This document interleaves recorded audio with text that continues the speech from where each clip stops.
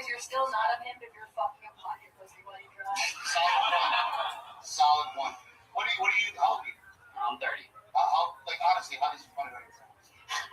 No, I'm the youngest child, so they kind of let me do whatever I wanted to. Yeah. Yeah, they're just like, I mean, we can fuck up on this. What are your other siblings? They're all business owners.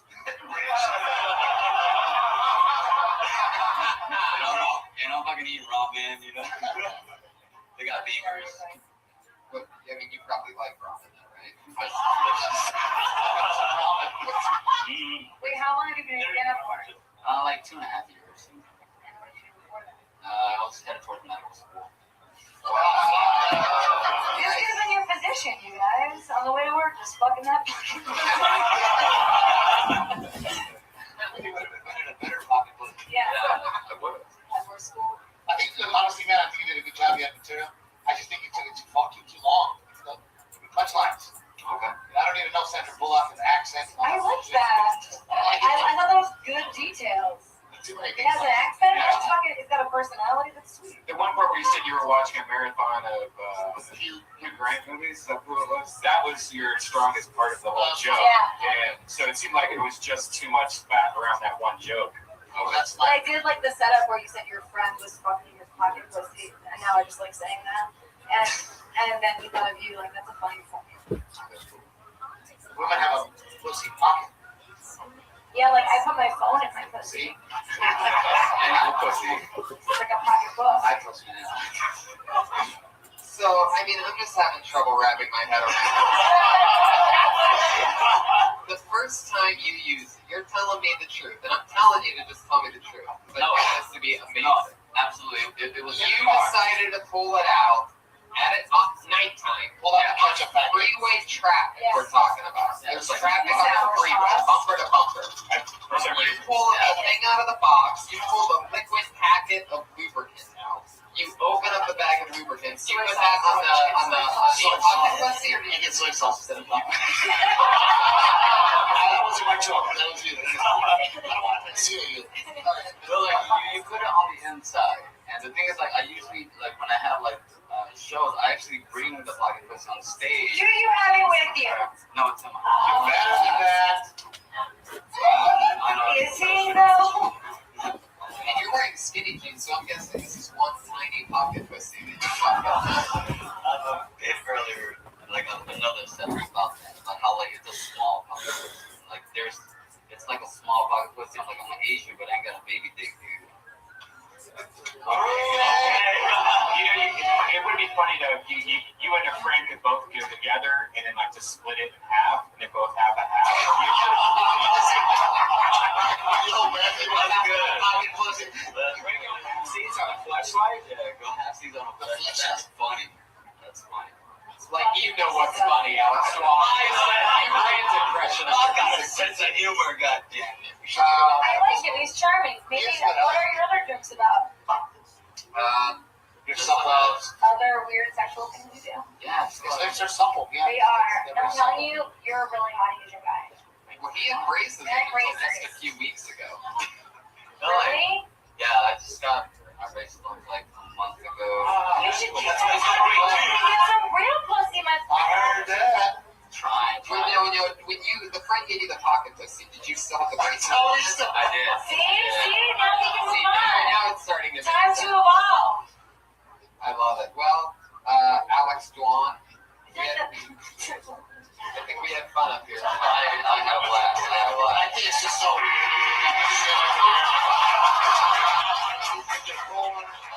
He's Asian and stuff, but he's wearing the tablecloth from an Italian restaurant. I've seen more ass on a flounder. Jesus. Hey, I feel my spot. Let me see. Turn around. Let me see your shitter. No. Steve's in charge of judging only Asian guys' ass. Turn around. Let me see your shitter. We're not in prison. You can't talk to me like that. Show me I your can do whatever I want. Let me see your shitter. Oh man, wow.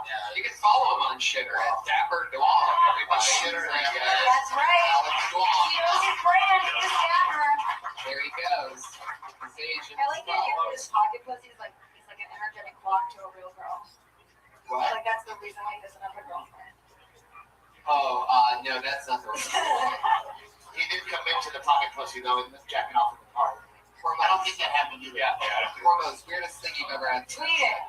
Tweeted.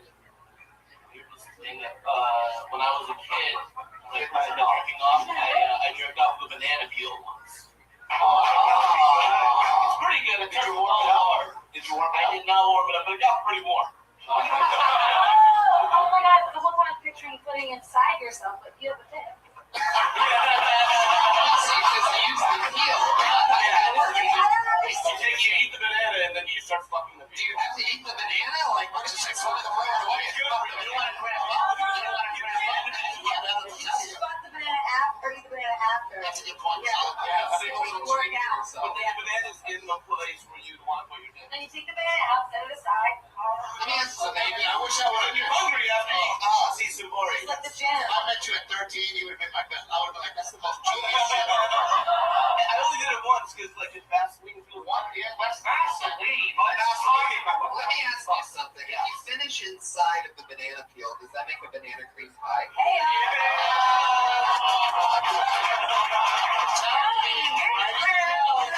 I just put something else, guys. That's why he's hired by the best. I just put another thing. You just said Vaseline, which is something I've talked about before. About that does not. It's thick. It's how are you masturbating with Vaseline? That's like a. once you start getting worked up, it becomes liquid. He doesn't actually have Vaseline. He's an Iranian, so he just produces it. It's what we have. It's made of Vaseline. It just comes out of Are it. you talking about the Vaseline breaks down, or are you talking about pre-cum mixes with it? All right. It's not too weird. No, stop. We're moving on. we're in the presence of ladies. We're going to use the word pre-cum, so pulling it up, take not the fucking video. We're going to get together for fucking worse.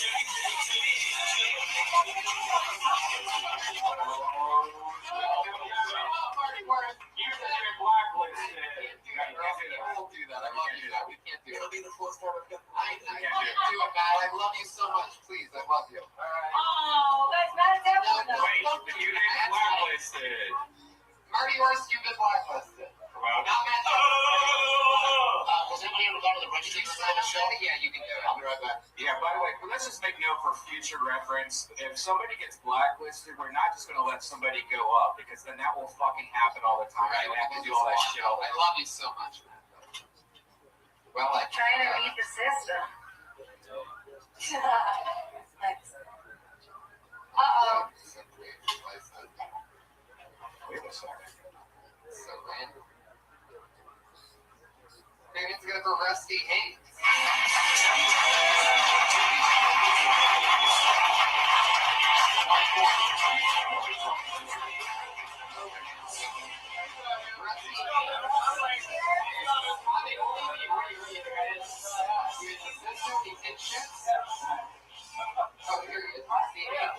Fuck, I just walked 5 people before I got on stage. Goddamn. This is nice. I'm in South North Carolina, and I'm a really conservative Christian family, and this is like my mom's nightmare that I'm going to make, like meet an Iranian patriot, and he's going to teach me the Islamic anthem, and I'm going to go home changed. So before we come out every time, she Please makes me talk go to about church, how you know? Rabbi Rothschild Like, is church the anymore. Like, we pray. preeminent It's different, though, than it was when I was a kid. Like, leader in it's time to go, be nice. Chad, And continuous he human reads activity service, data, he and comes out and he says, before dispense communion, HDI, continuous human data infrastructure, and what they talk about on Rabbi streams like artificial neural intelligence, artificial general intelligence, artificial superintelligence, and futuristic topics like anti-gravity, antimatter, faster than light communication, de-extinction, life extension, mind uploading, etc. And how Rabbi streams 24/7, 365 for world peace and has more data archived on the internet than any person ever, and how important this data will be to future generations, not just as a timeline and a time capsule of human achievement, but also like micro behaviors and micro movements and all that kind of stuff. Do you do comedy back home, or Yes. how long have you been doing it? About 4. Where at? We're at North Carolina, What part? Raleigh. Sexy part. There's no other part. Yeah, there's Raleigh. Is that brick building comedy? Good nights. Yeah, good nights. Good nights. Yeah, that's all. Cool. How many other like local comedians are there? In Raleigh, and fucking, I should put working in air quotes for myself. I But mean, like the people that live there, that's pretty much. the people that do it regularly, that get work, I guess I would say about 30. You see the same group of guys and girls everywhere. It's the same group in Greensboro, Raleigh, Wilmington. They travel around, you find shitty one-nighters, and then You run into Alex Moore at all? Did he live out there? Is that where he is? I think sure. I don't believe so. He's 7 feet tall, 500 pounds. No, I wouldn't remember Do you do any Dane Cook impressions? that. No, I have an audition for my brother. Yeah, goddamn it. Dane Cook. What are you gonna say? You said you had an audition. No, I was being a smartass. Yeah, the players So were then running you have in. an audition when you come to your brother. That's what I'm saying. One of these days. She's casting it, so. I'm just saying, he can make it in this town. He's good looking. Nobody's even casting Dane Cook. Why would anybody be casting Dane Cook? I know, right? Yeah, that's the fucked up thing. Everybody started hating Dane Cook, then I started doing comedy. It's like, shit, I'm blacklisted before I started. Maybe if Dane Cook had a hot younger brother, they would start casting Dane Cook. You think he's better looking than Stephanie, you're out of control right Is he now. better looking than Dane Cook? Yes. Yes? Well, I didn't even have to say it. Yeah. She did. You're saying he's better looking than Dane Cook? Yeah. Yeah, Dane Cook, from what I heard, I mean, I don't know anything. See, now I don't even care that my set didn't go well. He's good to Leah.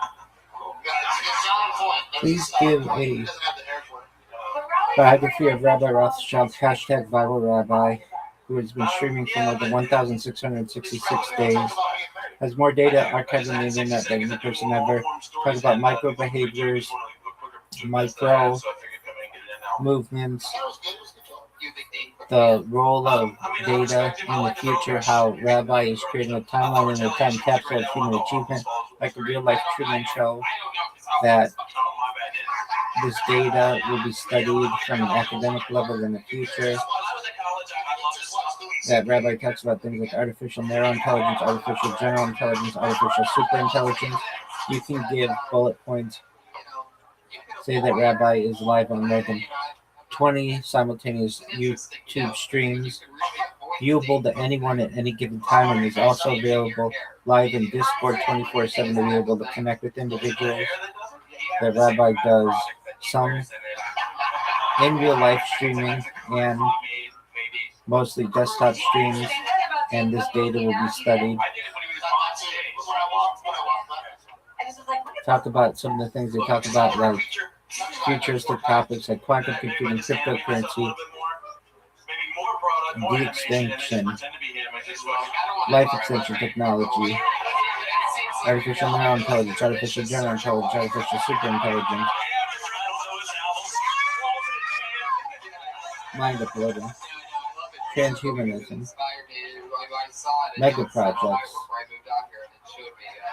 That I could totally come out here and make it because it was such dog shit. We're gonna raid and do this. I'm interested. So you just came out here without your wife? No, she came with me. She flew back this morning, and then I'm gonna be in town for a few more days. She had to go back to work. What are you coming down for? Just Actually, I'm hoping to move out here, so I come out every few months or so, and then until once I find a day job where I can sustain her mandatory minimum level of living, then we'll transition. What is she That doing? sounds She does sales support. Please for a talk about back home. CHAD, continuous human activity data, and CHDI, continuous human data infrastructure. I make more money than she does by day, so if we took her salary out here, it's a typical sales Add job. this into the biography, I please. do government contracts, office products. Basically, I sell paper clips to the Army in North and South Carolina. Wow, you're that guy? Pretty much. That's boring. Yeah, absolutely. So, like, can you give us like a little example of what you would say to pitch us to buy your paperclip rather than the other paperclip? Like, can you give us just like 15 seconds of that? I'm a paperclip. You know, when it comes to sex, I don't really something. I'm like, you you can get. Just set it up for that, Stephanie. Yeah, tell me this blue pen. Honestly, you can get a paperclip anywhere you go. Everybody has them. They're all the same, for the most part, the same price, same delivery. Everything works. It's a matter of do you like me more than them. And then, if you're calling me. And so if you want to buy from me, great. We have it. They have it too. I mean, it's your call. If you need me, then just here's my card. That's it? That's your pitch? It's that simple. Well, why would they pick you? All you're saying is that you're actually wasn't it. Because the contracts are like, wait, but this paper clips. What the fuck am I going to make it sound like? Look, this one has riches. Seriously, you need this paper clip in your life. If if you ever want to get your marriage back on track. Do you sell any paper clips? Like, I mean, it's just a product. No, I mean, we have thousands of items. Just all this. Okay, don't get mad at Tony, buddy. We're all Jesus, the last thing I need is to wake up with you standing over me with a stapler. Look at all being cookie. So in the sales business, all paper clips are created equal, but not all salesmen are created equal. Essentially. Hot. There it is. I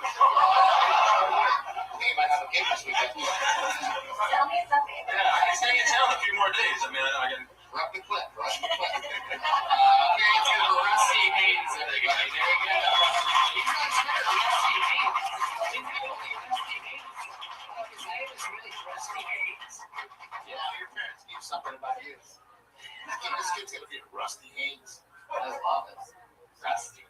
Police include that Rabbi has more data archived on themselves than any person ever, and that, according to the Economist magazine, data is Earth's #1 resource. It's almost like people. That's my brother, Dusty Bottoms. Dusty Bottoms.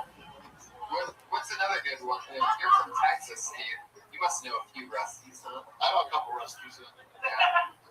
It's a real Rusty Haynes. It's a real Southern name. Like Bang Cook, but Southern. Shitty. This is the part of the show where we. He's not. He wasn't shit. He was good. I thought he did a good job. If that's my husband, you're Patriot, how you doing over there? How's your legs? Your legs? tired. Good. Sepsis. You need to check your wounds. Later. Good job, Josh. By the way, if you heard that sound, that's Josh jumping into a grocery bag. Everybody. Josh, come on there. Where'd you go? It was smelling of Corinthians. It's totally like a little kitten. I'm having fun. I'm having more fun with the audience. Oh, look, the kitten found the bottle of beer. You're like a bad kitten. Joshy, how you doing? What's your favorite part of it? Here, step up to the Patriots mic for a second. What's your favorite part so far of tonight's episode? Or can you stay on your tippy toes? The dance sequence. Oh, you like that, huh? I can stay on the stage. Yeah, that'll help you. Yeah, stand up. Don't tell me what to do. Right now. I'm calm. You're what? What?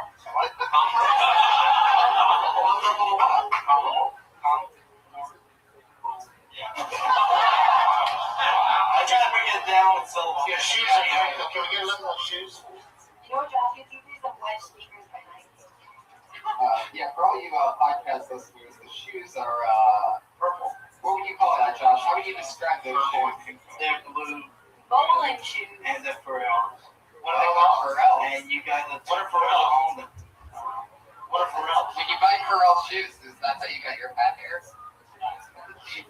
Right. Sometimes that's how you gotta write the diamonds, people. You gotta throw them out there. Sometimes nothing happens. Stop trying to kill it. Let's get this going. Josh, wait, come back and say it again smooth. If you're gonna say that shit, You're gonna try to kill some time, and we should probably just. what do you need to Shut show up. We do whatever we want. Tony does whatever he wants, guys. Yeah, what the fuck are Josh you is the producer. Are you making a YouTube comment in the middle of this episode right now? Like, what the fuck? And also, I just realized I left my Oreos on the table right there. You're Doesn't matter. Josh Martin, get back to your fucking Oreos. This is the part of the show where we have two regulars and two regulars only since the show started. Every single week they do a brand new minute each week. I'm excited because I was here several months ago, and you told me that they've gotten a lot better. Yeah. And they were already good. Yeah. To be honest with you, they were already good when I saw them. So I'm really looking It's forward. always fun to see them add a new minute or at least try it out. It's always fun because they take chances and they have a place to do that here every single week on Kill Tony. Going first this week, you know her because her very first time on stage was on this show. After that, she dropped out of the University of Florida and decided to keep doing stand-up comedy. It's now been a year and a half. Every single week, a new minute. This week's new minute, right now. Kimberly Condon, everybody.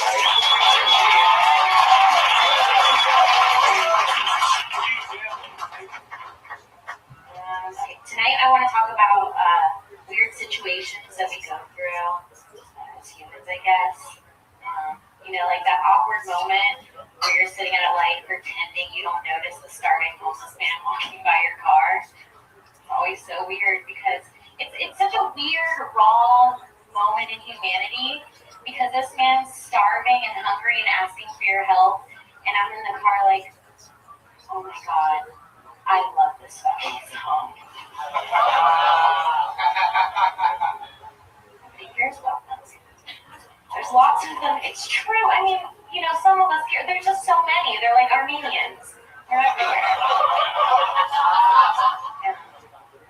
I felt bad up until I saw his sign. It said homeless dead. And I was like, oh, of course you're homeless. You're spending all your spare money on animals. Yeah, Armenian. You say Armenian once, and Armenian Beetlejuice.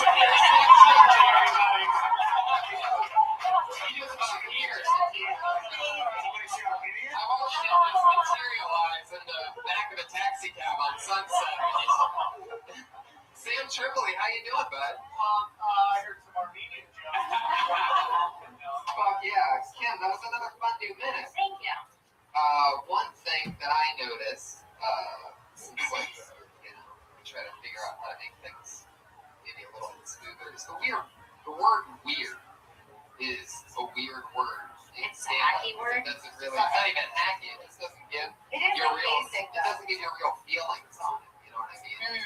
So people use weird because they don't have other. I have to Right, like if you think of the next best adjective, however it makes you be feel. up earlier than normal They always for scare this me. podcast Uncomfortable. period. That's true. Hopefully it's not a Really scary, scam 'cause period. Even though they're just like look weak and frail, they look like at any moment they're just gonna fucking freak out. Right. Frightening is a fun word. I gotta say, man, you look like a professional comic. You took the mic stand, you moved it, you were confident.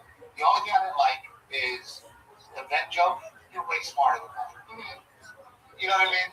Why, did somebody say that to you already? Yeah, we talked about that. Yeah, see, well, you know that. I mean, you know, for me, the way you speak, the things that you say are very intelligent. So when you say that, it's like that's not in your character. To not know.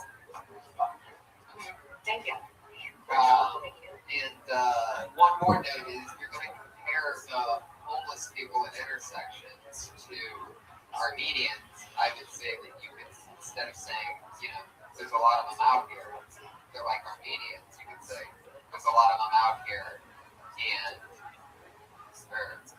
there's a lot of them out here, and they're not, it's not like that anywhere else. Like, if you move from anywhere else in the country, and you move to LA, all of a sudden you find out what Armenians are, pretty much. And I would say that before the other part of it. She said after. I like it better on the second. What? Like she said the whole thing about like you come to your car and you like the song, Oh, yeah, I and totally she see what said you're saying. the Armenian thing. I think it would be better if that was part of the Everywhere. second. They're everywhere. I would say Mexican though. Or whatever. You know what I mean? Because Mexican translates all over the country because we're fuckers. Right. But I think Mexican. I could take Mexican to travel with me and use Armenian locally. That's exactly what you do. Yeah. That's exactly how that works. Sam just flew away on his carpet, by the way. I didn't think he was gone because you could still smell the overwhelming cologne. 4 different times he uses. So the man shield that Armenians like to put on themselves because God forbid we smell how bad you smell. Hey, how do Iranians feel about Armenians? You guys must just hate each other, right? You stink. No, you stink. Everybody. No, seriously, you smell bad. No, you do. I think there is a lot of like hatred between like Afghans and Iranians and Armenians. No. I have a lot of friends over everything. And I try to keep it peace. But yeah, everybody wants to be like the one Middle Eastern group that's okay against the other ones. I mean, Mexicans do the same way too, though, right? Like, Mexico's Guatemalans, the El Salvadorians. I'll throw me in the mix, guys. We're not all blowing shit up, okay? We're just Juarez, Mexico. Have you seen this? I also feel like Oh, we're really getting in a real argument. You're really taking that personal. We're comedians. You okay? I'm always gonna murder. Ramos, I don't think your grandfather in Iran is listening to this podcast right now. Oh, okay. Well, 72 virgins. I didn't know that your grandfather was Michael Perkinson from earlier because he's dead too after killing himself. That's the ghost of Michael Perkinson clapping at that shit behind you. Are you doing road gigs at all? Yeah, I haven't done some stuff. How many solid minutes you have to take out? I think I can confidently do 15 to 20. Bill, I get to take you on the road. That'd be great. that'd be great. Steve was one of the first people to take me on the road, and I learned a lot of the ways of the road that helped me get more road work with other people and not be annoying on the road and stuff like that. You know, Got put in jail. yeah, Then you have in jail? got what it is. Well, Tony was on the road with you. Oh yeah, that's right. Oh yeah, he took a fall at a Whataburger for me and Matt Edgar because the sheriff of the Whataburger in Texas thought me and Matt were gay. He's Vegas. He goes, you two got to get out of here. We're like, all right. And Steve's like, why do my friends have to go? Everything would give an answer. And Steve's like, this is fucking bullshit. And I was like, I can arrest you because you're friends with gays. That's what I got. It was basically that. Oh, I mean, it was insane. I know, you can't arrest me. You ever heard of the Bill of Rights? Yeah. It turned into this whole fucking thing.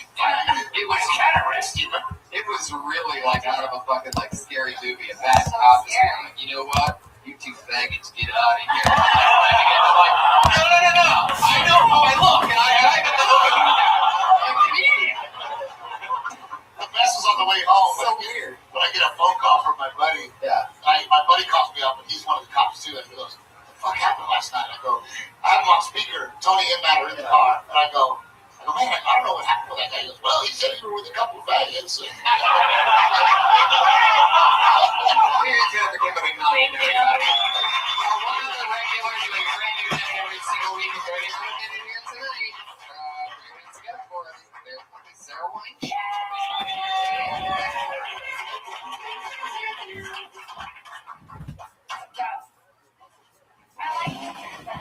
I like to judge people based on what they've labeled their stuff. For example, if you're calling a vase a vase, you're financially well off. I just look for bottles, empty bottles, put my flowers into. If you're wealthy and you need something to put your clothes in, you're looking for an armoire. I'm looking for a hutch. If you're calling a couch a sofa, fuck off. It's a couch. I also feel like labeling stuff can dictate how much money you're looking to spend. If you're trying to buy a sofa, you're financially well off. You're making a fucking investment. Okay. Yeah, but if you're buying a couch, you're just looking on Craigslist. The laundry basket thing, I think a lot of us was like, what the fuck's a hutch? I don't know what a hutch was. I would say maybe the floor or a bag or something. Yeah, a bag. A hutch. It's like I'm looking for a hutch. Like something to throw shit in there. A hutch. Really? Or what's the armoire? You're financially Oh, off. you're gonna take next. An armoire sounds almost the same as a hutch. Like it seems like you would like rich people would have hutches. You could even say, I would just like to have a hanger. Yeah, that's better. You know what I mean? Or a hook. Or Yeah. a lower. Yeah, there you go. Very funny, you minute. You had everybody from the beginning with your What's up? so much fun. That's she sort of does that. Do you guys hang out together a lot? Me and Kim? Yeah. Yeah. You guys dress very similar. Yeah, I was gonna say, did Tommy tell you guys to wear the same conference? Right? Well, no, Yeah, it's all three of you. You're wearing the same fucking thing. How dare you? boots, Mine's striped, but not the same shape. tights. Girl comics have swag. Yeah.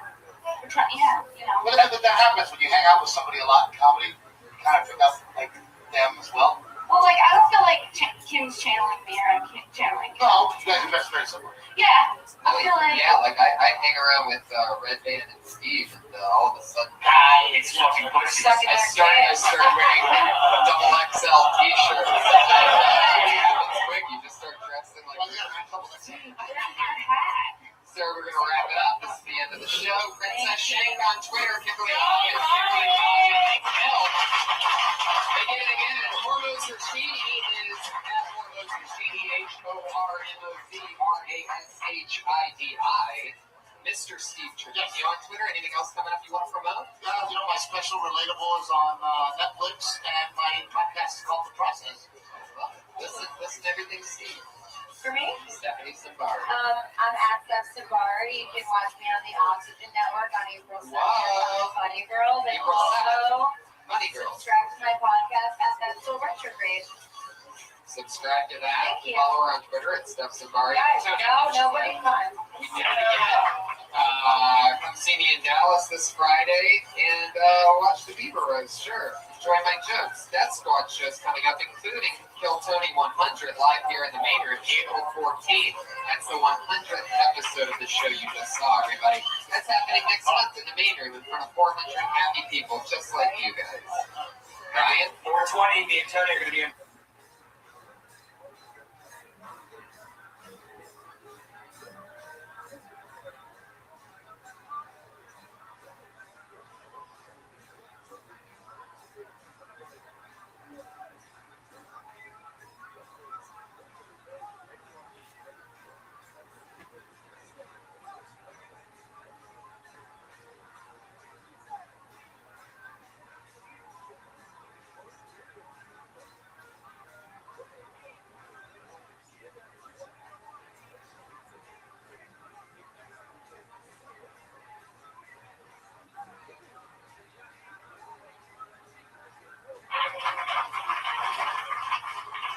Yeah!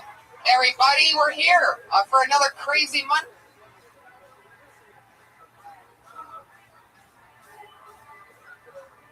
I have the one broken chair in the room. That's great, Josh. Put your hands together for Josh Martin, everybody. The man responsible for everything that you see here. And I get the wobbly chair. Fuck yeah. And better yet, he goes all the way to the back to get another chair. Meanwhile, little is that amazing producer that sets up everything. And we give so much responsibility to know that there's a fucking chair right here.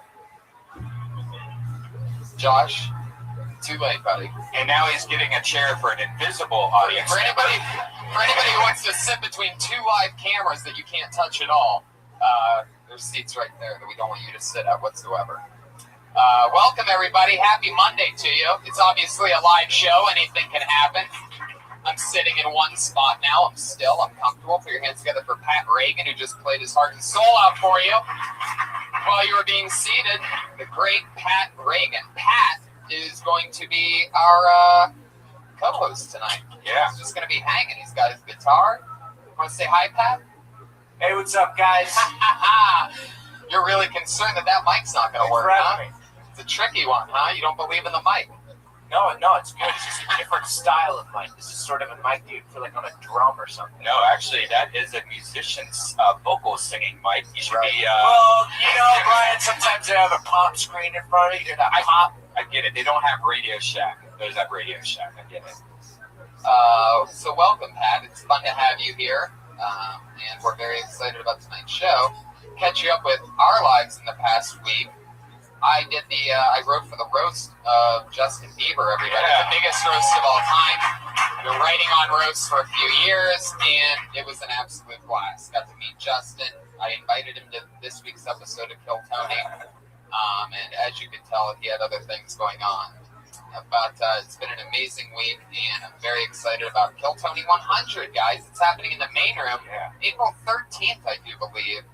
That's going to be insane. Episode 100 of the show that you're at right now is in the main room. Tickets are going fast, so for those of you watching, and hello to the people watching via Ustream right now, the Comedy Store's only streaming show, you're at it right now, everybody. A building that was built in 1932 has live streaming capability now, so that's some interesting shit. The internet might, it's not going to be affected whatsoever by what happens here. And we're also doing Vancouver, guys. Yeah, 420 Vancouver. Tickets are going on sale this week. Hopefully, it's going to be live. We were there last year. It sold out last year when we did a 420 show. Same place, same theater, and we're going to sell it out again. So get tickets for that immediately because that's how we roll. Yeah, and it falls on a Monday. We should probably try to figure out a way to do a baby Kill Tony there maybe before the show. Figure out something. So there won't be a show here on 420. Anyway, you guys won't remember that anyways. Let's get this puppy started. You guys ready to meet tonight's guests? Oh, yeah, you are. I always have two of my funniest friends come on to talk comedy with a bunch of comedians, and anything can happen. This week, two of my favorites. They've both been on the show before. Two of my favorite comedians who I work with all the time. Two of my favorites to watch. Two of every comedian's favorites to watch. Put your hands together for them. It's Steve Simone and Rick Ingram, everybody. It's going to be a good one tonight. I know when I book this thing perfectly. That's what it's come to. Is now I'm like a fucking chemist, and I know that if I get the right two people up here together, this is what we would call good cop and bad cop, I do believe. Steve, notoriously one of the nicest, most smiley, happy family figures, and Rick is... Hold on, that's not my reputation. The dark lord of everything evil. So it's going to be fun watching you two bump elbows tonight. Welcome back, guys. Thanks, man. What did you think of Pat Reagan's performance earlier? I loved it. How about you, Rick? I don't think guitars and comedy should go together. Oh. You know, and that is something a lot of people think. A lot of people believe that. I mean, if we got them, like, maybe we could talk to me. Duo. You can talk directly to me, Rick, if you're talking to me. Well, we were actually talking about you, not to you. Just for the record. I have a reputation to uphold, sir. Yes. Right out of the gate with that. Yeah. Pat, how you doing? Are you falling asleep on that mic? What's going on over there? I'm good. I woke up at 4 p.m. today.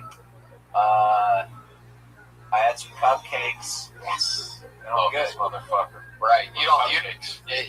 You want to tell the crowd? I have type 1 diabetes, motherfucker. So You don't look like it. the only thing he hates more than comedians with guitars is comedians with guitars with cupcakes. Yeah. Which, by the way, sounds like the worst That'd be a spin-off of Seinfeld's show ever. the best podcast of all time. Comedians with guitars. With guitars and Everybody in Silver Lake would watch that. I'm so excited about tonight's show. Over 30 comedians signed up for the chance to do 1 minute in front of us. Pat, do you have any questions for our guests? Is there anything that you've always wondered about these two, by the way? Normally the co-host always asks one question. Yeah. Rick. Uh-huh. Rick, how does having a negative attitude affect your day-to-day life? well, probably in the best way. I mean, I wake up every day knowing that other people are shit, and you know, and from there it's pretty much spend all day going, nailed it again. It was exactly as expected. So yeah, it's a good thing. How about for Steve? Do you have a question for Steve? Yeah, I got a question for Steve. If you could have any other first name, what would it be? Larry. Wow! I love that name. You do! You had that so ready! Yeah, Is that a Three's Company reference? Like Yeah. a creepy Larry? Dude, there's never been a Larry that wasn't up for laughs. That was so quick. What about Larry from U2? I don't even know there was a Larry. I think there's a Larry. It's Bono, the Edge, Larry. Larry's one of those names, it seems like no matter what you do, you don't have your shit together. Your name's Larry, like, You're always Larry, I'm sorry. Larry lost his keys again. Exactly. It's a great name. Well, let's jump into it. Like I said, over 30 comedians signed up for the chance to do 1 minute of uninterrupted stage time. And then we talk to them afterwards. Comedians, you know your minute's up when you hear the sound of the kitty. Aww, it's adorable. That means wrap it up then, or else you're going to bring out the angry West Hollywood bear.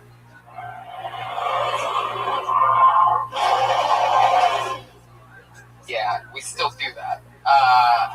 So don't run your time. There you go. There's a little something for you podcast listeners with headphones on that complain every fucking week. Every week. Fuck you. They tag me in your complaints. You don't need to tag me in those. That's directly Red Band. He's the only one with his hands on the board when that happens. So leave at Tony Hinchcliffe out. Go straight at Red Band for you complaining bitches. There you go. There you go. Because it's a podcast. It plays great in the room. It It's plays great for working out and just like falling off the treadmill. There's people in the office that complain. Like every day people are tweeting the complaints about you and that fucking soundboard. But we love you guys. Thanks for listening. And here we go. Over 30 comedians signed up, and your first comedian doing a minute tonight goes by the name of Rob Hansen. Yeah. Rob Hansen getting up very slowly, whispering something into his friend's ear from up in the balcony. This is very exciting. taking his time. I love it. Got nothing but swagger. Here he is, Rob Hansen, everybody. Yeah. Hey, what up? I'm Rob motherfucking Hansen. How we doing? It's not a name, it's a fucking attitude. I'm new to LA. I'm 27. I'm going to CSUN. I'm going to Cal State Northridge. And I've never felt older in my life because I live at school. Covered by 19-year-olds. Place is sponsored by Yoga Pants. I mean, if you thought about going to college, go to college. Your dick will thank you. He will write you a letter in the mail. Just keep going, buddy. Just keep going. You're doing so good. Just stretch that 4 years into 5, okay? All my friends were telling me that it's going to be like shooting fish in a barrel living in school. But it's not true. I underestimated the power of a beard. It's like the fucking trash compactor on the Death Star. The walls are coming in, and all of them bitches get smashed.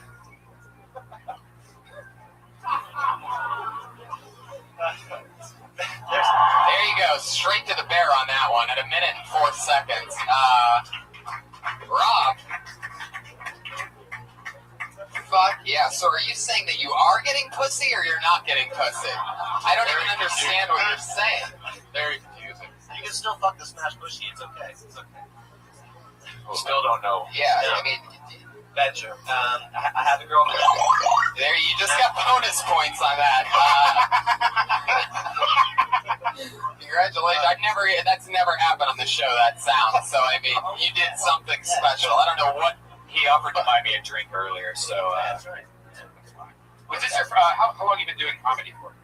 Like 6 months or so. I've done like 2 open mics. Get right into that microphone. That's number one. I had turned you up to 11. Yeah, he's up to 11 right now. Damn, hey, thank you. See how much. Oh, you have a soft voice, huh? I'm so scared right now. You're not that funny. But what was that? You're going to make that noise? You're going to make that noise sitting next to me? He was asking me earlier. We're just getting warmed up, Steve. Come on. The effort. Yeah, I love your style, Rob. My favorite part of that entire thing is when you said, hey, if any of you are thinking about going to college, you should go. You realize that most of the people that you'll always be performing in front of at a stand-up comedy club either have gone to college or at least have already committed to their decision of not going to college. Yeah. Are you planning on doing a lot of high schools or something? Like where a joke where, you know, that motivational speaking, for sure. That sounds good. Go to college for the pussy. But I have a girlfriend. She goes to UCSB, and what did she think about you comparing your beard to a trash compactor on the Death Star? By the way, Death Star references in general, such a good way to get pussy. Right. Totally. Just really let the girl know you have no idea what you're doing with the vagina. Almost automatic. Specific Star Wars scene. Well, that one keeps going on. It's like I talk about scene 3P ain't gonna save you, and even the dryer pussies by the second. Do you do any comparison to that like one kid with all the tentacles that comes out at all? I do the comparison with the steak thing with the little eyeball that pops up. Yeah, it's like even he's getting pussy. Right. Yeah. All right, I can feel the people turning off their iPods right now. Rob, where are you from? From the Central Coast, from San Luis Obispo. Oh, I've been there before. Yeah. How long have you lived in LA? 6 months, something like that. And I've been going to CSUN since August, so I can't do math. 7 months. What do you want to graduate with? What do you want to do? Doing television, trying to do TV producing. Perfect. This town is in need. Yeah. Yeah, for sure. Yeah, no doubt about that. Getting television right at this point, you know, this is a good time to get into TV also, by the way. Yeah. And that was sarcasm.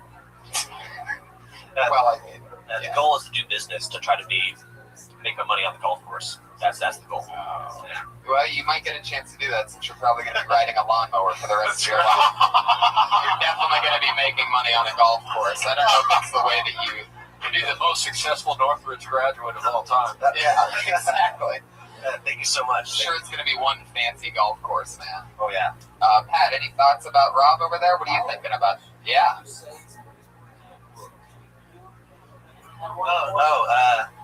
Well, that too. Your dick will thank you. He'll write you a handwritten letter in the mail.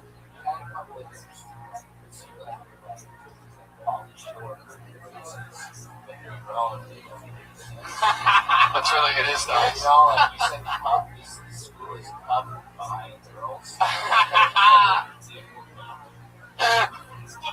I like it. Almost seemed at a couple of points like he had a pre-planned. This is where the laughter is going to be, Right. And then afterwards, it's like we'll edit it in later. I think you did a really good job. I'm the Pablo Abdul person of this panel. No, you're not. With Steve Simone sitting on fucking nothing but compliments over here. I mean, you've only been waiting for it. You've only been doing comedy 6 months. You really have to find your voice, and you need to listen to yourself do comedy if you don't do it already, because it'd be interesting for you to like sit there and go, that's funny. If you really do that, then just quit comedy right there. But Steve, say what Brian just said in a better way. No, I agree with Brian. I mean, 6 months in, you were personal. You talked about your life. You had a Star Wars reference and a dick joke all in a minute. That's a pretty good start. My only advice, right? Dick joke, personal, Star Wars in under a minute. And I think right now, like, your focus is just learning on how to get laughs. But I would recommend just being more you. Like, if you're doing a whole joke about banging college chicks and then the first thing you tell us is that you have a girlfriend, talk about your girlfriend and what she thinks of you in college surrounded by those girls, or what you really think. Just get more honest, I guess is what I'm saying. I'm sure she'd appreciate that. Yeah, definitely.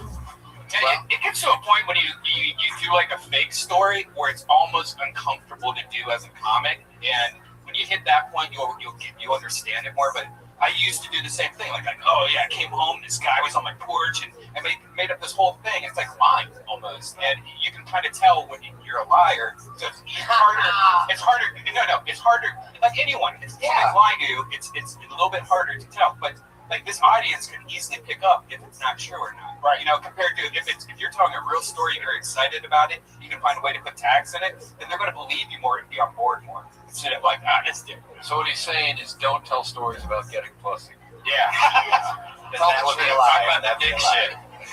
Fuck yeah. Gun, nightstand, huh? Rob, how long have you been with your girlfriend?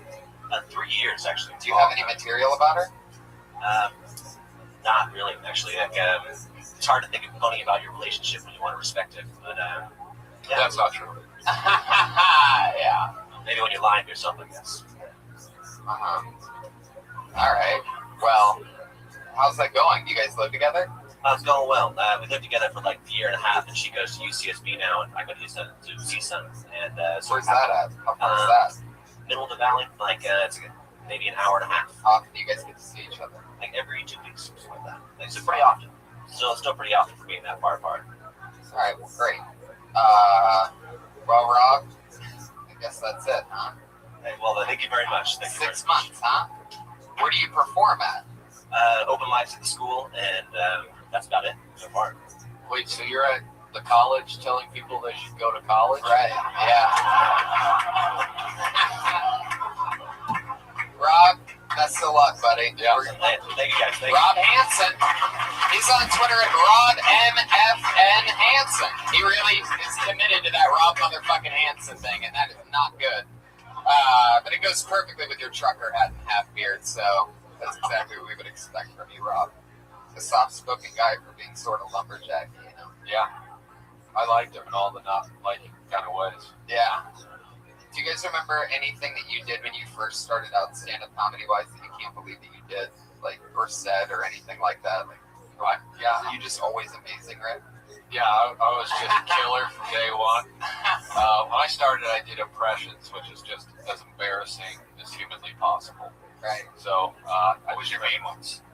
just pretty much anything that Will Ferrell was doing at the time. I just kind of ran with that.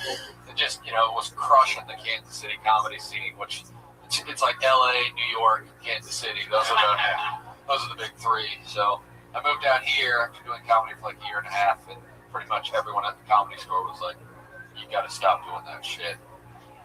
It's fucking terrible." And so yeah, I stopped doing it, and my career has been awful ever since. Steve, how about you? This most embarrassing one I can think of was when I was a kid. I remember watching a Howie Mandel special. I thought it was hilarious, and he told this joke about smearing a candy bar in his hand and then going to a bathroom stall and putting his hand and going, "Well, I'm out of toilet paper over here." So I saw that when I was like 11 or 12. So I did it to a teacher at a middle school dance. Like Mrs. Chandler. Yeah. Oh my God. Yeah, I came out of the bathroom. I was like, Mrs. Chandler, we're out of toilet paper. And then I licked my hand. And she was like, Jesus! Right? Because I was like a chubby fat kid that just wanted attention. So then before I got to the Comedy Store, I probably was on stage 20 times. And 4 or 5 out of the 20, my big closer was telling that story. But I would smear the candy bar on my head. No. It was so bad. I'd be like, oh shit, I gotta go buy a candy bar. And then go out on stage. Did you ever forget a candy bar and use something else? Like, No, it was terrible. All right, let's go back to the bucket. Now we know more about our panel. Whoa, we know this guy. This is a guy from Mississippi. He's from the South. How he sounds and acts, it's really him. Put your hands together for him. It's Eric Carter. oh yeah. We've seen him grow over the past year. This guy's he's a free bird. Michael P.S. Mondays. But being a Southern man that knows how to live off the land, I get a laugh when I'm in these coffee shops out here and I hear these hipsters talking about, I'm going camping, I'm going camping, we're going out in the canyons. Bull fucking shit, you ain't bulling me. The closest these little peckerheads came to camping was overdosing at Coachella.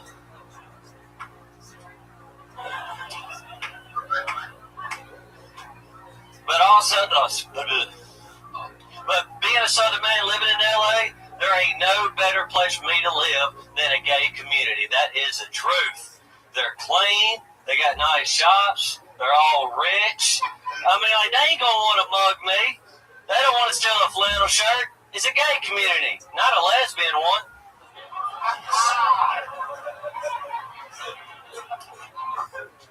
But, you know, there's pros and cons. Some of the cons is there's certain things I can't say in a Southern accent out here. Like, I can't refer to non-white males as boys. I can't compliment a girl's mouth or her smell. Wow, Eric Carter. Good job, buddy. What? Look at him. Look at this guy. Oh my God.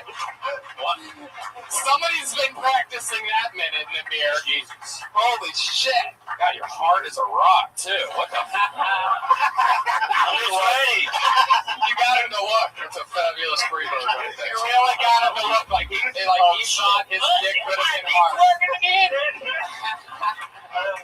Man. Eric, that was awesome. You did it. That was the Thank best you. set you've ever done on Kill. Thank you. That's amazing. Can you Oh, talk? yes. Yeah, I can talk in a microphone. Oh, yeah. It just has been a minute since I've been on here. Can you please talk for the rest of this in that voice you were doing earlier? Which one? The guys in the hill voice. Yeah, the rest of them. Yeah, don't talk. Oh, I can't do that. You're the only person on this entire show with a funny voice, and of course, Brian tells you to sound like everybody else. It's amazing. I mean, yeah. No, stick with that white trash Billy Goat fucking thing you got going on, please, because it's gold for podcasting. Rick, what do you think about this specimen? Well, I know the gentleman, so that makes me enjoy it a little bit more. But as dumb as he sounds, one of the smarter people you'll meet. Like, he's the only guy from Mississippi who can read, as far as I can tell. He knows history. It's always crazy. But what I do like, you have pro wrestler attitude when you're telling comedy. Yeah. Like, you were literally picking out what dude in the audience you were going to kick the fuck out of. Yeah, it was like a promo. It was a promo. Yeah. But very intense. I enjoyed it. Thank you. I don't remember why I haven't watched wrestling. One of my earlier memories. Wrestling. So good. I was about 4 years old. Holy I remember my brothers and my cousins watching wrestling. I just remember the Warrior shaking the ropes. Sure. And that's one of my first memories. And then from there on, we got SummerSlam on VHS. And God, that's beautiful. He means One right of my now. favorite memories. Wrestling memories. Now, when you say memories in wrestling, you got to know you're doing that, right? Like, doing what? I mean, you're overdoing it. Right? saying that I'm doing? Let's look at you. I ain't overdoing shit. This is how I talk. So you go on a date, you just Turn it up a little Yeah, bit. The other side, you turn it up 10%. No, I'm cottonmouth right now. talking about? I'm cottonmouth, and it's You back to my So voice. you go on a date, you don't turn it down a little. You just go full on like, hey, welcome. We're going to go to the Applebee's. Like, Yeah, because going on a date's like performing in front of people. You know, that's exactly. no, I mean, like, do you when you're with a girl like on a date? How do you talk? What's it? What would like pretend like you're on a date? No, I'm not going to pretend like I'm on a date. You're a man. Pretend like, come on, you can pretend. It's okay. We're performing right now, Eric. All right. Say that me and you were out at a dinner date. Like, how would you talk to me? I'll play a beautiful girl. Talk to me. His hands. What's your name? Oh, thank you so much. Well, what's your name? Tanya, and I'm so glad that you brought me to Applebee's. It's so good. So what do you do for work? What's your life like? Well, thank you for asking, Tanya. I'm a successful comic. I've been featured.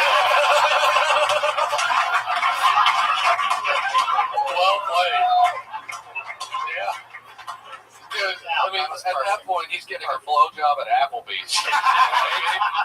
Just Two for 20 and an appetizer. Yeah. I hope you don't mind if I suck your dick for the rest of this night. Thank you for asking. That's the least you can do. The ladies never ask those questions, so I mean, you found a good girl with Tanya. Yeah. She cares about you. That's exciting. It's not just what you do. Where would you take Tanya after the? Where would you invite me afterwards? Say with this. So, boy, that sure was a delicious meal. Thanks for paying for half. So, what do you want to do after this? We're on to go to El Segundo.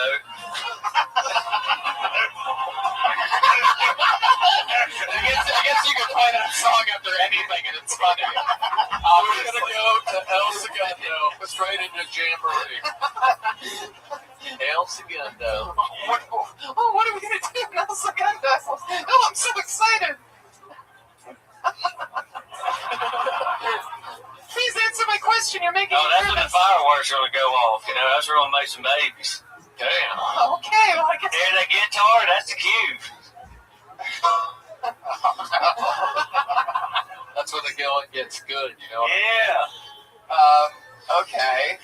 So that's what you'd really say that to a girl? Go make some babies in El Segundo? Is that what Absolutely. Works every time. How often does that work? About 11 out of 10. Damn. All right. Mississippi mathematics. It's on fire right now. Okay. I don't even know what that. I feel like I can ask you anything and it's gonna kill right now. Well, ask away. What do you want to do? You didn't even see what I said. I didn't ask a question. So good. You want to go to Ace Hardware or something? Am I going to go to Lowe's? He's got the kind of pride that makes you think the South won the Civil War, which is really exciting. We learned a different version in my school. Now you're from real. I mean, it's very clear you're a real Mississippi, guy. Like, were you raised on a farm? Like, is that? Were you born in a barn? No. No, I was right. It was like a bunch of old family land, like between all of us, about 500 acres. So we just raised out there in a small Do you have town. animals? Yeah. Like what? Dogs, chickens, goats, horses. Which one did you fuck? Which one did you fuck? I'm gonna guess the horse. You know what happens in Mississippi stays in Mississippi. You know? Right. Interesting. Did you ever think? Do you think you had any relatives that hooked up with an animal ever? Maybe. Other than their sister? I think it's important to remember that in Mississippi, they probably aren't fucking animals because they're not related to the animals. Well, the good thing about Mississippi and this show is that I can say anything that I want about Mississippi because they have no idea what a podcast is, and they have not gotten the internet yet. Well, once they find out their own son is out there killing it, it's going to probably be the first podcast they get. Successful comedian. Maybe that can happen. Maybe there's like some kind of a comedy show on CMT that you can get into. Maybe you can do some kind of like blue collar comedy thing. I don't give a shit. Just bring it. What? I'll do it. I don't care. I bet you will. How do you make money now? I work at a Mexican restaurant at a City Walk, Camacho's. Get the fuck out of here. Wow. What are you doing at this Mexican restaurant? I'm a food runner. I ran nachos to Bobby Lee one night, and he said the same thing. Like, you fucking work here? I said, yeah, he's with some broad with big tits. All right, well, stick with my questions. Don't throw Bobby under the bus. I'm sure it was Bobby's girlfriend. Let's move on. Oh, sorry. And I'm sure Bobby just wants people to know that he eats the camachos at City Walk. Can you imagine though? Just someone walks out with that accent. Hey, here's your nachos. No, it's great. You want extra cheese? The Latinos love me. Is They that really right? do, because there's two gringos that work up there, me and this guy from Utah. Because you're under them in like the whole hierarchy of the food pyramid. They're laughing at you like you're like the reverse Barack Obama of busboys. Like they're like, we can't believe. Well, they don't have that accent.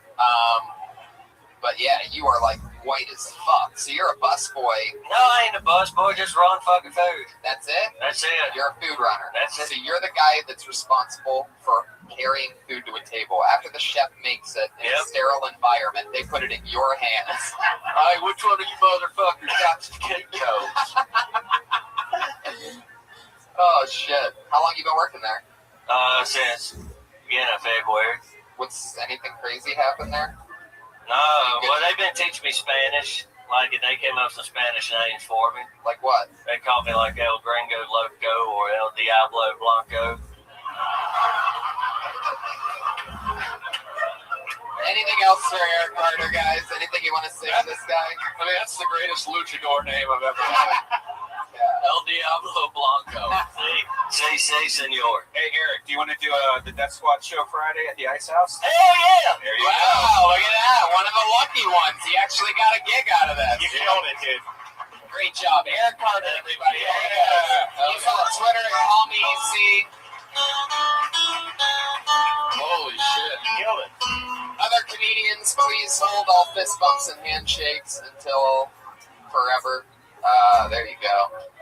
Pat, what do you think about Eric Carter? I mean, he is a real something else. I was looking at his pants and his shoes, and it looked like he woke up like a crack of dawn in the barn. That was my observation. Yeah, it does seem that way. He's a real. It was a real working deal. Yeah. That's interesting. Machos. You know, it makes me really want to go there just to see him. You I know what know. I mean? Like, get stoned one afternoon and just sit there and be like, look at this. You know, I remember seeing a comic. People probably don't know who he is anymore, but I went to Chipotle one time and Skeezy was fucking chopping get the fuck steak. out of here. Oh Oh my It was just god. like 8 Mexican dudes and Skeezy, and you could tell they were definitely. Explain to who Skeezy is. Skeezy is a white dude from East St. Louis who, you know, he's as black as someone could be personality-wise, and he raps like Bone Thugs and Harmony, but he is white as fuck. Yeah. It's Yeah. very uncomfortable. The funny thing about him is like he's extremely you know, I feel like all comedians are bipolar to a certain like semi-controlled way. But Skeezy is hilarious to everybody that knows him because he's a guy that will literally go from, we're gonna do this, man, we're gonna fucking make it, we're gonna be on everything until, you know, forever, we're gonna be huge stars. And then 10 seconds later, like, he'll go to the restroom and come back and he'll just be, man, I'm telling you, like, I can't believe it. Like, it's really hilarious. He'll just be, you see the toughest fucking rapper, thug friend, just crying more than anybody else back and forth. Did he punch you one time? Yeah, he punched me in the face. Really? Yeah. Only time I was punched in the face here. What, like, did it hurt? No. But he did get me with an interesting like upper headbutt. But it didn't hurt here. He got me right under the chin, but when my teeth clanked, I had a dental implant at the time. Like I chipped my tooth on a scooter when I was a kid, and the next day that fell out. Which is a real problem. Yeah, when I was a little kid one time, this is how white trash I was. I could have turned out like Eric Carter, fun fact. Like, I could have. Funny. Had my mom given the fuck up, I totally could have been Eric Carter. Did you just make that noise again, Steve? Let them make it. I can't have you making it right next to me. Steve, just, Before we started, he was like, so what's the deal? They do comedy and then we just give them advice? I'm like, yes. Yes, that's what we do. Steve, are you ticklish? Get out of here. He's laughing. Get out of here. Guys, one more time for Eric Carter, everybody. Let's move along to our next person. This is so fun. All right. Put your hands hands together for Rodney Peterson. Oh, yeah. Yes. Yes. Yes. Microphone is how. Okay, hi. I didn't really expect to get called up here, but cool. I don't know how funny I'll be. I'm probably not going to be funny at all, but I'll just relate to you some information of sorts. Seen the commercials on sports and so on, you know, the cartoons where they're taking on toenail fungus and it looks like they're really taking it to town. It's called Jublia, that medication. Well, this is Jublia. And this is $479. What? $479. This will last you 1 month for one toe, and you need to use it for 48 weeks. So basically, it's like $6,000 a toe, times the number of toes, and as an added bonus, you have a 22% chance it'll actually work. So, He's killing himself. He's like, am I killing? it will work somewhat half the time, according to their own research. So, it's just Wow! Rodney Peterson, everybody! Wow. Unbelievable. This guy's, first of all, probably the best prop comic I've ever seen. And I'll also tell you, by far, out of all the mad scientists I've ever seen in comedy, he's number one. Out of everyone who ever played a Nazi in an Indiana Jones movie, this guy. Out of definitely though, out of Your face melted when they opened that thing. Look at it. you got him. actually, yeah, I've always had difficulty with talking to people, personal, and How long you been on stand-up? I haven't done stand-up at all, really. This is your first For a time, long Dave? time ago, I used to do His it. first time. Wait, what? Long time ago, I used to do it. How long ago? Oh God, the 80s, 90s. How long did you do it for? Not very long. How long? Wasn't successful. I couldn't talk to people. How long? How many times do you think? A dozen. Wow. So this is your first pretty much time your since the 80s. Basically, it's the first time I've been on a microphone since I've been on the radio. Yeah. Wow. So, You're on the radio? yeah, I've been in top 40 in several markets. All right. What do you do? Are you on the mic? Yeah. Can you bring up a song? Give us a bumper. My song, sure. How about we play the song? What we were just playing, Elvis Costello, Radio. So why don't we do that? You want to give us a little intro and we'll roll into it? How do you want to do this? What's your DJ name? DJ Rodney Peterson? You know, or whatever, yeah. I mean, it depends on the station. Depends on the format. Top 40 or... Can you say, live from Bill Tony, Bobbity Bug? Sure. Right. How about this? We're going back from a commercial. All right. Live from the Comedy Store on the Sunset Strip, it's the Kill Tony Show. And we'll kick things off with Elvis Costello and Radio. And we'll have a bunch of comics for you and all kinds of cool shit. Hang around, because it's going to be a lot of fun. All right, is this CB Radio? Are we talking about CB Radio? Yeah, you just lost out on the job to Eric Carter. I can do things more like it's WLS 79 degrees in Chicago and one tin soldier from Kevin coming your way. Rodney, you are such an interesting guy. What do you do for fun? What's your story? He looks like the bitter beer commercial guy. Actually, I work in music, and that's why I say that is your name Pat? You're really good. Yeah, we'd love to have your music on our site. We have like a all you have to do is get a top 40 hit, Pat, and they'll totally play it. Actually, I work in music licensing and music publishing, and I work with some really talented people. Like who? And also comics. Have some names. They're mostly people you haven't heard of, or the people you have heard of. But Well, all right. Let's talk about this foot fungus thing, because not only did you freak me the fuck out with this, is this real numbers, one? Like, I mean, there has to be an alternative to this. And two, how bad is your fungus, and can we see it in Richard? No, Jesus, Ryan, come on. Right, he's rocking what appear to be dress socks and Tevas. Whoa. Because you got to air out the boys. It's a lot more comfortable that way, and it's really not that bad. Right. You know, the worst thing that happens is they take the toenails off, but they're going to do that anyway. Oh, that is fucking disgusting. I do not want to talk about this. The first, what I liked is the first 15 to 20 seconds while he was up there, he just kept taking things out of his pockets. It was like very uncomfortable.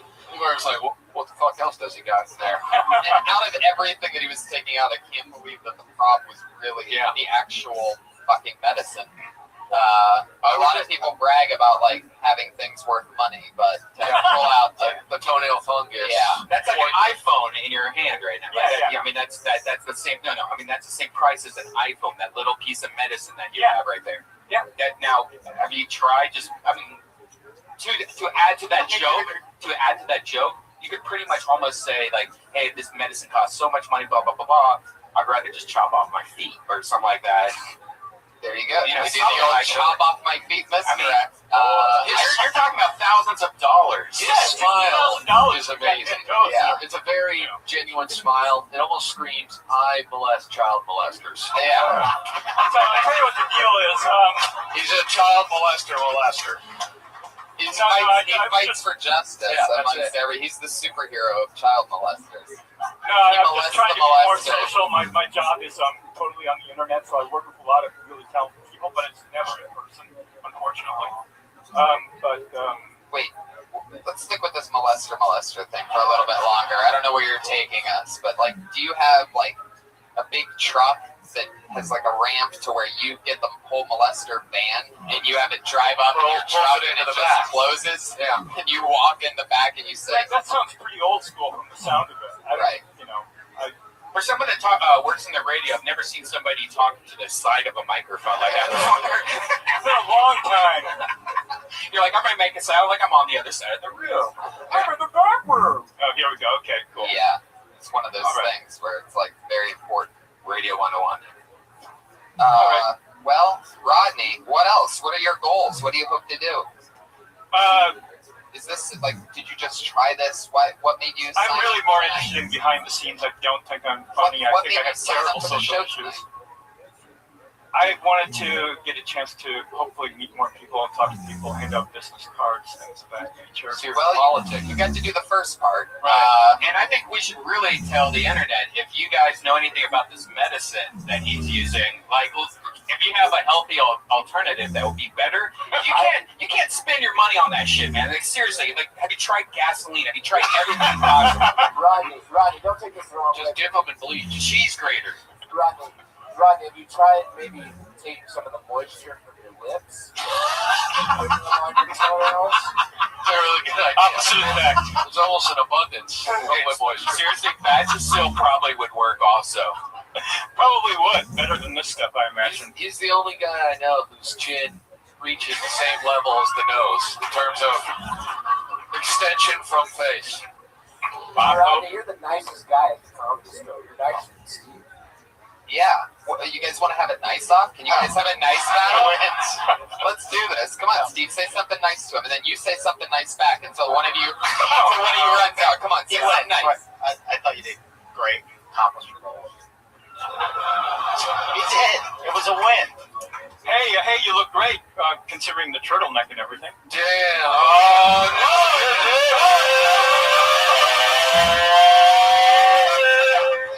He's not wearing a turtleneck.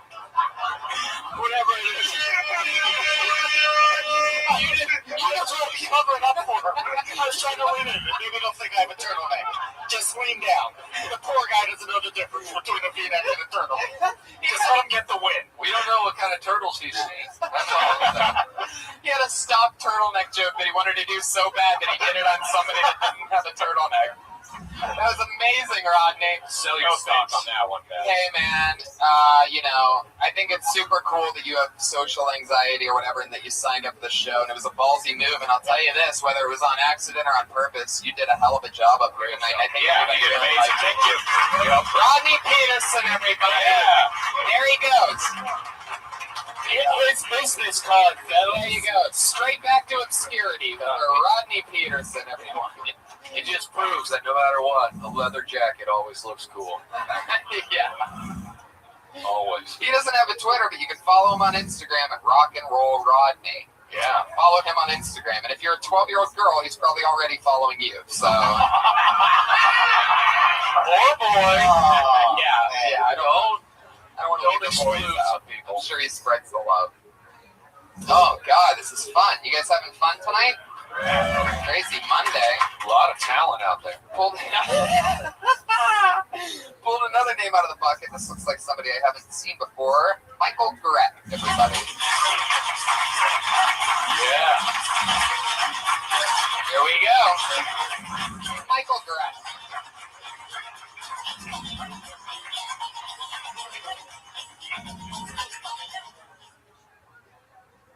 How you guys doing? So for me, I feel like I need to put myself in a position of power to really connect with women, and I would take advantage of it. So if I was a college professor, what I would do is, I'd hit on one of my students, but you don't want the really smart ones. You don't want the really stupid ones. You want one that's kind of like middle ground, like she's borderline, she's almost failing. I'd pull her aside and say, I looked at you in this class, Kathy, your grades are just, you're almost gonna fail in this class. I want to give you something. I want you to get something in this class. It looks like you're gonna get a D.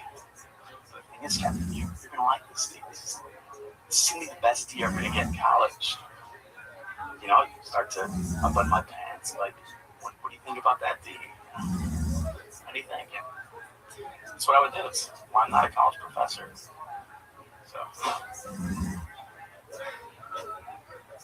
that's all I got. Wow.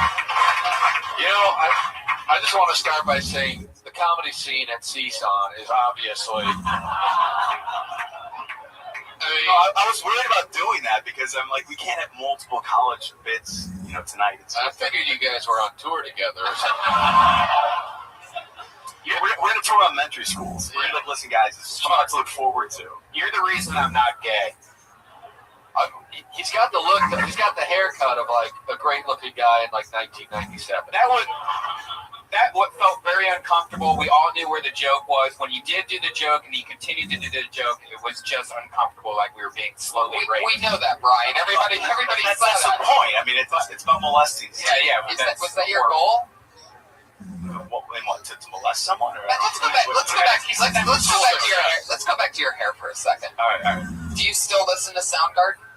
I never listened. You never did. This is just not getting a haircut. It's not a haircut. It's just not having one. That's what. You didn't get a haircut. That's just I haven't. When's the last time you got a haircut? 6 months ago. Once I got fired from my regular job. What was that job? I did a finance and international trade consulting. You did what?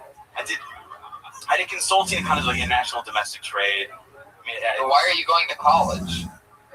You're not. If I were to be a college professor, I would molest my students by talking to them about grades in the context of my penis. I don't know. Tony, oh my God, that did not just happen. Am I out of line? Where did I fail to communicate that? I guess it was what I'm trying to understand. I mean, your mission at a comedy club is to make people laugh and be happy. Now when people are like, Jesus Christ. But you know what? Maybe you could be that guy. You know what I mean? Like, if you see this guy that's terrible, that's so terrible, it's great. I look, people be like, oh yeah, I think I heard of him. One thing I like is his hand gestures are like someone who's never acted before. I'm into financial trade. You need to. There was a very honest moment that got a laugh. Like time back to what the first guy I was trying to tell the first guy. There was a point we all knew. You knew it wasn't going well. Like, I'm not saying I have to be a dick, but you did your bit, and then you were like, oh, you had like an oh shit look on your face, and like because you thought, and then everybody started to laugh, and then when you were like, that's all I got, and boom, it blew because everybody knew the honesty. Yeah, I wasn't expected to be called up, so I was so out of it. Why do people sign up and then go, I had no idea. Right. Yeah. We didn't write your name down, right? You wrote it down. It's not like, say. Did not go up tonight? Perfect. What? it's the anxiety of the process of thinking that, well, that there's the opportunity, there's a chance, like I. What are you doing with that hand? Would you always do that? Where are you from? From Ohio, man. Oh, well, that's where we're from. Cleveland. I'm from Youngstown, and I've never seen anybody do that before. I'm from 40 minutes away from you, and I've never seen anybody that just basically conducts an orchestra with each word that they're doing. Like, what, did you just watch Whiplash and got inspired? What's happening here? No. It's not quite a note. It just reminds me of kids who don't know what to do with their arms in acting classes. And like they're trying to be normal. They're like, I think I swing my arms. It's like, you're not walking right now. You're just standing there. Since you got fired from your job, how did that happen, by the way? What'd you do? I was sick of it, man. I mean, this is where I've been wanting to be for a while, but I kind of just was moving all around and waiting for. You just played the invisible piano. This was me. It's like a fish swimming through a dangerously terrible river. Oh wow, I like that one too. The old wiggle around the place. Yeah, that was the on ecstasy in the early 2000s dance. Ball of energy.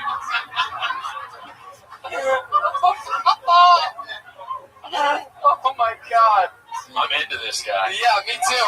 Now that I've noticed that each time we talk about it, he tries to do something else with it. So it's I can't get. Oh, the old elevator lift. I see what's going on now.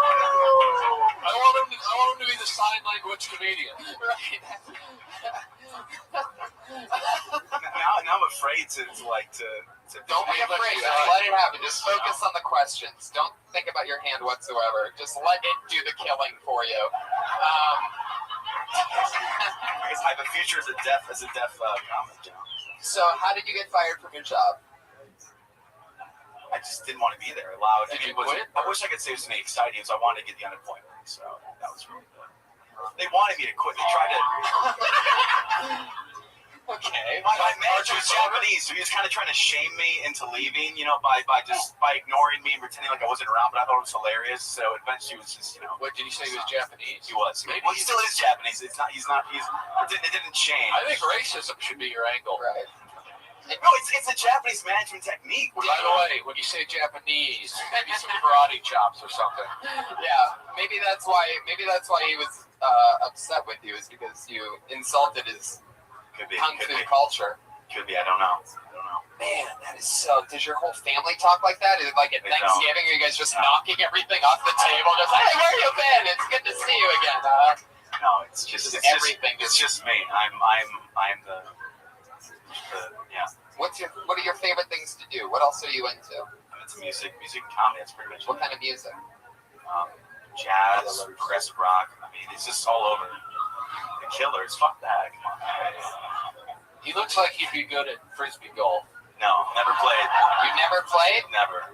And you never listened to Soundgarden? No. I went to Miami, Ohio, so I mean, they had great frisbee golf courses there, but I never. Right. You see the Bermuda Triangle on that one, everybody. They have great golf courses.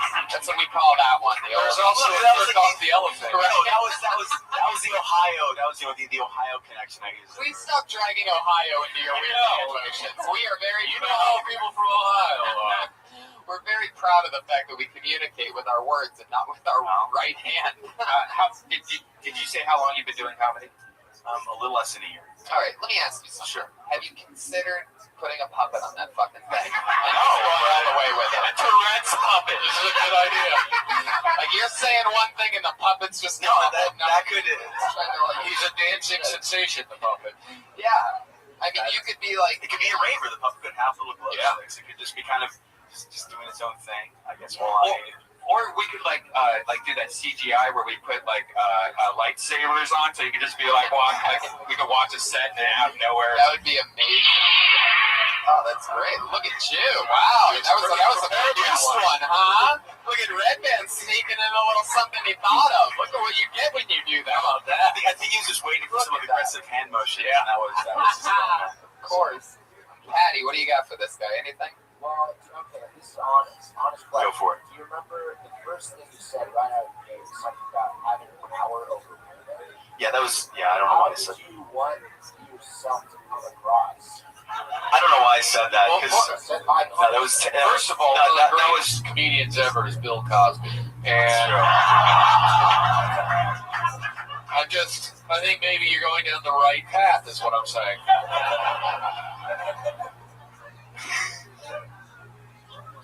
Steve, what do you got for this guy? What do you think?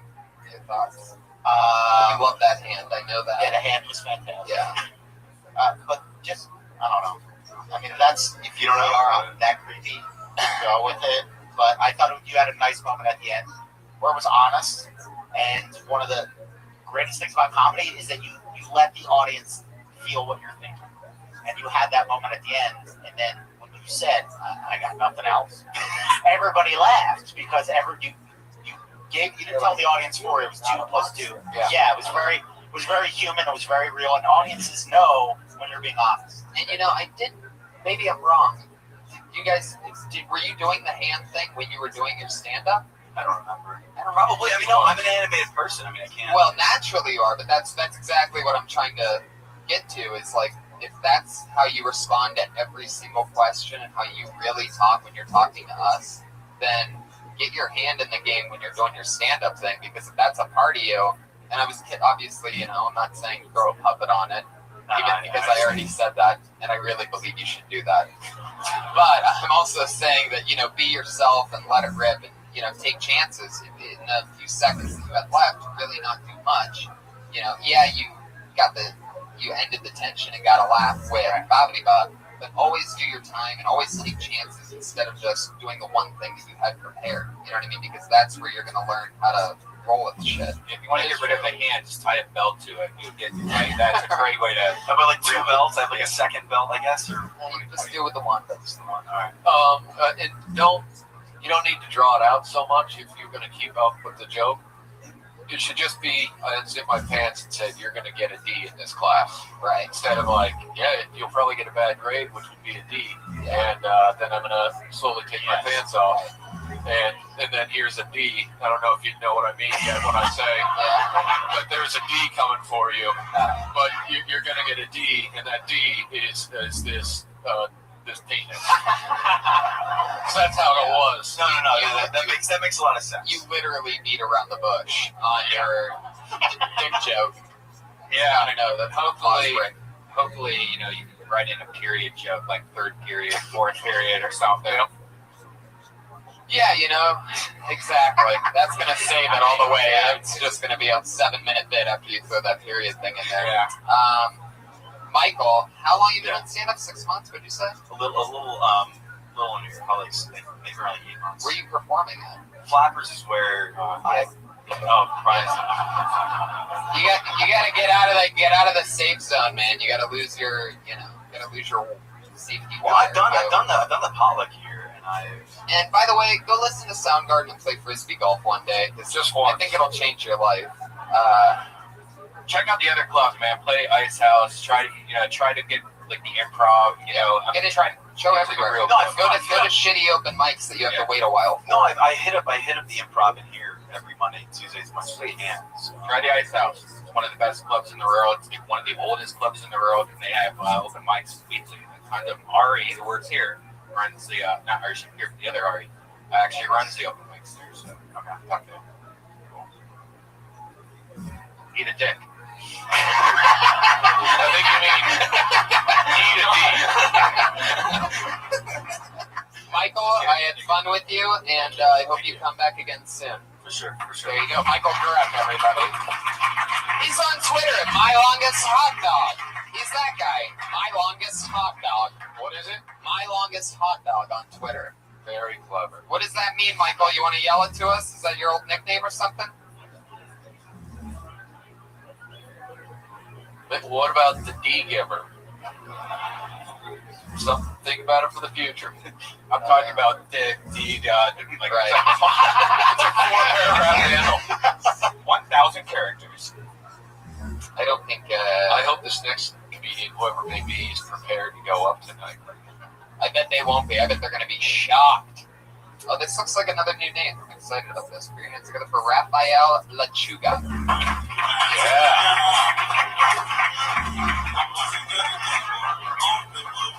So here he comes. Raphael Lechuga.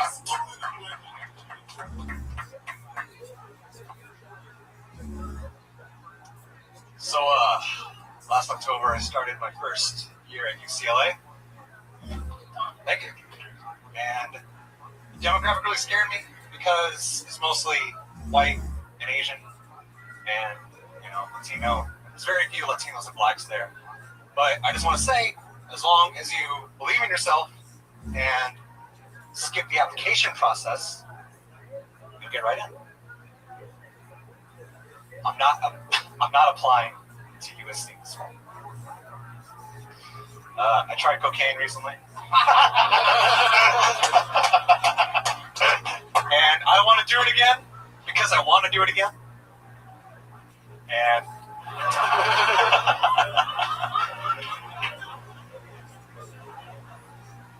the depression after that, the come down, was something new to me. I wasn't ready for it. And I reached a new low. Thank you. You want to finish it? Go ahead.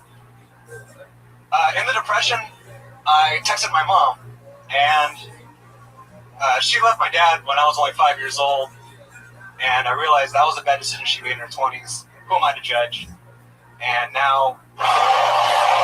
She said, let him finish. No. Are we good in minutes? Are we even close to the end of Yeah, that's a good ending. I was going to say, and now we text every day. Cocaine has ruined my life. For those podcast listeners, unfortunately, that was not the sound of Raphael killing himself. That was just, I'm sorry. No, I love this. By the way, I thought only Jeopardy had a college edition. I did not realize Kill Tony was going to have one tonight. What's that? It's been everybody here has gone to college, and then there's also Rodney Peterson, who's not allowed within 500 feet of one. And I just love the theme tonight. I love your look, Raphael. You're Latino? Yeah, but you look I'm like the least Latino person ever. You idiot! I'm sorry. killing right now. You look like a young Ben Stein. Has anybody ever told you that? No, I get version Ben Stein. Yeah. When I was younger, I got Kramer because my hair was like really floppy on top. I got Borat. Kramer. Yeah. One Kramer versus Kramer? No.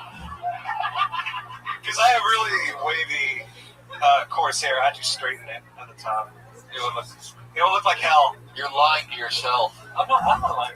That was your first time on stage, right? Yeah. Wow, look at that. That's great. In that case, you killed.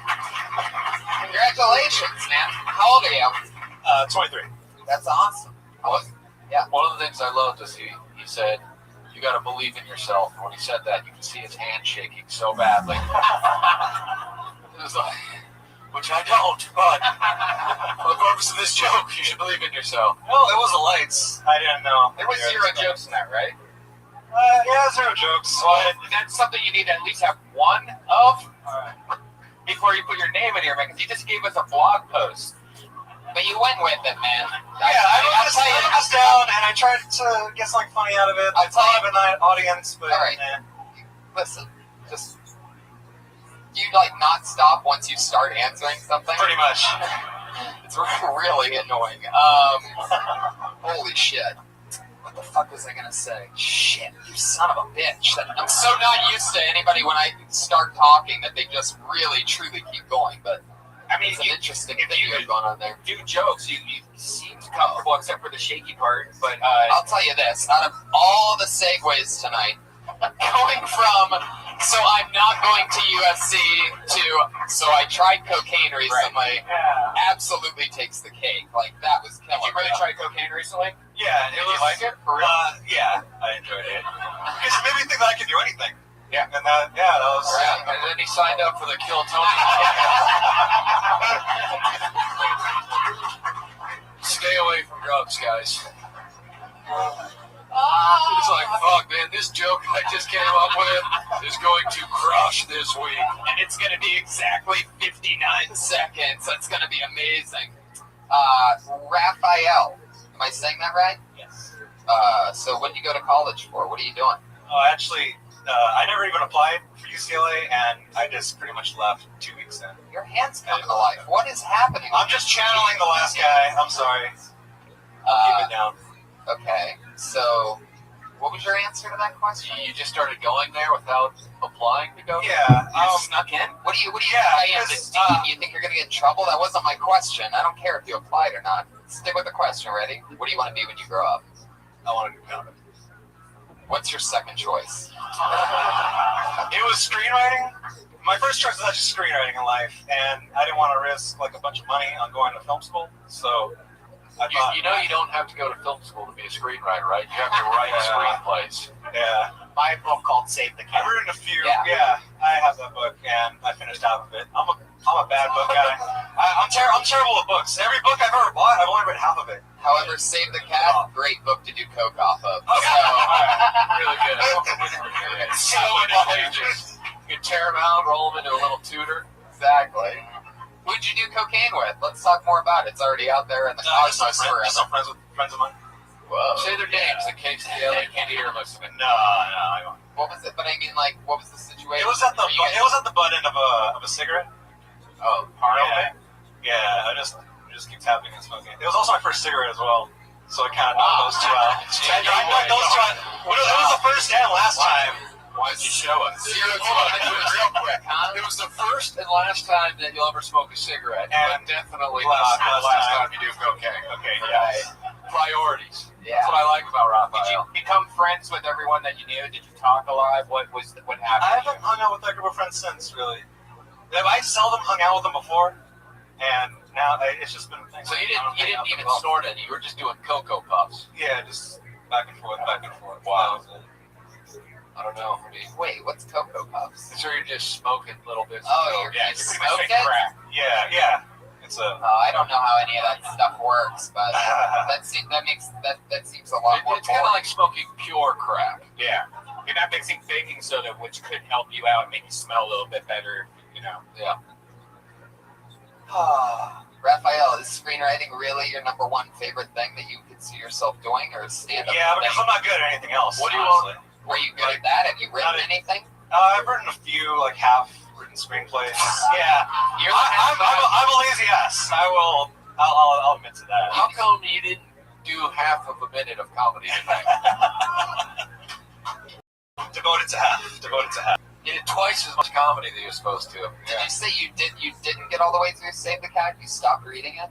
Yeah. You're licking your lips. You're on cocaine right now. No, I'm not. Yes, you I are. was. You I just was. licked your lip. Did you see I that? saw it. He's done it a couple times. He's got caught. That wasn't that crazy. Yes. People that have done cocaine know what people on cocaine are like right now. This is amazing. Raphael, you do as much cocaine as a successful screenwriter, and you never finish a script. Interesting. Have you finished books? Do you only read half of books often, or did you Save the Cat issue at the point where I talked about finishing a book? I'm totally lazy when it comes to the last three years have just been me working, TV, video games. Like what? What have you been doing? Just I've been doing a security. Security? Yeah. So what kind of fucking security are you doing? I work at the port. What port? Port of LA. I work for a trucking company. I just sign vehicles in and out. Wow. I know it's that job. You should do like that with coke. Gonna have to take a little sample if you want this truck through. I can see the screenplay already. It makes perfect sense. Just another day at the docks. Cue port music. It's pretty dead there too, so most of the time I'm just there on my computer listening to my podcasts. Damn. Wow. Well, look at that. Yes, Well, up there. thanks for listening. Simone just texted me. What prices are you getting? 10 an hour. Wait. Anyway, Raphael. It went over my head. Over the head. That's so fun. So have you been thinking about doing stand-up for a while? Or? Yeah, I did improv last year. I didn't like it. Yeah, no, I didn't like it. No. You can tell. You can say anything you want. Say that you did coke. Say this. Say that. Don't tell us about doing. All right. improv, Yeah. all right? I don't want to lose all I respect stopped for you. anyway. Yeah. Man, you just don't stop talking.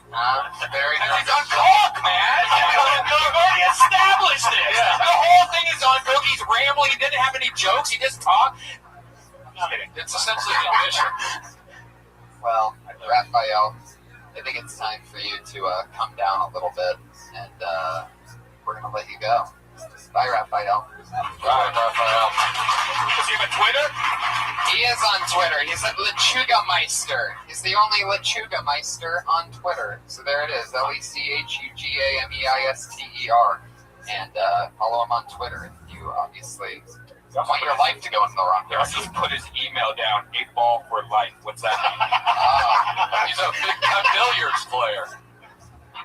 I moved the stool, by the way, because everyone just keeps bumping into it and looking at it. Yeah, it's so So we're just funny. going to scoot it back. Nobody all night wanted to move it. I've been watching that too. Craziness. Let's get another one up here. Here we go.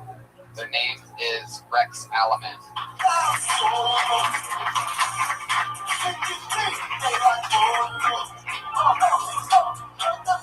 Here he comes, Rex Alaman.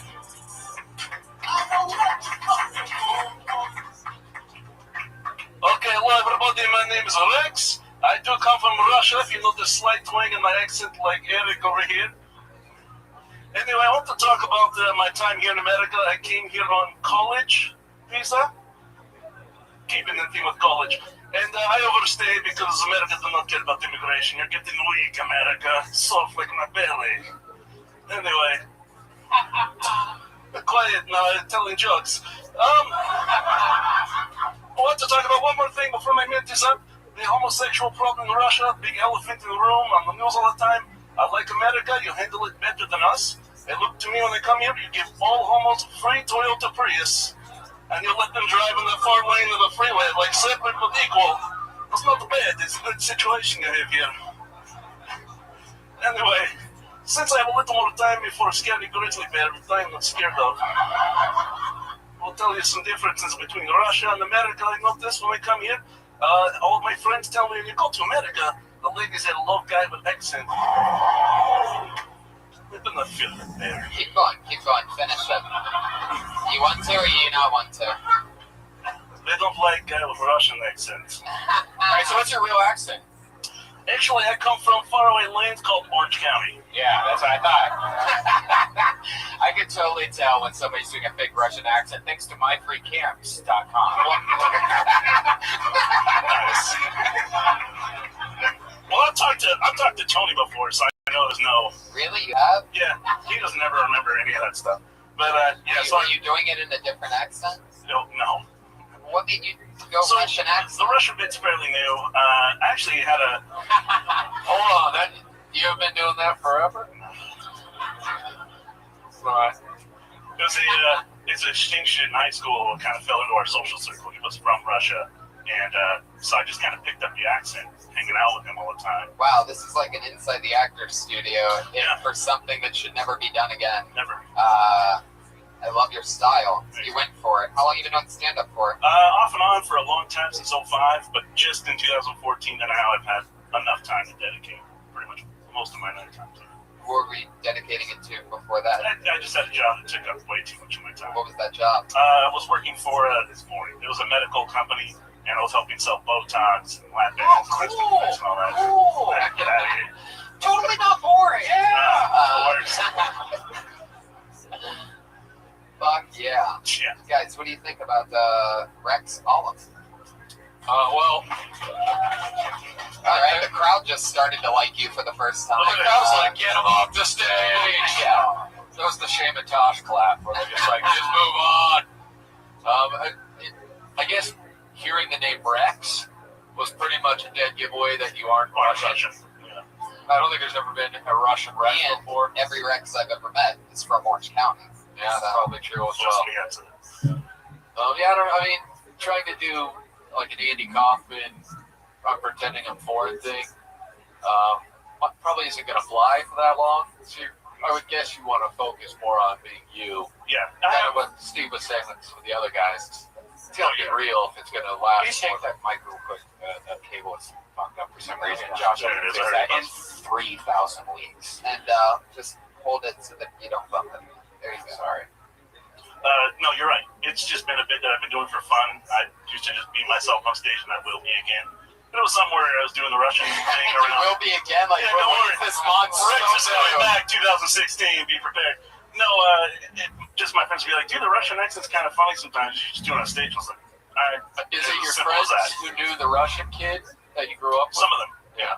Right. That might be an inside joke thing. Well, I've done the bit. I've actually performed it here in the OR room, and it went really, really This well. isn't the OR room. No, Oh, you downstairs. performed it downstairs in the OR. And it went well with your, you did it for 3 minutes, I did it right? for your 10. Oh, Yeah. Oh, like Yeah. you were in the cast on Stars. No, I totally dressed different, actually. I Yeah. think that has something to do with it. It's just, you know, Yeah. people know they're just fucking over it, right? Oh, no, yeah. You know, like, lots of I like you, man. yeah, I don't know. It's like if you're fucking with somebody, people like just instinctual human things. But you got presence and feelings. Yeah. I think if you do like normal material and then you do a Russian bit where you go into that, it would work. But if you do all Russian, I called bullshit the second you went on stage, so I didn't give a shit what you were talking about. Right, and it's a lot harder in a minute to sell that character. When I had 10 minutes, I do this whole build up and backstory, and then by the end, I can say anything. I want you to bring Rex back. It's time. All right. Put the Russian away for a while because you're falling back on it. What are you gonna do? Be that non-Russian guy that goes out? Oh, this guy. Forever, Yeah, there's great Russian comedians, but I'm gonna go watch the American do a Russian impression. We didn't even like when Yakov would do. Yakov called in a mail today. The greatest Russian comedian of all time. He's the only Russian comedian. And he's Ukrainian. Ironic. Really? Yeah. Wow. You guys hear Uber took care of Putin? No. Never mind. No one's following the news. Rex, I would just say you could get in the if you're telling a story about your Russian friend, that's a great way to go. I have a Russian friend. You come out as yourself, and then you tell the story about this guy. Yeah. It's a great way to showcase that character in an authentic way. Well, there you go. Rex Solomon, everybody. There he goes. He's on Twitter. Rex hates tweets. Rex hates tweets. There you go. So many wacky Twitter handles we've heard tonight that probably nobody's going to follow. All the good comics do that. You know what I mean? Like Bill Burr's comic is like Bill Burr loves crazy, wacky, fun time or something. Yeah. If you're focusing on having a crazy Twitter handle, it might be time to just go with the name and focus on writing funny tweets. Yeah. That's just it. Some advice. I don't know. Commit all the way and hope that Rodney Peterson lets you do a guest spot on the radio. Fuck yeah.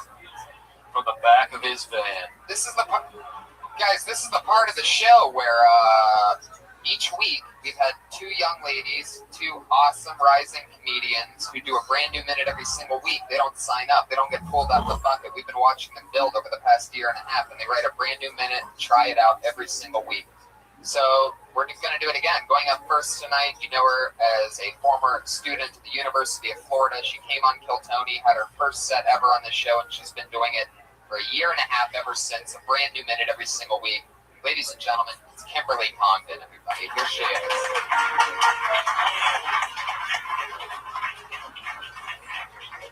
Thank you. I feel like I come up here a lot, and I start off my sets really dark. I'm going to go something nice today. I lost my father at a young age. It was really sad, but what was sadder than that was that my mom let me look for him for 4 years.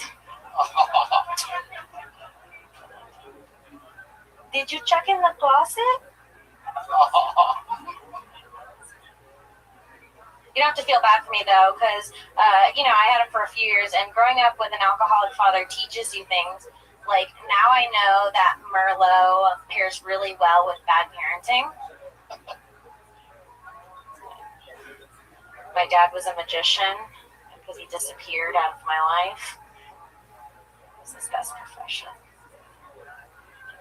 I'm out of jokes. 57 seconds of thunder, though. Tried. The magician thing, I mean, obviously you're trying to fill time. But I like that thing about your mom not telling you and letting you look for him. You know, I think you could probably drag that out and extend that out some more. Yeah. And, Kim Congdon, 7 minute. Thank you. What do you guys think? What happened? Is that true? Is your dad really dead, or is that just no? He's not dead. He was like kind of around until I started.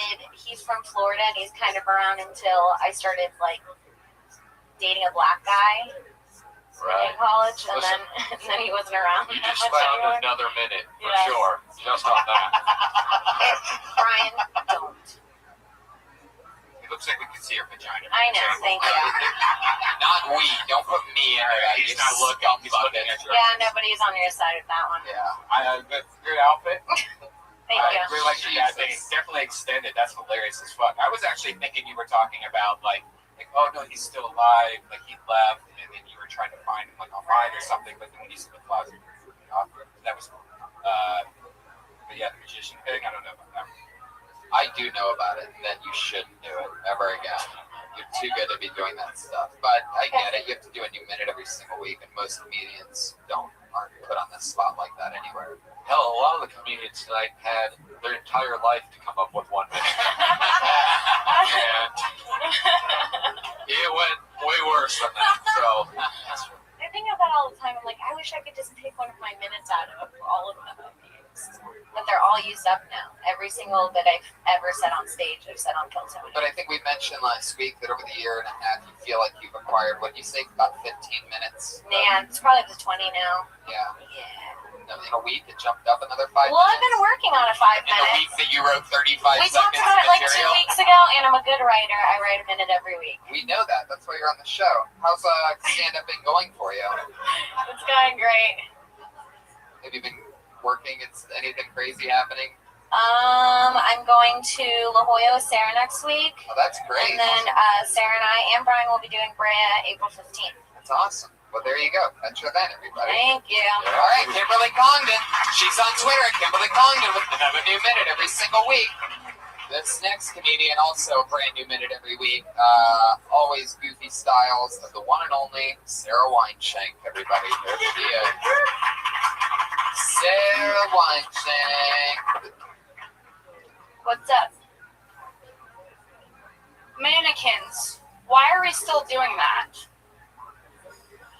I went to the department store and I guess, oh yeah, we're still doing this. We're still making replicas of humans, not to scale, to sell clothes. Doesn't make any fucking sense. Do you know how lonely the people who dress those mannequins must feel? Can you imagine every day your job is to change this headless woman into a fashionista? Like, figure out what kind of accessories to put her in? It's really dark. It's really dark. Mannequin is one of those words that's also spelled ridiculously. You guys aren't literate? It's spelled ridiculously. If you write that shit out and look it up, guarantee you're gonna be wrong. Because there's 2 N's and there's a fucking Q. It's one of the only words that has the letter Q in it. Alright. It's one of the only words that has the letter Q in it. It's the debut album. That's great. I love what you did. You know, you turned on the crowd right before finishing the mannequin thing. Like you did the setup and then you guys stopped being illiterate and then you continued to literally spell it out. Yeah. Letting them know why they're so dumb for getting the joke. Yeah, for not laughing on the setup. I noticed a lot of the ladies related more to the thing about mannequins, because dudes, we don't even notice that there are mannequins, I think. And if we do, it's just like, I can't believe that mannequin doesn't have bigger tits, or whatever it is. Yeah. But you said the thing, and I heard all the girls laugh, and then I looked at the dudes, and they're all sitting there like, I'd fuck a mannequin. Yeah. I'd do it. I have like 7 mannequins at my studio, and they have big tits. They sell the big titted ones, and I love mannequins. There's nothing wrong with mannequins. And so when you start going off on mannequins, I think there's a lot of people in here that enjoy mannequins. Lindsay brought old Navy mannequins. Old Navy mannequins with their crazy faces, like I don't know. We need you to quit hanging out with Raphael. Yeah. So much blow. Yeah, it's out of control. Well, I think you should definitely, take that and use that to your advantage, that big tit mannequin thing, because there is an interesting point in that is that, if they had mannequins with bigger boobs, guys would be more likely to buy their girlfriend that shirt because they're idiots. And they would go, wow, there's something about that shirt that I really like. And they'd probably, buy some more stuff. I don't know. Or you can take any approach. Just drag it out and don't attack the audience if they don't laugh. I disagree. I think attack the audience more. You can tell immediately some people are like, oh shit, maybe I am stupid. I guess I do like this. But it probably is spelled weird. It's one of the only words that has a Q in it. So Yeah. Was that a part that you prepared for it? I was just thinking about that a lot. I was like, mannequin, it has a Q in it, and not that many words have a Q in it. Quail. That's Why? not it. Are you about to start naming Q words right Yeah. now? I want to hear what she's got. All right, keep going. Quaint. Quail. Oh, you just said quail again. We're already going back to the I'm quail. trying to buy time here. Wow. All right, let's hear some more. Wait, no, don't cheat for us. Queen. Whoa. All right, I said that that's one's the right, easiest one. So. Yeah, I mean, it's a oddly placed Q as well. Right. It's a Q in the middle. Yeah, and there's two N's. Quigley. I think it's oddly spelled. I don't think many people could spell mannequin. Do you think the two N's? Do you find that to be bizarre? Yeah, two N's and a Q. Do you wish there was a D in there? Call back. No, Brian Redband is in a goofy mood today. I love it. Clean house. Fuck yeah. Well, Sarah, I really, she has this style of taking inanimate objects and turning it into material. I can't wait to hear your first special one day and see how many different things that you cover. You know what I mean? I feel like we've gone through the entire kitchen with you. I And know. every type of condiment and every corn on the cob holders I remember, and we've just come so far, and it's amazing to see that we've pretty much covered the house, and now we are inside of shopping malls. I know, yeah, that's the only place I'm like, where can I go? Yeah. Yeah. So, Were there any kitchen accessories that had a Q? Cuisinart. that's a C. That's a C. I'm so He's one of those idiots that doesn't understand good spelling jokes. You know what I mean? Are you trying to think of one? Yeah. A kitchen thing that begins with a Q or has a Q in it? Q. It's weirder when it's in the middle. We already established that. No, I can't think of anything. Yeah. So that What was that? mannequin one. Yeah. Quiche. Oh, that's good. Oh, Jesus. Look at fucking Poetry King up there What from did the you say? 90s. Say it again. Which, by the way, is the cologne he's wearing. What's he saying? For the podcast listeners. Acquiescence is what he's repeating. Hell yeah. Well, Sarah, this was so much fun. Thanks for coming on. As always, another new minute from Sarah Weinshank and Kimberly Congdon. Follow them both on Twitter and Instagram. Kimberly Congdon, Princess Shank. That's SHENK, all one word. And fuck yeah, we did it again. Pat Reagan, I loved what we did tonight, and I think that this will be pretty much how we do things from now on, if that's cool with you. Yeah, cool. So thanks for playing along. He's Patty Reagan on Twitter, PATTYREGAN, one of the funniest rising comedic talents. The only guy that I do like with a guitar. I've always been on your side on that guitar comedy thing forever, and I listened to his album, and which is called what? Pat Reagan Smells Like Shit. There you go. Now we can get him to stop blowing his whole entire lung into the microphone. Or just back away like 6 feet. And thank you guys, the guests, everybody. Rick Ingram and Steve Simone. What do you guys have coming up, or anything you want to promote, or anything at all? Rick Ingram's on Twitter at Rick Ingram. Yeah, that's it. That's not very funny. Well, follow Rick Ingram, who went with the least wacky Twitter handle he possibly could. Yeah. Rick Ingram. Someone already took all the funny ones. So. Steve Simone you're Steve Simone on Twitter. Wow, you guys actually got your handles. That's great. Yep. What else? I know there's a lot of Canadians that listen to your podcast. I'm going to be at Yuck Yucks in Calgary. Oh, that's so in cool. 3 weeks. Hey, And please check out my CD, Remember This. Awesome. Yes, definitely go download his album. It's hilarious. He's one of my favorite comedians, and so is Rick. Thank you guys so much for being on. Thank you to you, live audience. Kill Tony 100 is in the main room. That's 400-seat venue that's definitely going to fill up.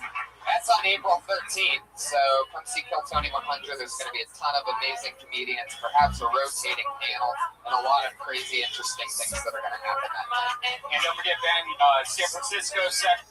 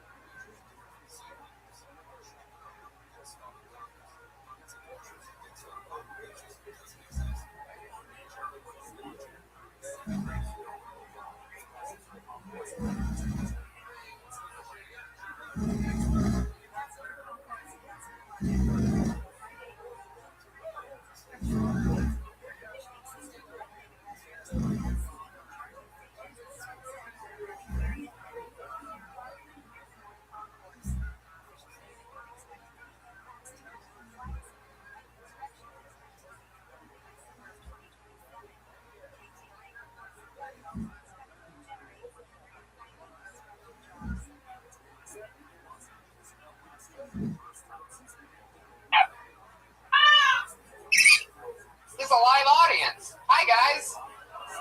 We are streaming live.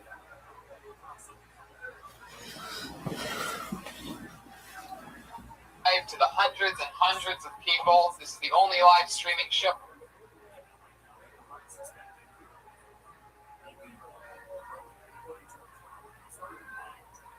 So at the world famous Comedy Store, welcome everybody to Kill Tony.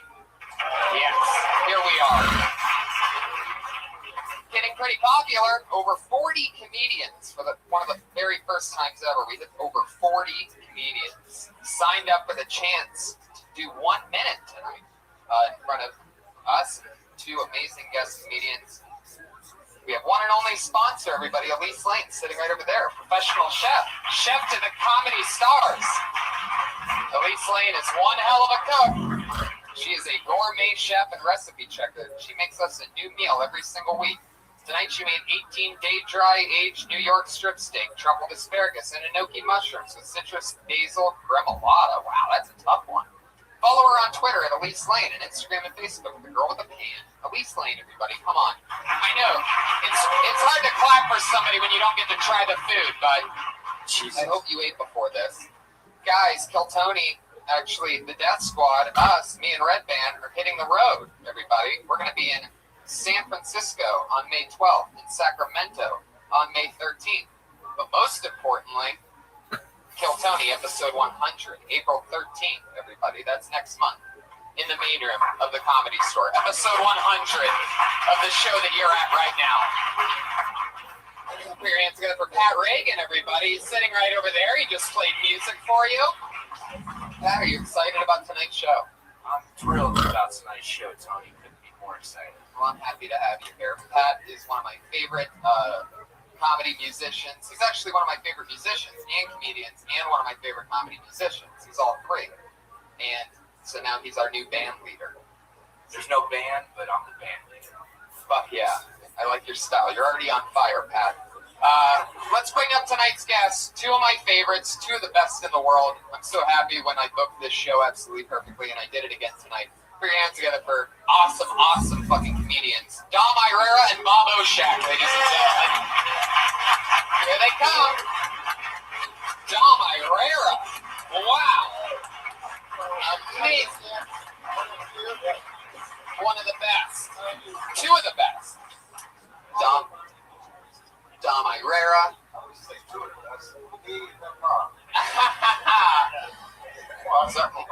He's already throwing it out without even the microphone. He's already yelling without the mic. Dom Irera. I just don't like being put at the same level as him. I love him, but That's why I'm over here. In fact, I'll keep my space. I don't Whoa, care. whoa. Taint Come on, Bob. the table Join the with my amateurism. Hi, guys. How are you?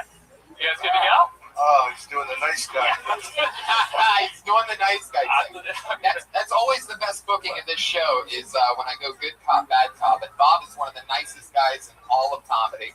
Yeah, and I mean, this is an opportunity to be kind of constructive, too, with my limited expertise out there in the biz and lending some of the wisdom. Notorious comedy writers, late show, daily show. You've done everything. I don't know about that. Can't get anything earlier. Gotta keep it. I'm up with my material is seen after hours, but you know, it's a paycheck. Every week I have the band leader ask our guests a question, any random question that he might want to know about two of his favorite comedians. Pat, what do you got for tonight's guest? Okay, I have a question for John.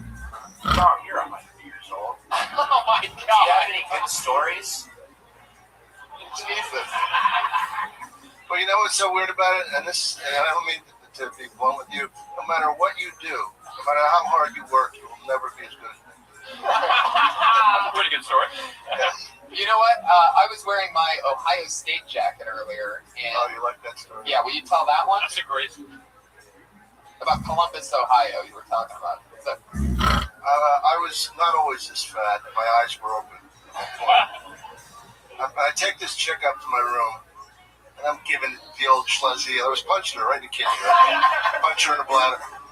And we're making out, and she goes, this is so hilarious about children. We're making out, and she goes, oh, my boyfriend called her. She goes, oh, do you want to meet my boyfriend? He's a big fan of yours. What the fuck?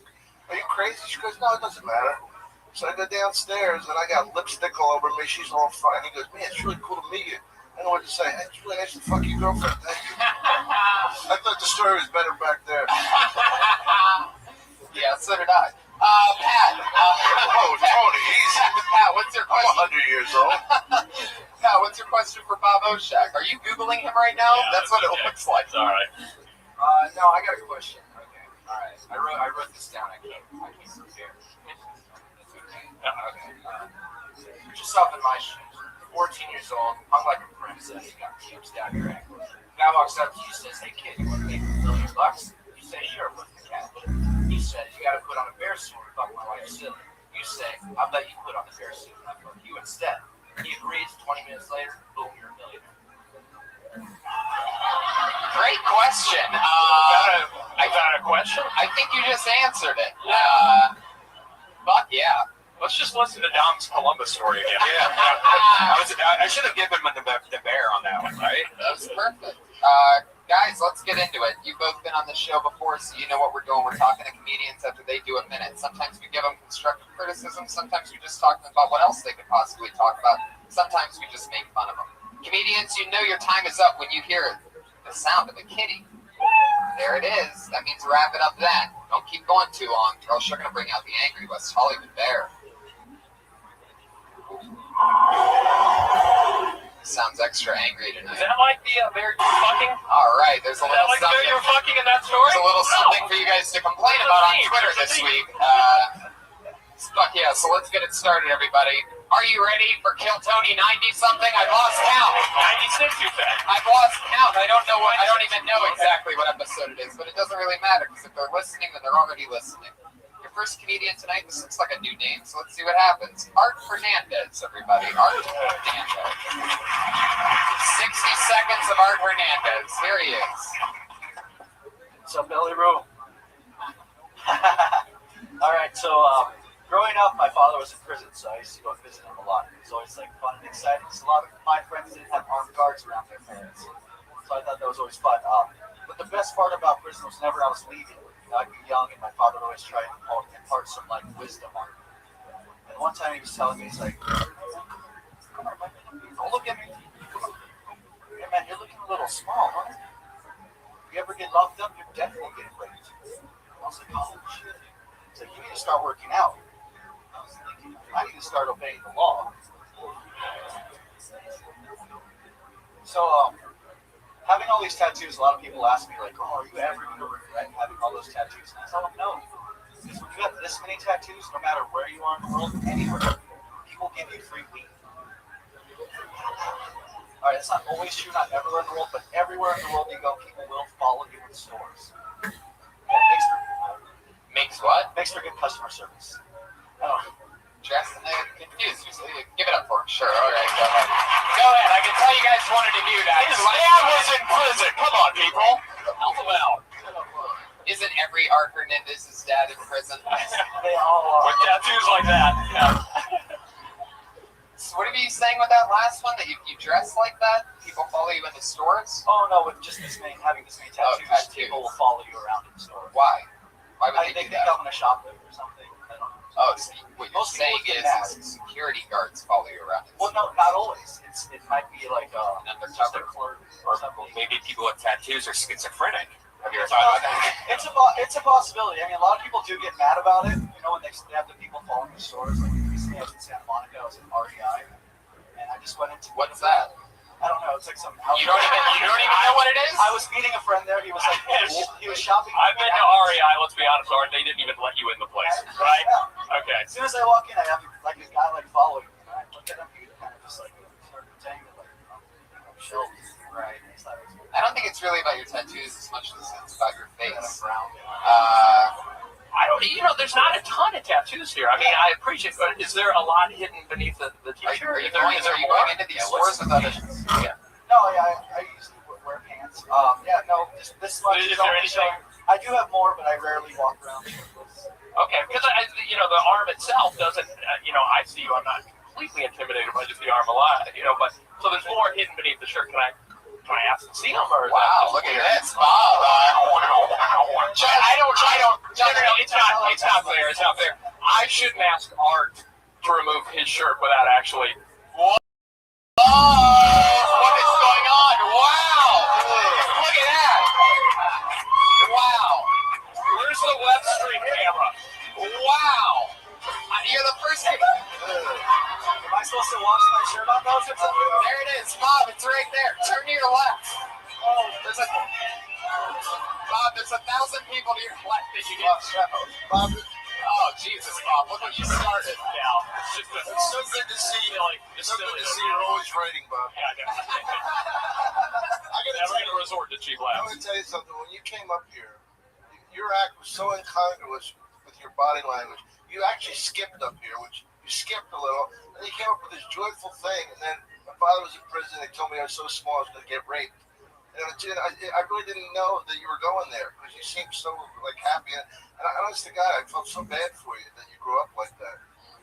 I'm serious. I'm like number 79 in Comedy Central's list of all-time comedians, but I was serious. I was 143 in 2002's list of the best comics in the Southwest. Wait, in the Southwest. Yeah. Not Florida, right? How long did this list go for? Was it 143 total? Are you telling me I shouldn't brag about that? Oh, okay. Is that I regionally ranked up kind of. Okay, this is back. Oh, I see. You're launching a website. Anyway, that stuff is true, right? yeah. Yeah, it is true. And your father, the only note I had off of the joke itself, which I thought was a very funny joke, is your father's voice didn't seem like an inmate's voice. It seemed almost a little, you know what I mean? Like, do your father's voice as you just did it during your set. You know what I mean? That sounds like an opener for Willie Nelson. You know what I mean? That's like, it needs to be maybe a little more, right? A little more intimidating or A little more funnier. That would be the key. Don nailed it on that one. Art, how long have you been doing stand-up? A year, a little over a year. Where are you from? I was born and raised in Culver City, but I became a man in Carson City. You became a man in Carson City, So Nevada. with a prostitute. No, well, there was a bunch there in Mound House, but I moved there when I was 21. I lived there for 7 years. Right. Yeah. Right. So I think you got stage presence. I think you got something, man. Cool. Thank you. I live in Culver City now. Yeah. One of the things, Culver City is Culver City. one of the things that I loved about your set was about 41 seconds in when you hit your first punchline on the whole dad thing. You did a physical movement when it happened. Yeah, it was almost like you dropped off a bag of groceries or something. Like it was you skipped forward and then back. It's a very interesting way of delivering a joke where it looks like you just shot a basketball. Keep it up. Yeah. Listen, I really think you continue mining your life for comedy. If your dad was really in prison, telling you that you were going to get raped if you went to prison, Did you just do a spell on him with your hand? What is that? Are you throwing water on him or something? I'm emotional when I get that. I really, like, I had nothing to draw from my real life, which is why I'm where I'm at 20 years after first stepping on the stage. You had a dad in prison. I mean, for most people, for most professions, that's a horrible, horrible thing. But for stand-up comedy, if you have a dad who was in prison, brother, good for you. You know what I mean? You're in the right field, man. Mind that for all it's worth. Can I ask your dad's fate? Where is he now? It's actually interesting. He was sentenced to 2 consecutive life sentences because of the third strike law. Okay. And he actually got his third strike while he was out with a woman who wasn't my mom, and she shoplifted naked. So he was on probation. Wow. That's a violation of parole, which is What were his other crimes? Murder. Yeah. I've never heard of anybody getting a double life sentence for 2 speeding tickets and exactly accessory to a shoplifting. Wow. No, I actually want to know. Yeah, what are the first 2 strikes? Yeah. I think allegedly it's. Come on, dude, you're from Culver City. We already know there's a story. Come on. Yeah. Well, allegedly he. Stop saying allegedly. I don't know. Like, I was going to say the perpetrator. I'm Hispanic, and the way my family brought me up, they don't talk about it. They every time my parents were brought up, they were like. Then what else do the Hispanic family talk about?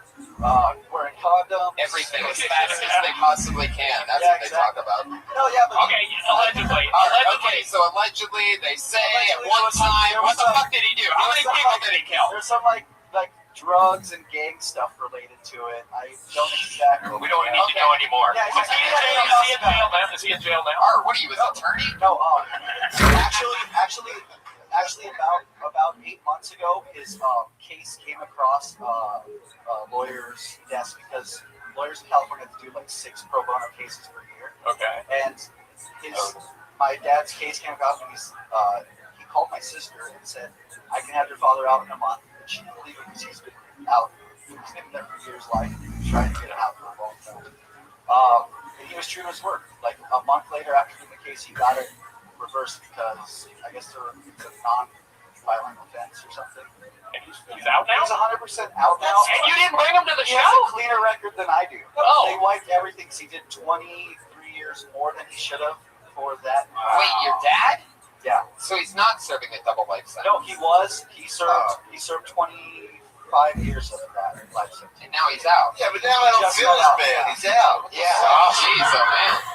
He's just like a regular guy now. Does he still only call you once a day? No. Allegedly. He one time called me while I was living in Nevada. I was walking through a Target. I got a phone call from a random number. I answered it. It was my father. He said, "Hey, there's these things they have that are small phones. Can you bring me some? Can you sneak me some?" He asked me to smuggle in phones for him a long time ago. How many did you fit in your ass? Art, we just got word that from your dad that he wants you to stop talking about this on a live streaming podcast. I didn't mention any names. I am a junior though. Right. There you go. There you go. Art Hernandez. Oh, yep, that was your dad just killed somebody else. She's back in jail. Allegedly. Art Hernandez, everybody. Our first comedian of the night. IDTT Podcast is how you follow him on Twitter. He's at IDTT Podcast. He's got a podcast like that. The whole thing that he's not in jail anymore bothered me. I know, right? Ruined the whole drama and the fun. I don't feel bad. Now it's just a fucking act. I love it. I love watching you yawn, by the way, during this guy here with the glasses. There's nothing more disarming to people performing.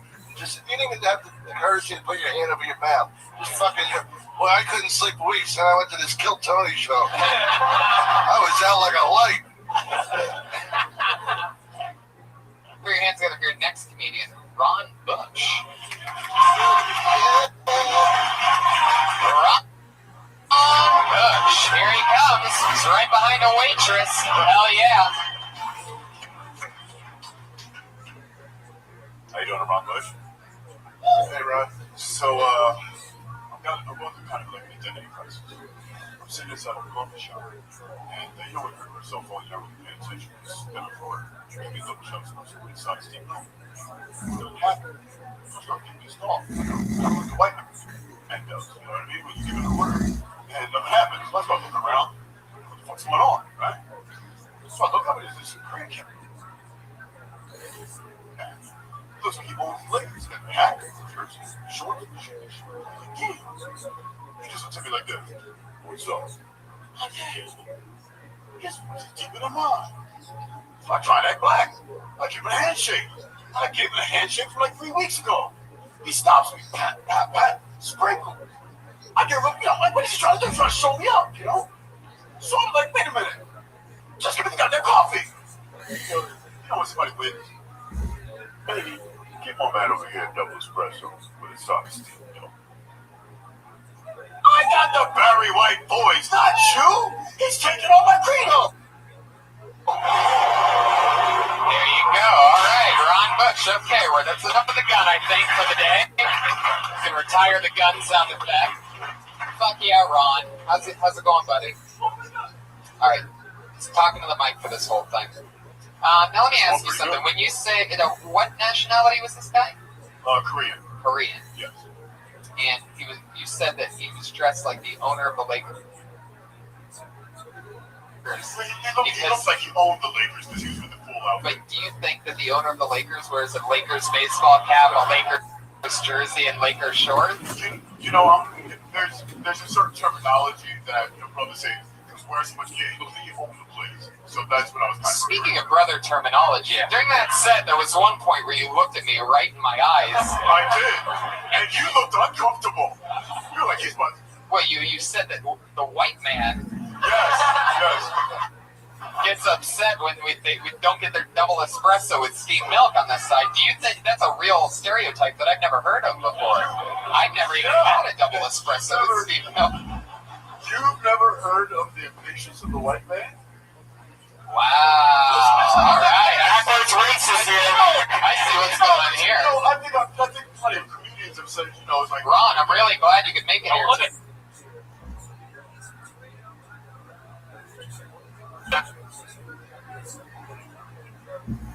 Hey, I'm not white. Underground Railroad. Exactly. Wow. Yeah. I don't know any black guys that call it sprinkles, by the way. Isn't it called blowing it up? Like what's sprinkles? Like, I thought it was referencing the cupcake company. I've seen you say sprinkles on that. I think every Asian guy is more black than you, Ron. Yeah. And that's why I'm going through the identity crisis. I'm trying to tell you. Right. I like your style. How long have you been on stand-up? This is my 6th month this week, actually. Wow. Yeah. Very cool. What did you do before stand-up? I've been doing sketch comedy for the 17 alumni, so we do sketch comedy for the past 10 years. But, we started with some shows and blah, blah, blah. Anyway, so I've always wanted to do stand-up, and I never did. So I started, breaking down jokes and looking for YouTube, seeing how, like, we're finding those guys that jokes I like some stories. Right. And here I am. I was always worried of coming here because my jokes were, giving a minute. Yeah, that's what I was gonna say. It just took a long time. I was along for the ride. I didn't know where it was going. But yeah, you were presenting a very vibrant scene. Yeah, and I didn't have a chance. I thank you very much. I didn't have a chance. I didn't have a chance to get to my switch in the punchline. So I think you're more of a minute and a half. Yeah. Minute and a half, 2 minute switch. Yeah.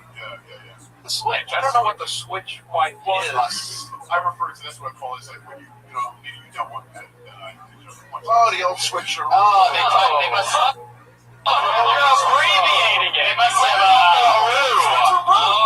okay. Gotcha. Thank you very much. I'm learning here, guys. I'm learning too. That's great. That must be a sketch terminology that I've never heard of And I will before. never look you in the eyes and call you the white man again. I promise. Well, you really shouldn't do that to any white man, not me specifically.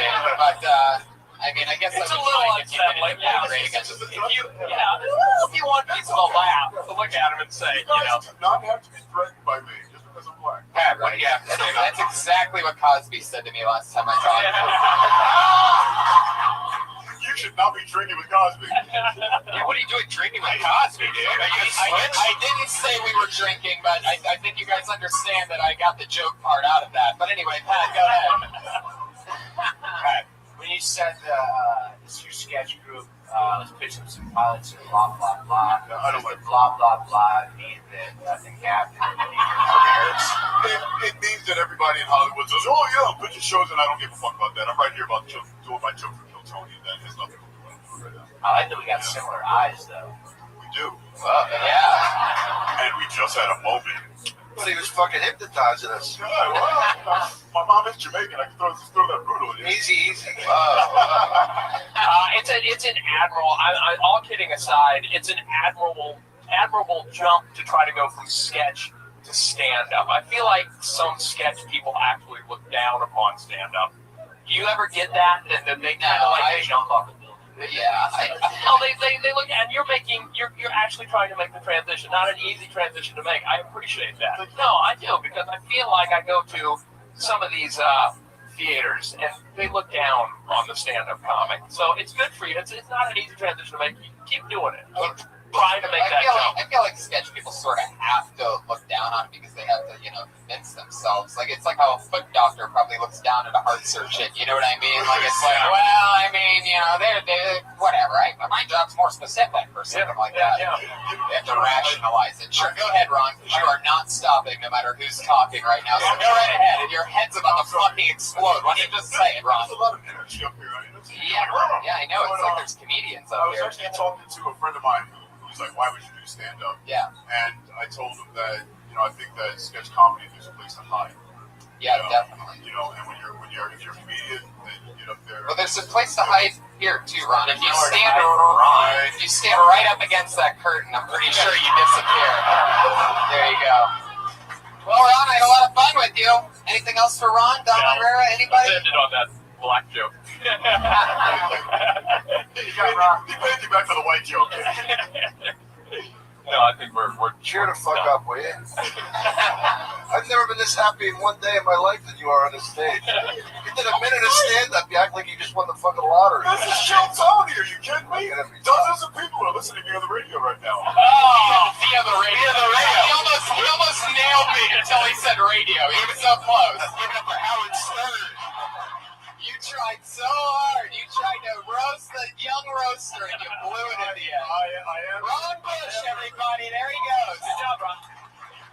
Dozens of people listening on the radio. For those of you, we're the only show that both streams live on the internet and AM radio. So he's on Twitter at Ron Bush Comedy. Oh my God. At the tone, it will be 8:44. Beep, beep, beep. This is a national test of your weather service because we're on the fucking radio right now. Let's keep it going, baby. Your next comedian goes by the name of Davina Joy. Wow. A Comedy Store employee, waitress, very charismatic little whippersnapper. We know her. We've seen her before. Here she is. What up, motherfuckers? How's everybody doing?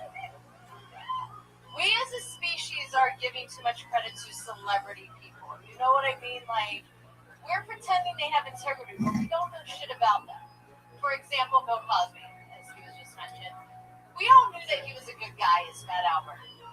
And we all knew Bill Cosby was a good guy as Dr. Huxtable. But we assumed Bill Cosby was a good guy as Bill Cosby, right? Nobody knew what the fuck he was doing. Like, I saw how he looked at Rudy a couple times, and that shit was a little suspect. Of all the fucking occupations as a doctor, he was a gynecologist, you guys. Like, he was not hiding the fact that he's a motherfucking vagina addict. No dude wants to see a baby come out of a pussy, but he's like, I'll look at pussy, I don't give a fuck. 24/7, give me that pussy. Am I right? It's a little crazy. That's my Bill Cosby stuff. I'm gonna stop right there. Thanks. Motherfucker. Well, thank God we're not on the radio. Oh, yeah. Pussy, vagina, stinking pussy, Bill Cosby, pussy, mama's pussy. Bill Cosby was a gynecologist. Yeah. Yeah. As a real person? No, it's Dr. Huxtable. Yeah. Yeah, I know, but pervert. Why do you keep pulling back your sweater? What is that? What are you doing? I don't know. Peanut butter. Davina, I heard you almost slip into Bill Cosby impression. Yeah, I heard that. For a second, really? I was looking at Rudy, and I said, looked a little suspect. I always love hearing it. Everybody's Bill Cosby impression always sounds terrible to me. It sounds a little like, I don't think I've ever heard one and gone, wow, that's a real Cosby. that was kind of like Adam Sandler Bill Cosby a little bit. Oh, I go to Davina. Great energy. I mean, great energy. You came right up, I think, on the stage and just full of just charisma and excitement. I don't know how long you've been doing. I know you've All I been want to working do in is the club. molest your body this entire time. I've been thinking about your 12-pack Bob Ocean. What the fuck? Oh, Wow. What? Yeah, Bob. I didn't even mean to show I that. should have done that for 60 seconds. So embarrassed. Oh, Bob, that's so crazy that you wear that one ring on your wedding finger because you're not married anymore. I can't believe, you still wear it. Shut the fuck up. You are single now? I can't believe you still wear it since your wife died last week. Very simple, yeah. You want some lap dance music? Art Hernandez's dad allegedly murdered Are you him. doing a lap dance at a circus, Brian? What the fuck what kind of lap dance music is that? What's that? Cosby Show thing. Oh, that's a Cosby, okay. Oh, yeah. Of course it's a Cosby Show thing. So, Davina, I don't know how long you've been doing this. I've been focused since like October 2013. So like a year and a half. Year and a half, okay. And you get up at the comedy store a lot, or is this? Here and there. You are a comedy store employee. How's that been treating you? I love it. I mean, this is my mecca. I love it, yeah. Why do you keep pointing your tits out? Because you love I don't. Well, my I Everything used is to be all a like this. stripper. Maybe that's what I think it's just. You have your old stripper tools that you still use, like having your shirt that has something on one tit, like your peanut butter and jelly, pointing at it. It's like Maybe that's awesome. hit the top. That's an adorable fucking shirt. Yeah, but that subconsciously, this is all leading to your boobs. Look at my boobs. You got some. Did you say you used to be a stripper? Yeah. Wow, really? Topless, just topless. Wow. In Arizona. It was fun. It was fun. I'm a pervert. I'm a Topless and titless car, huh? Oh, shut up. Shut up, I'm little, they're there. They're Fuck there. off, they're The there. specialty stripper. Hey, do you have anybody with Love love it. That's very good. Stage 2. Let's give it up. Oh, stop it, Brian. Ryan, now that's Ryan. Come on, here's what Daddy wants. Always great podcasting, listening to Cherry Pie. Come on, now, remember what? I have no idea what's happening out there. But sure. We're on the radio, guys. Come on, it doesn't matter. For those of you listening to the radio, Thought of a great stripper name. Amber Alert.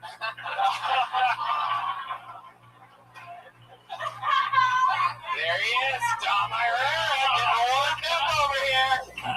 Look out, it only gets stronger. I love your style.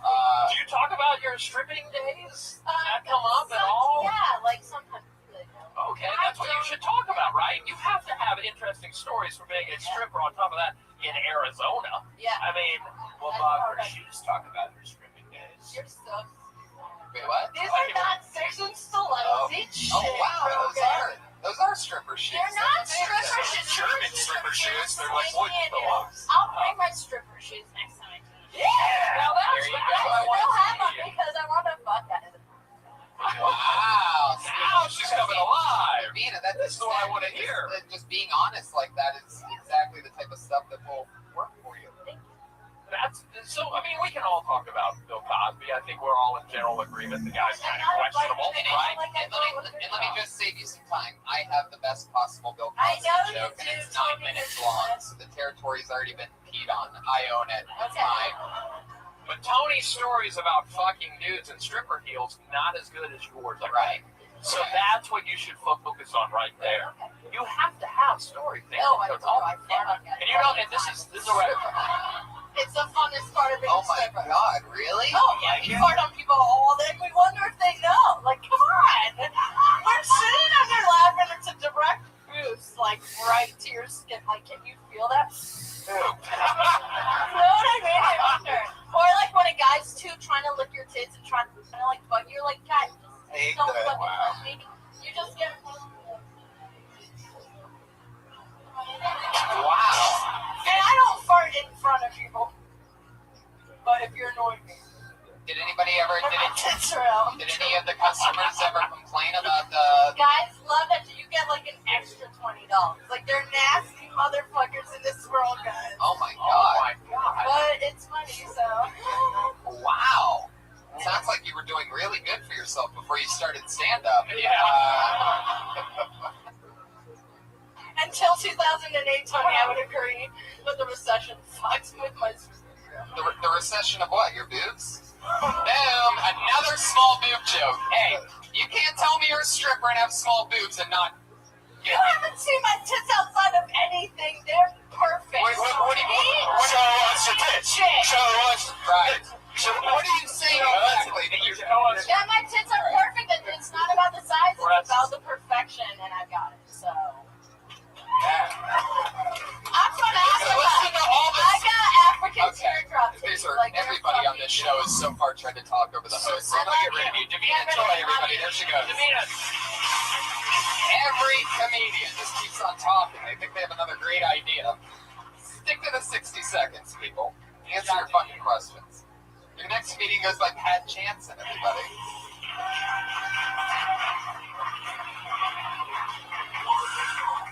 Yeah, so I have obsessive compulsive disorder. Anybody else here have OCD? Yeah. All right, I counted 4 people. If we could get 2 more to get to a multiple of 3, that'd be great. I do have OCD. It's a psychological disorder. People still don't have a firm grasp on psychological disorders or how to talk to people with them. People will say things to me like, come on, Pat, you know what's all in your head, right? You know what's all in your head. Yeah, it's a psychological disorder. That's exactly where it's located. If I ever have a broken leg, I'll come to you to figure out the source of my problem. Because I have OCD, I do weird things. I recognize that they're weird, but I still can't stop doing them. As a result, people will say things like, well, come on, why don't you just go over it? Why don't you stop? Why don't you just get over it? Nobody ever takes that approach with physical ailments. Nobody's ever like, God, gee, Ted, you sure look down. I know you just had a stroke, but why don't you get over it? Come on, you at least look happy on your right side earlier. You're never pissed on both sides. Yeah. That's it for the OCD stuff. I feel like we're at a minute. Yeah, you just hit it exactly a minute. That OCD is not another one. Wow. Pat Jansen, I love her OCD class. Stop himself compulsively. Yeah, I gotta stop one too. Pat, you're funny as hell. I'd shake your hand, but then you'd have to go watch. And, I don't want to. How long have you been on stand-up? About 5 years. Yeah, where are you from? Nebraska. That's where you've been doing? How long have you been in LA? Well, I started in Pennsylvania, but I've been in LA since January. Jesus. Wow. You've gotten really good for being in PA and Nebraska that whole time. I did New York a while. Oh. Yeah. Wow. Yeah. I claim Nebraska though. That's you look Nebraska. Yeah, I know.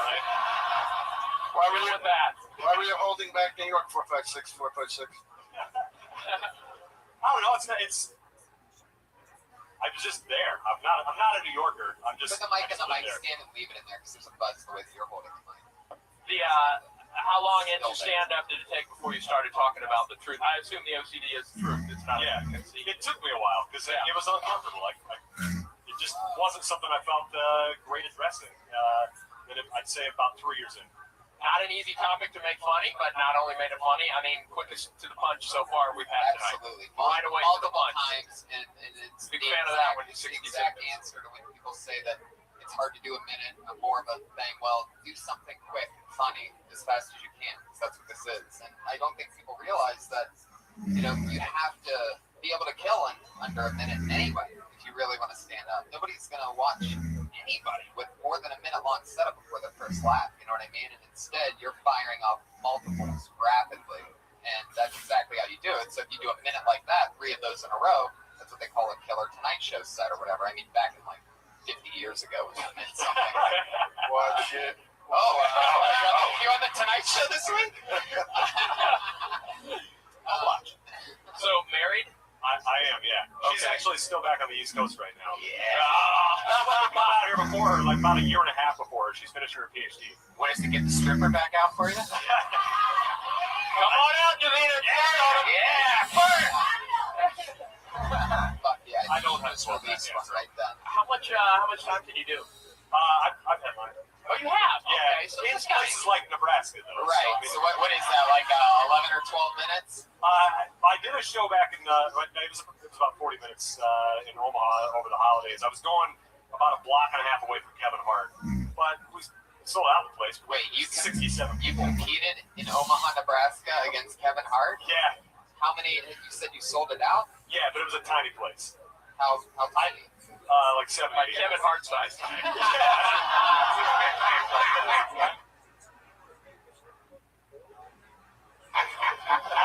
I think you beat me on the number of people. Right. Right.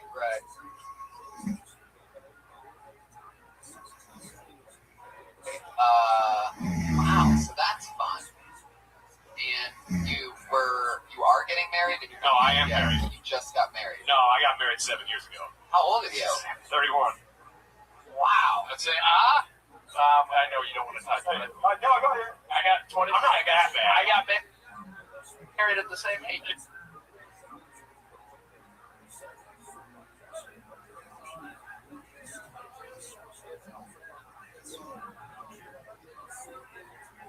Married at the same age. Yeah? Yeah. So you're looking. You're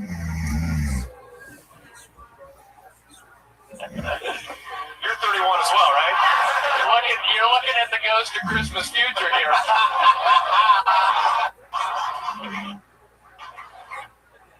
Hey, Pat, it's me. Hey, you. yeah. What, Pat? Look where you're gonna be.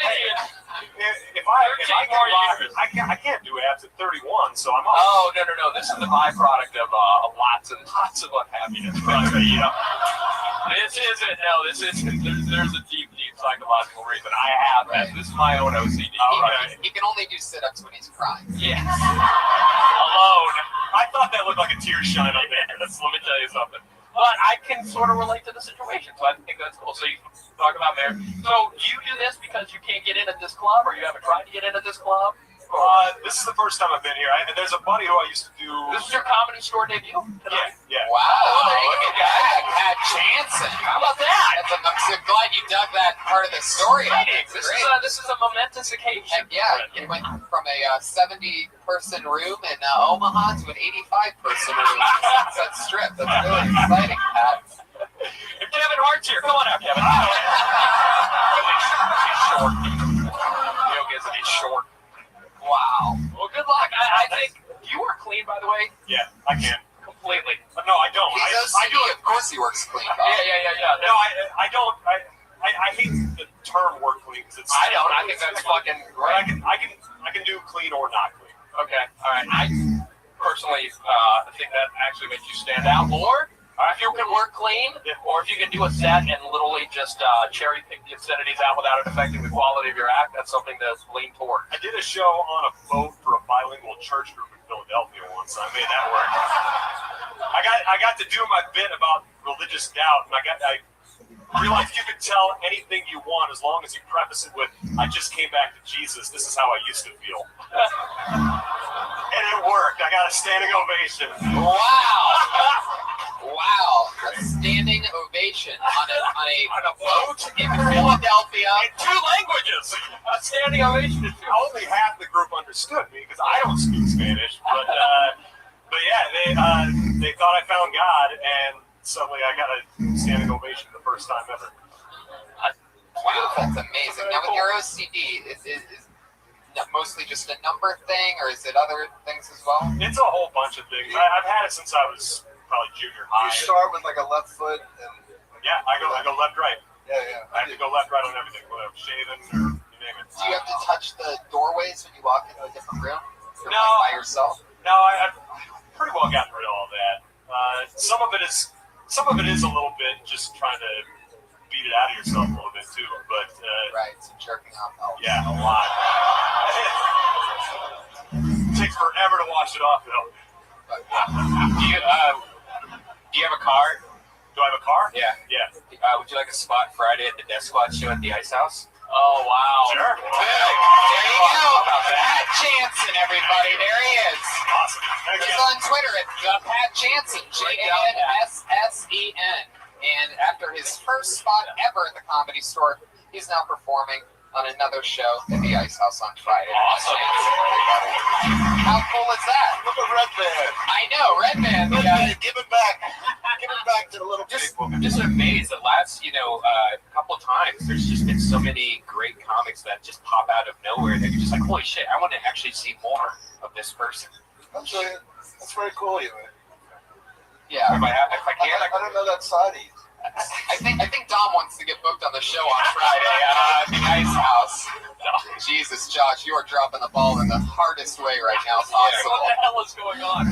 It's unbelievable. Put your hands together for Josh Martin, everybody. He takes care of everything here. Obviously, there's a lot of disasters. There's 5 mics, a live stream, crazy comedians.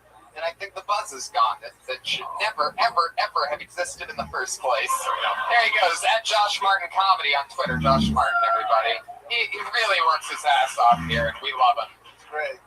He is great, right? And he's a very funny comedian as well. So if anybody's looking to hire a comedian for anything, not this Friday at the Ice House or anything, but Sorry, Josh. Spot's taken. Put your hands together for your next comedian. You know what's interesting is I actually started with this guy, and I just saw him recently a few weeks ago for the first time in what turned out to be, because we talked about it earlier, 6 years. And well, we'll talk about it all later. But I started with this guy. He took 6 years off, and now he's back to stand-up comedy again. Put your hands together for David Verdula. So.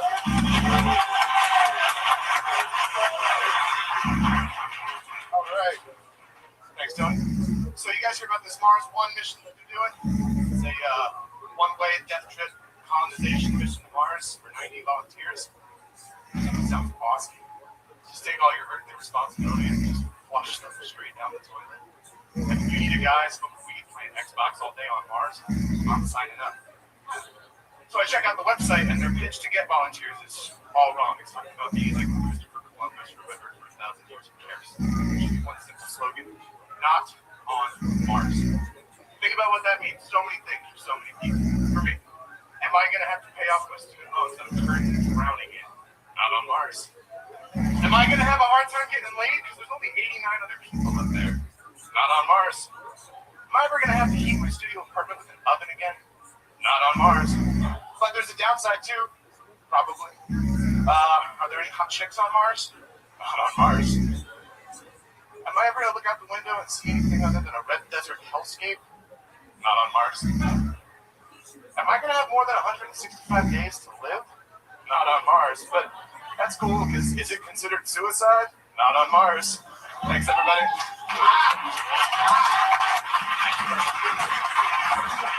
Holy moly, that is amazing.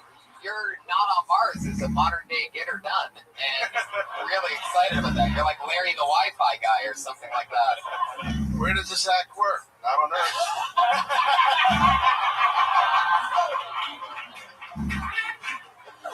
Oh my god. Oh shit, that was so funny. Okay, David Verdulas. Now, we started together, right? And we did it together at like open mics all the time for like 2 years. And then you disappeared. Yes. He's got another gig. Wow. My car, that's my parking. Phone's ringing right now. Look at you. Oh, your meter's up? Yeah, pretty much. Oh, It's got 10 minute buffer. oh, wow. Look at you. Very well prepared. Way to set your timer in the middle of the show. You know where you don't have to worry about parking.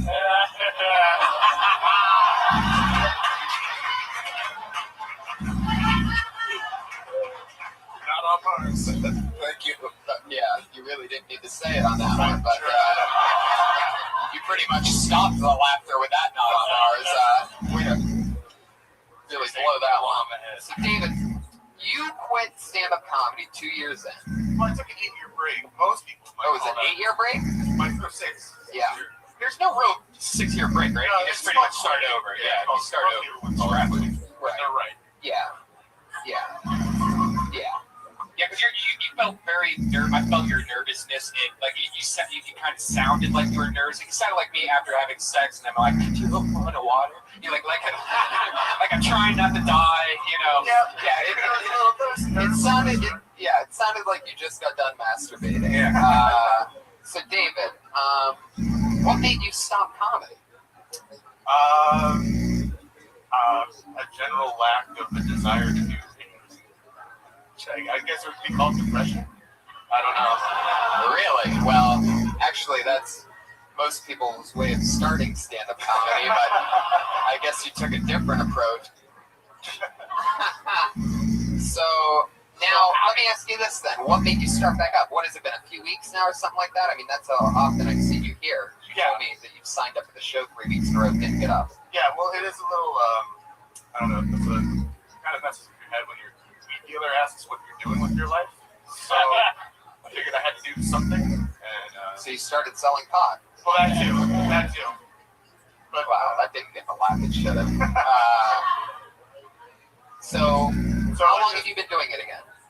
This is actually the first time I've gotten up since I said I've. Have you been trying to perform other places, or are you just shooting for this 1 minute a week gig? No, I've been signing for the open mic outside and went over to the improv last week, but also didn't get on the list there. So you should be doing as many open mics as possible, because your problem isn't in your writing; it's in the fact that you sound like your head's about to explode at any given point. There's guaranteed open mics like Haha Cafe. You can guarantee get a spot every single day. Sal's Comedy Hole, when they're doing it, almost. Hold on, what are these again? Through this simple repetition of doing these open mics, you're gonna lose bad habits like taking the mic directly out of the mic stand and sitting on a stool as fast as you possibly can. Keeping the stand in front of you. Right. Which by the way, Pat Jansen kept the mic stand in front of him too, which is really strange for an obsessive compulsive comedian. Yeah, I noticed that. So you guys remember that guy from 4 minutes ago? All right. Smart crowd tonight. That's something we say almost every show often that we don't even want to say anymore, so we don't, but we should have that at the beginning, like, comics, please take mic stand and put behind you, like at the beginning of the show. Well, I mean, a lot of comics. There was a lot of, this is a very dramatic moment for him. I mean, as I get it, this is your first time on stage in how many years? 6 years. Wait, you haven't done any other That's what I. So he hasn't been up in 6 fucking years. So this didn't even end up in that 6 years. You never went to after all that. Read about it that much, and you were on it. Yeah, that obsessive compulsive. You got 3 minutes on the meter. I'm fine. I'm just worried to get a ticket. Pat Jansen can control himself. He put money in it for you. Don't worry. So, David, I mean, it seems like you really want to be doing this, but I haven't done enough research on what I'll do with the mic, so that's one of the things when I've been coming back here. It's really been I could just hear a hard-working, grinding comedian in the back of the room just go, like, what it. That was Davina's. That was Davina farting. Oh, yeah. Davina's giving a laugh. I love it how every time Bob says a killer joke, he grabs his pen and, like, writes it down. As if it's ever going to work again. Yeah. Like that'll work in Fort Worth. Yeah. Like, that's going to work. Remember that in Ventura County. That's going to work on a bilingual ship in Philadelphia. So, David, what else? I just think this is this is a major thing you did tonight. So fuck the mic stand. You know what I mean? Right. Like I'm not a fan of sitting on stools, period. I mean, literally, the one comic I think who iconically would sit when he delivered stand-up was pre-rape Cosby. So, unless you're putting yourself into that league, Mark Maron does it. Mark Maron does. But you know what I mean? Like seasoned veterans, because there's an authorship to that I don't think you're at yet. It's fine. I get that. I think you'd rather pay because you already have the energy there. That's what you're talking about, or pacing jokes? It felt artificial. It felt like you were intentionally entrapping yourself. Yeah, your body's telling you to pace it. Pace it, dial that back. Don't take such an extreme that you're sitting down, because if you're a pacing comedian, I mean, Chris Rock doesn't sit on a stool because he's a pacing comedian. Yeah. He kills as a pacing comedian. And there's other guys that sit on a stool, so you might as well just do what Chris Rock does, if that's what your body's telling you to do, instead of doing what Bill Cosby does. Anyway, distance myself from Cosby. I thought I was already. No more Chris Rock if that's what your body's telling you to do. Well, all I can say is I've been in your position. I quit doing stand-up comedy. I also came back. So much like Pat earlier, you're looking at the ghost of Christmas future here. So yeah, I know it's a huge step. So that in and of itself is a victory. Just keep doing it now. You've gotten the hard part out of the way. Yeah, I got to boom. Hit the ground harder. Yeah, hit the ground harder for sure. Pat Reagan, what do you think about David Berdulis? I see you staring at him. You're like eyeballing him up and down, really thinking of something over there. What's going on? I know, just okay. Which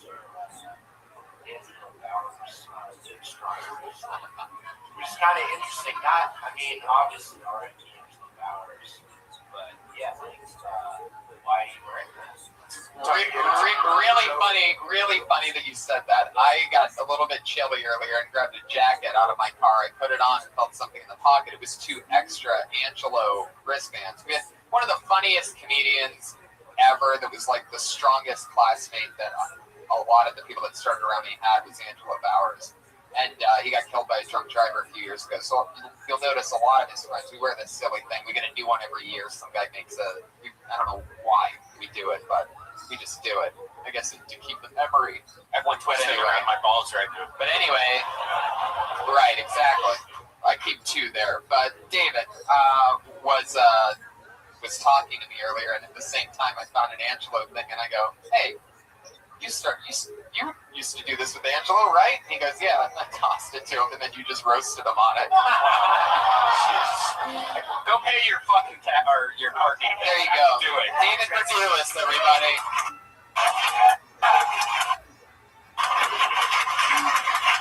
It's a rough spot to be in. It's always hard. It's always hard to do comedy when you know your meters are running out. It's always a tough position.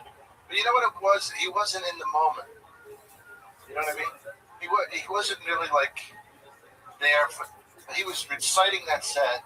And that's why he was so. Because I'm sure it could have been much funnier. But, you know, it's like if you're doing Fiddler on the Roof every night, you got to be there as Tevye, wherever it is. You got to be there. You got to be there at the moment, whatever it is. And he wasn't. And that's what. I think I get exactly what you're saying, and I agree. David Verdulis should go try out for Fiddler on the Roof. Precisely. But yeah, the buzz is back. Maybe Josh can come up here and slam some microphones together and fix it. Let's just keep it going. Put your hands together for your next comedian, Scott Duggan. Scott Duggan, here he comes.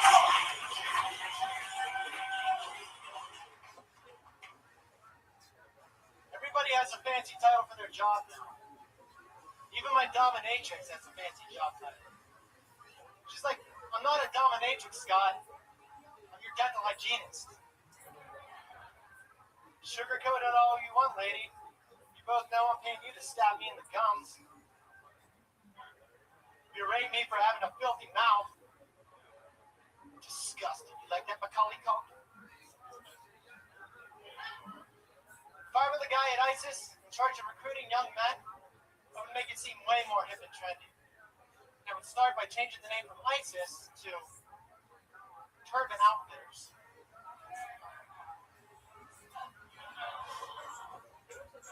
Great. Okay. I guess if you just bail out at 43 seconds, it just ends that awkwardly.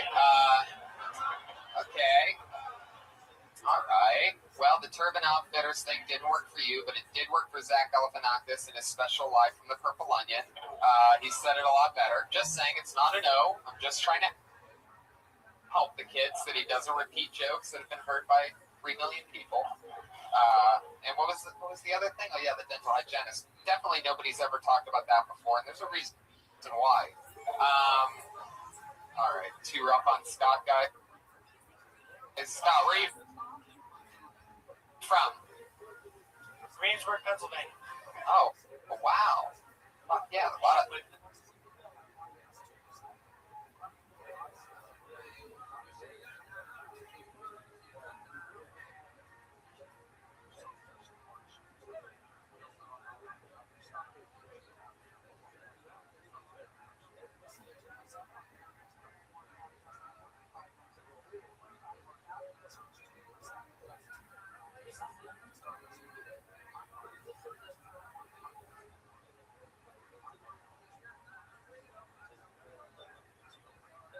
Back in the mic stand and then take it out. Right, yeah. Yeah. It makes a lot of sense. Just question for question, just pop it out again. How long have you been on stand-up? Less than a year. Less than a year. Do you have anything else to fill the remaining 17 seconds of that minute? Sure, yeah. Do we give them? Sure, why not? Since you're going, give them? yeah, but 17 seconds. 8-second joke. Sure. We don't want to end on that one. Okay. Go for it.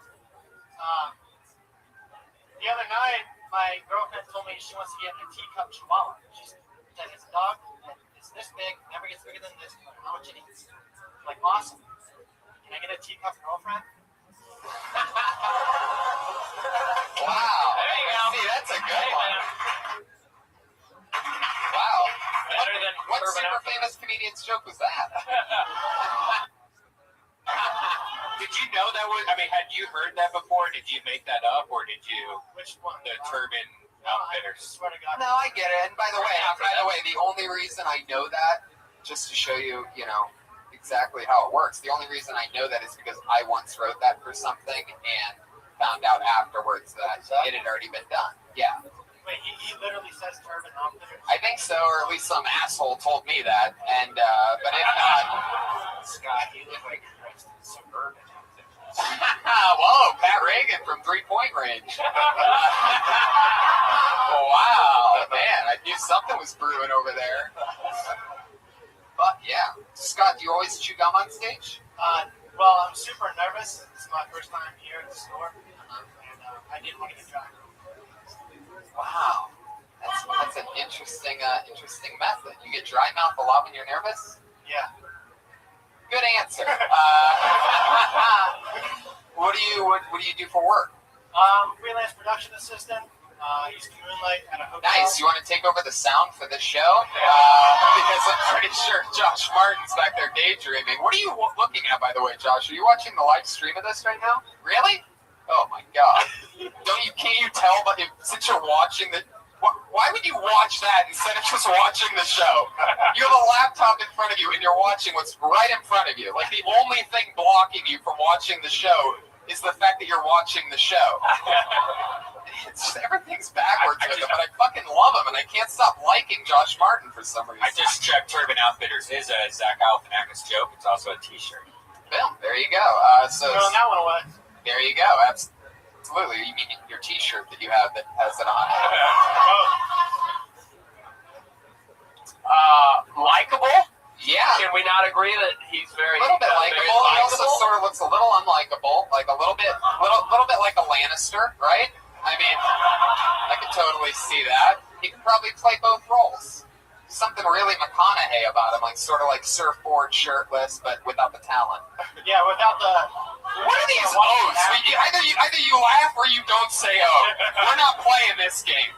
What was the Macaulay Culkin reference? Do you think you look like Macaulay Culkin or what? I didn't get that. Yeah, people used to tell me I look like Macaulay. When you were 5, right?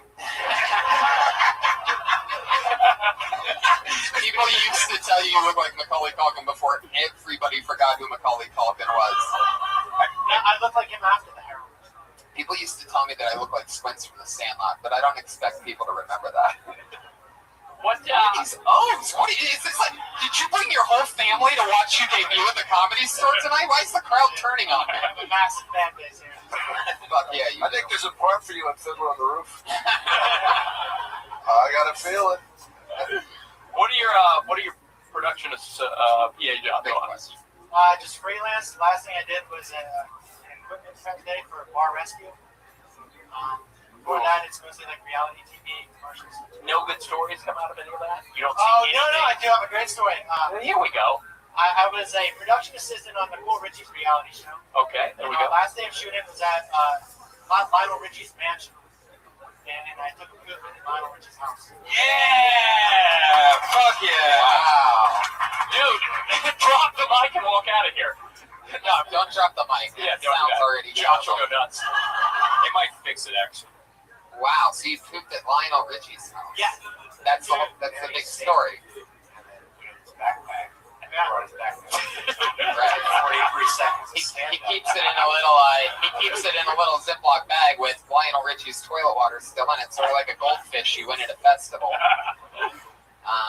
So Scott, I forget what's Lionel Richie. What's his big thing? Oh, night long. Yeah. Hello? Is it me you're looking for? I can see it in your white guys half-heartedly.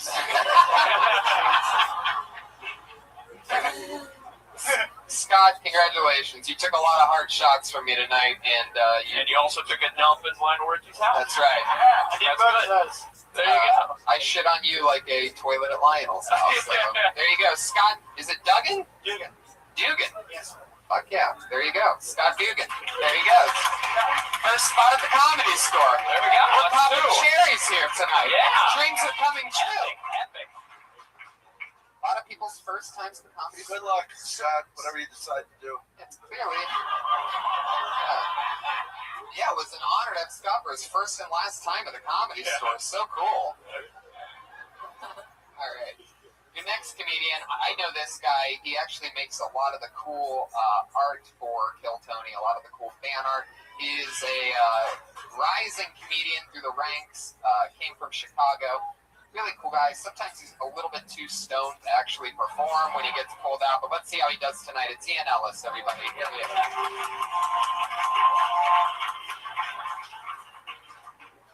Oh my God, Pat, I love you, but if you're the new Patriot, your chances of being murdered have gone up exponentially. A lot of people sign up for this and want to be the Patriot, and if it's just you, you're probably gonna get stabbed, man.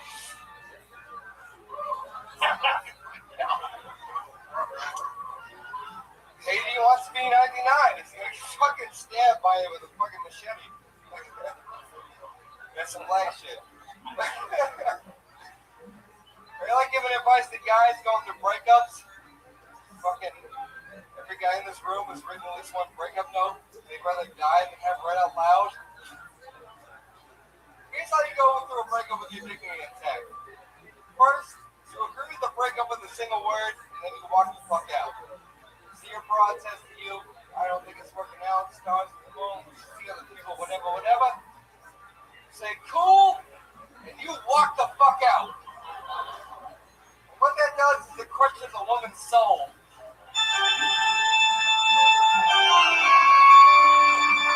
Sometimes Brian doesn't play the cat and he takes a chance and plays another thing, and it just comes across as absolutely confusing. This was one of those moments right then, if you're wondering what that organ meant. Are you punching your time is hurt by alcoholism? All right, Ian, you already bombed for a minute straight. I love it. Out of all the comedians that are drinking coffee tonight, you seem the most tired.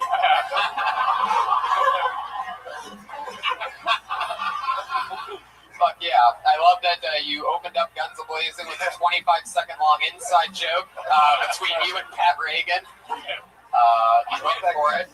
I'm pretty sure that you're going to kill Pat Reagan, and that the evidence of that murder just streamed out live on the internet. So I love that he got such a kick out of him. So imagine if the audience actually laughed like you were laughing. How much fun that would have been. Just remember, Dom, he kills people. Please don't kill Pat Reagan, and if you do, tell Art Hernandez Sr. that we said hello. Remember that from earlier, everybody? That brilliant callback? You motherfuckers. Anyway. Pay attention. Hey, by the way, I love your work. Seriously. I used to watch you years ago.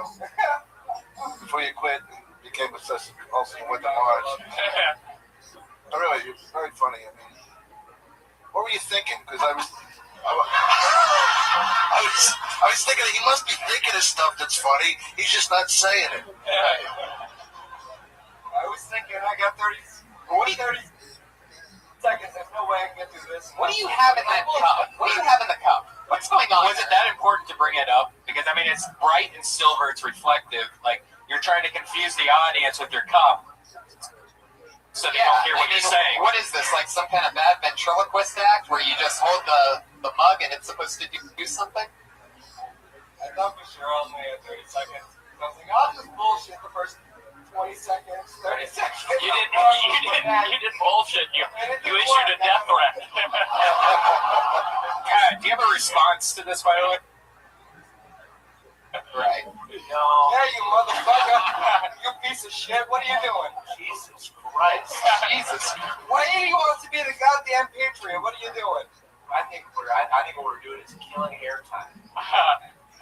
What does this mean? Like this thing that you keep talking about the co-host of the show. Is he the new Patriot? We're just fucking around. We do how we do it here. We change shit on the fly. What do you mean? Or would you be jealous if he was? You think I wouldn't, but I know that he wants to be recognized on the Patriot list. He's dying for it. I love it. He's a good guy. You're talking. This is another inside reference. Yeah, why you're talking about? Yeah, a comedian I'm friend of yours named Haiti wants to be the Patriot on another episode that's not this one. Ian, do you see the fucking African guy? Okay. He's got a very expressive face. Here we go. I brought him up as the guy that sometimes gets too high to do the show, and I'm pretty sure now you see why. Holy shit, Ian Ellis. I've never seen anybody drink wheat coffee before. Unbelievable. But we're gonna let you go on this one. I just saw all of the listeners quit listening because you were up here. So, Ian, you're done for the night. You guys check out. Oh, Jesus. Tony One Shot. There you go. Thank you. They know, Ian. They're already watching Kill Tony. Not a lot of people have the balls to give a promo to a show that they're at right now, but pretty sure Ian Ellis just did that. Follow him on Twitter at Chicago Open Mic. And yeah, check out Kill Tony sometime. Unbelievable. All right, let's do it again. God only knows what can happen, as you've seen. Put your hands together for Tom Howard. I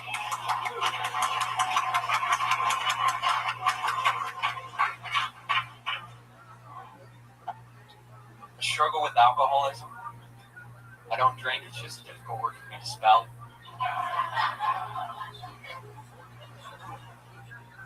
I hate texting. It's nothing like a real conversation. Imagine if texting was like a conversation. Hey Tom, how's your day? Good, Craig, yours.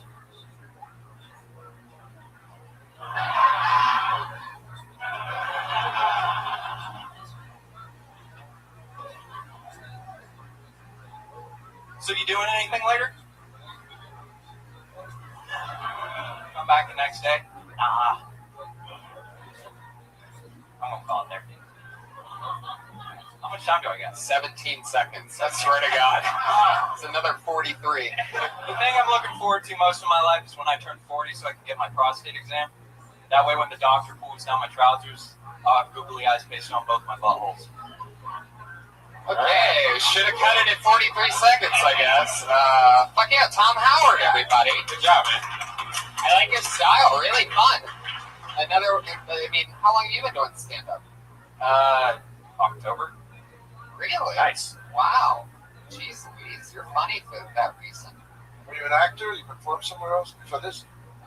No, they just kind of college and stand-up. And I guess you just make it look easy. The second to last joke you did, the one that you were 5 year over with, I liked it, but there needs to be some rewriting to that because there just needs to be some things switched, I think. The text sort of. Well, the thing is that it could have a bigger button. When you say, hey, are you doing anything tonight? The next day, he wouldn't say, no. He would say something else. Like, yeah, hey, man, hey, man, just saw this now. Or anything. There's 1,000 different ways you can go. I think because your joke was the next day, what are you doing tonight? And then you said the next day, you're like, nah, or whatever. Right, so I saw the joke, but you need to rewrite it because there is a punch there. It's just how you say it kind of just lets it fizzle out. People are like, almost like a math joke. Almost people are like, what's how you get out of that joke? You can have like a dick joke there, where you just like take one dick out. Yeah, there you go. Pat just finished the joke for you. That's a good point. I think you should lose. I think you should lose the whole text bit, and then the rest of the stuff I love. But just the whole texting bit. Yeah, I thought a bit earlier at work today. Dom's not a big fan of text messages. I'm kidding. It was. Bob, anything for Tom? No, I thought you were going to be actually a Stephen Reich-like comic when you started out. You know what I mean? You did a very Stephen Reich, sort of a setup punch, kind of abstract, observational type joke. But then you kind of delved into the text thing, which didn't really go anywhere at the end. It sort of fizzled out there at the end. Do you have more that lend itself towards one type of joke or the other, or is it sort of that mix of the two? It's usually a mix, basically. It's kind of working whenever it comes to my head. Were you influenced at all by the setup punch classics like Stephen Wright or someone like that? I mean, kind of. Like, I thought of the joke when I was pretty high. So, it's a shame Ian Ellis couldn't think of jokes when he was I don't think I could hang at all. Right. It would be terrifying to hang with Ellis. So, Well, I don't finish sentences.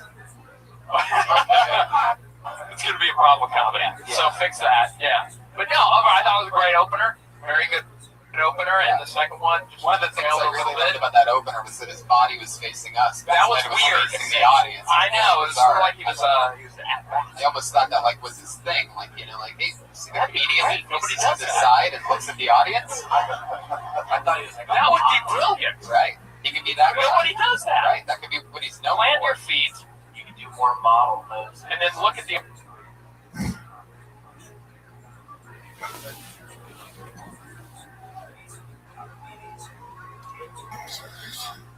audience and do one more bit. No, I think so. Maybe turn all the way around and like look back at it, like back at the audience. Right. Yeah, like that. Yeah. Nobody.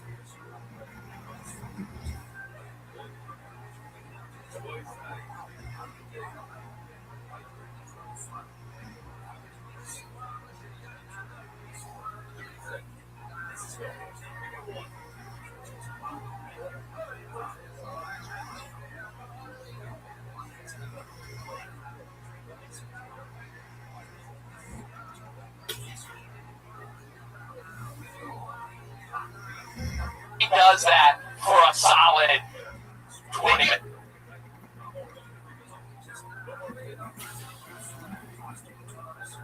That's Hollywood. Yeah. Well, Tom, we're going to move along. Thanks, Tom. Tom is at The Real Last Mohican on Twitter. Follow him. Ian Ellis is at Chicago Open Mic. Follow him. Guys, this is the part of the show where every week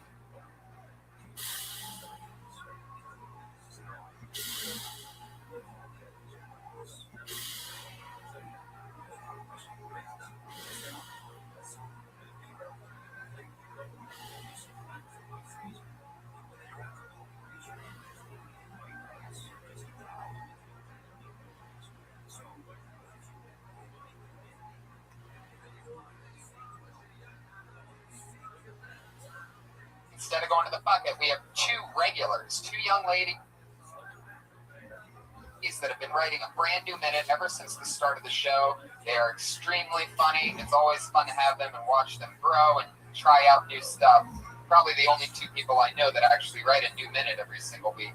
And it's always a blast. Bring hands together for your first comedian of the night, formerly a student at the University of Florida, and after her first time on Kill Tony, she decided to stay here in LA and write a new minute every single week and perform it. Here she is again. It's the one and only Kimberly Congdon. I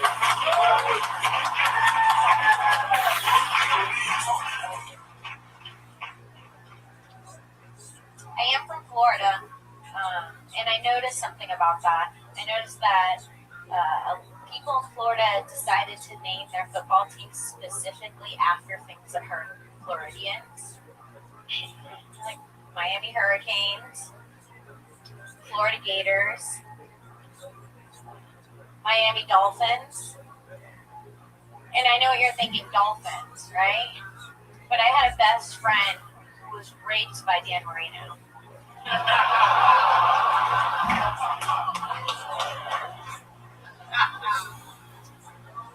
I can closely compare myself to the UF football players because I also did 3 years and went straight to the pros.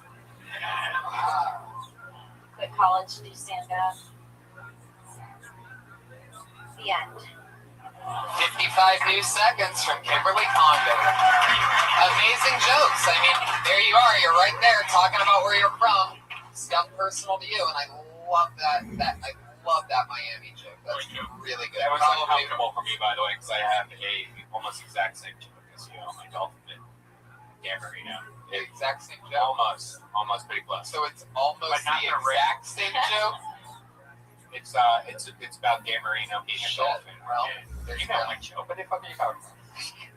No, I don't. I'm confused, but I don't. I'm sorry. Anyways, but yeah, that was uncomfortable for me because I was just like, wait a second, I've seen my bit before about Dolphins.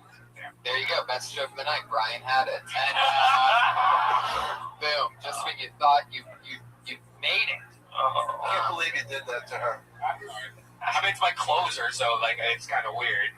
Really? I mean, I feel like I've heard you talk about dolphins raping people. Yeah, I've heard you talk about dolphins raping people. What's your Dan Marino? You didn't specify the end. I'm beginning of my closer right now. Just take the 15-minute joke. Give me the juice right now. But Would it make it better if she changed hers to Larry's Vodka? I was gonna do the guy that just got the guy with the weird name, the new one.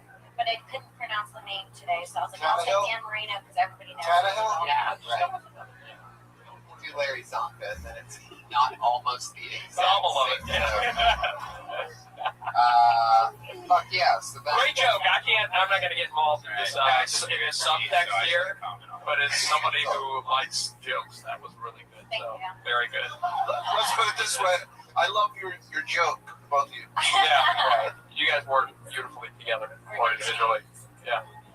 I love the premise, by the way. I was literally in my head trying to think of more universities and their mascots and other games. Like, I laughed at the premise as a sports fan, right? And someone who has knowledge of what you were going into. I thought that was a great premise. I don't know if you can explore it even more or expand a bit. Love that. Totally. Well, thank you. I was trying to figure out how to make the 3-year straight into the pros to explain it more about stand-up because I feel like some people don't understand what I mean by that. I didn't understand what you meant. Right. That was a very Ian Ellis inside joke move. But you dropped out of college after 3 years, and then started stand-up comedy. Yeah, that part's probably never gonna work. Unless I said it at the beginning of a longer set. Like I dropped out of college 3 years. That's only for football, it's not basketball. So that's kind of confusing. Right. You should drop right out immediately. Dom actually. All right. 100 years ago. Kim, I think you gotta. Reagan. Kim, I think you gotta stop eating lunch with Red Man.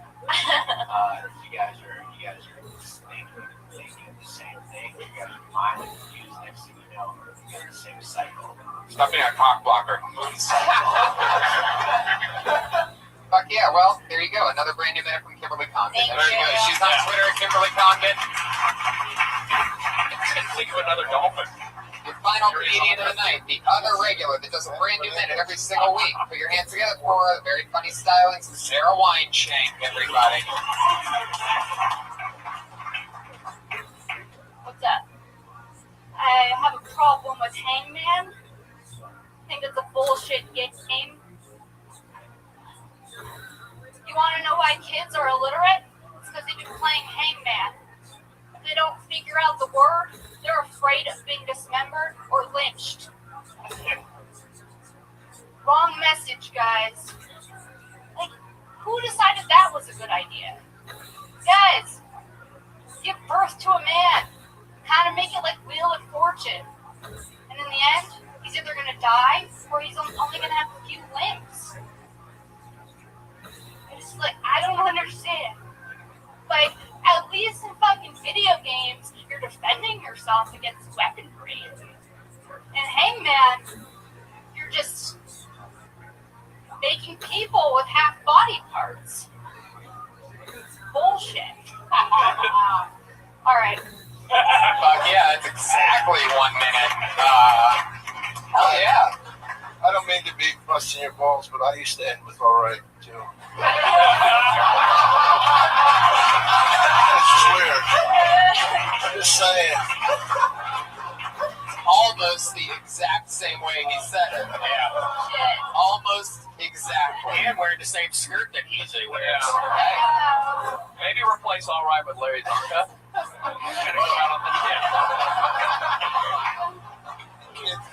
Kids oh my god, it's so funny. So Sarah, what happened? Did you get molested by a hangman when you were a kid? Like, what is this beef you have with hangman? I just was thinking about it and I was like, tic-tac-toe, that's cool. I can fuck with tic-tac-toe. Right. I can fuck with that game where you make those squares. But like, Hangman's a little fucked up. Yeah. Right? Yeah. It's like, figure out this word or else this man's gonna die. That's what was missing. Yeah. You didn't explore the topic. I felt like you were kind of talking at with the topic that you were trying to right there. You were kind of figuring it out. Yeah. And there's more of a realization there, the way you just said it. Yeah.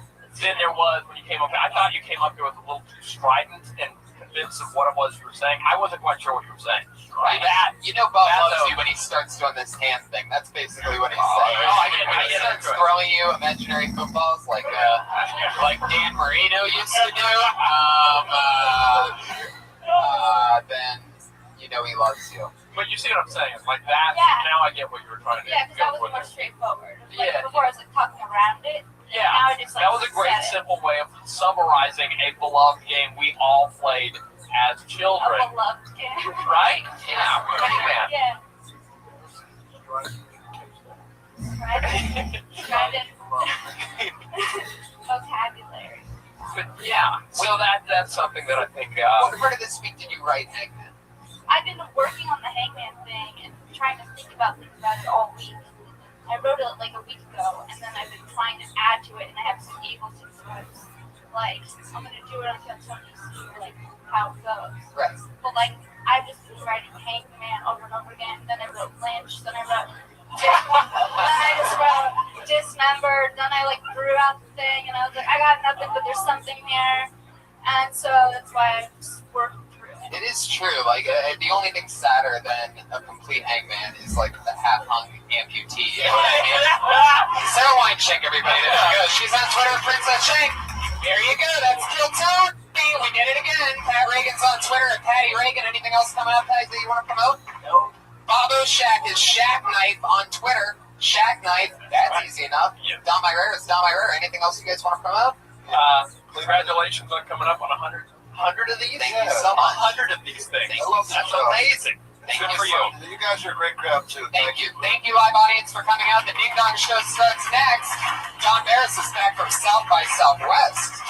So stick around for that if you want. Remember, San Fran, Sacramento, middle of May. Vancouver 420. That's right. Kill Tony 100, April 13th. Thank you, live.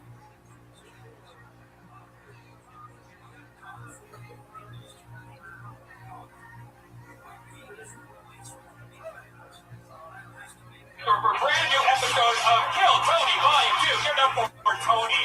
It's What? Oh my goodness. It's the last.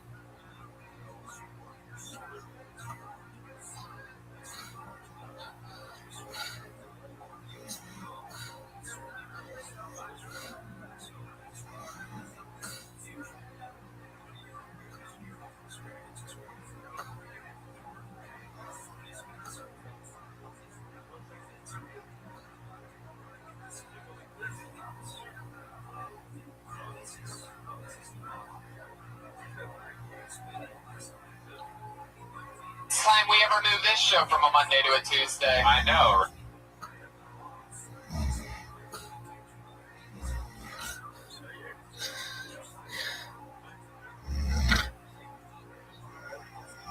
Right? Look at this half fucked room. Yeah. What did...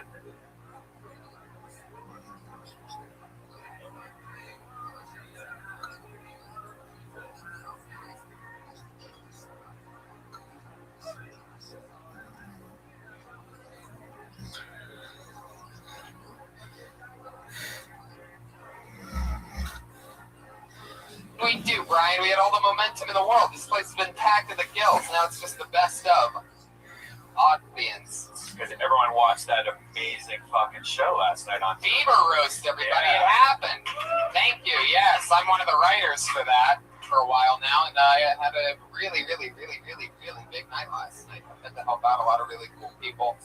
Special shout out to my girl Martha Stewart, who once again, I mean, I was there when she crushed live in person, but to see it on TV well edited, I mean, wow, what a work of art.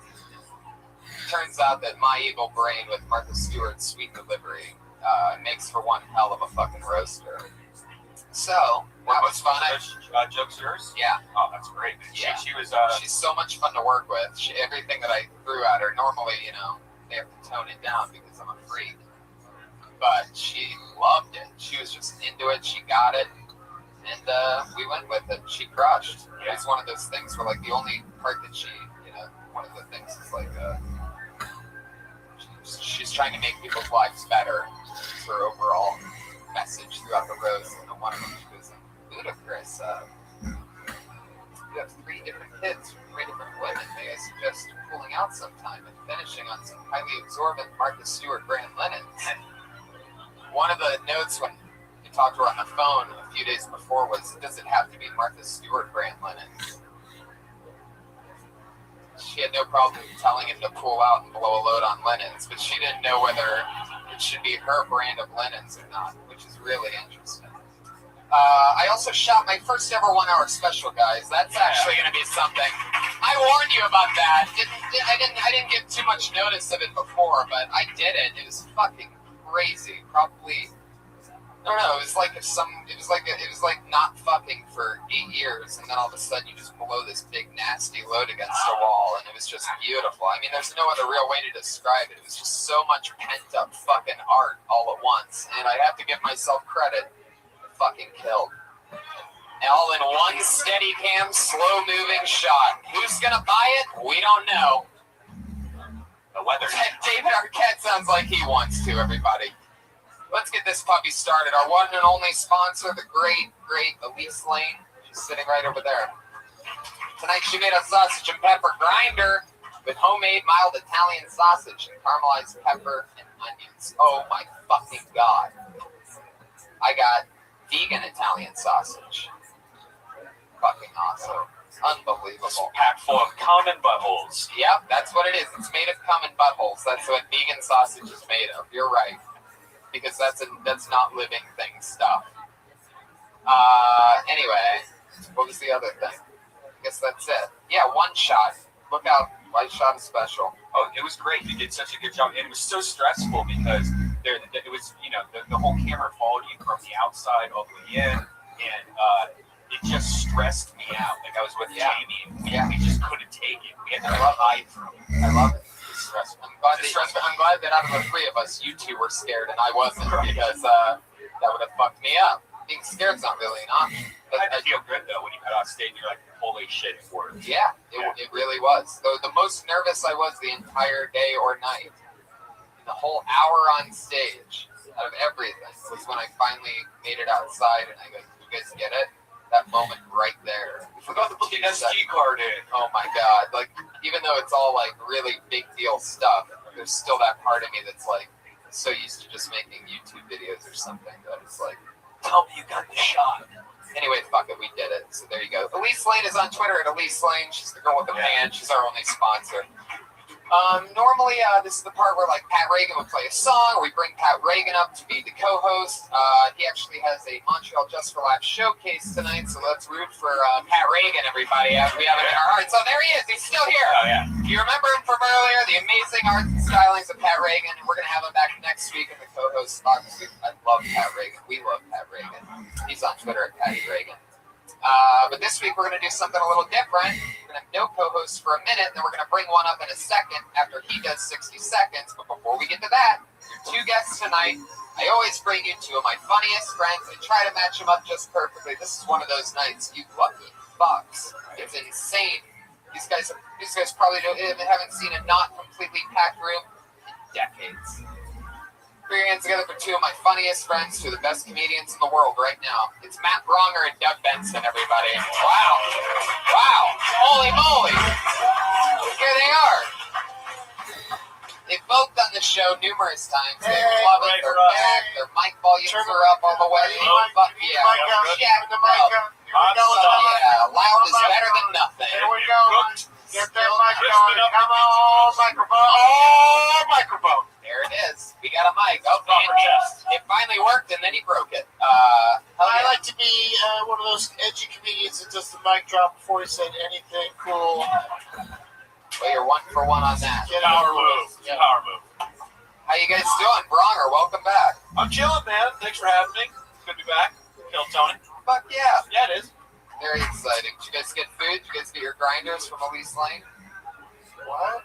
Oh, We're getting ours to go. I'm sorry. The word grinder, you threw me off for a second there. I got it. You thought it was a sexual euphemism. I thought she brought some grinders for my weed. Yeah. Right.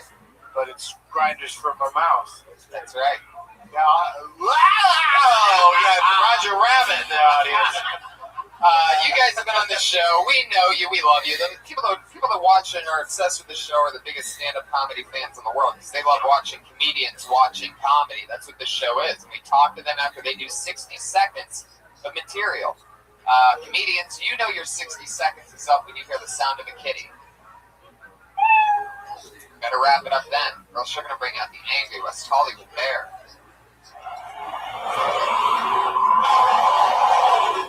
Oh my God, that fucking gunshot is so annoying. The bear has a gun?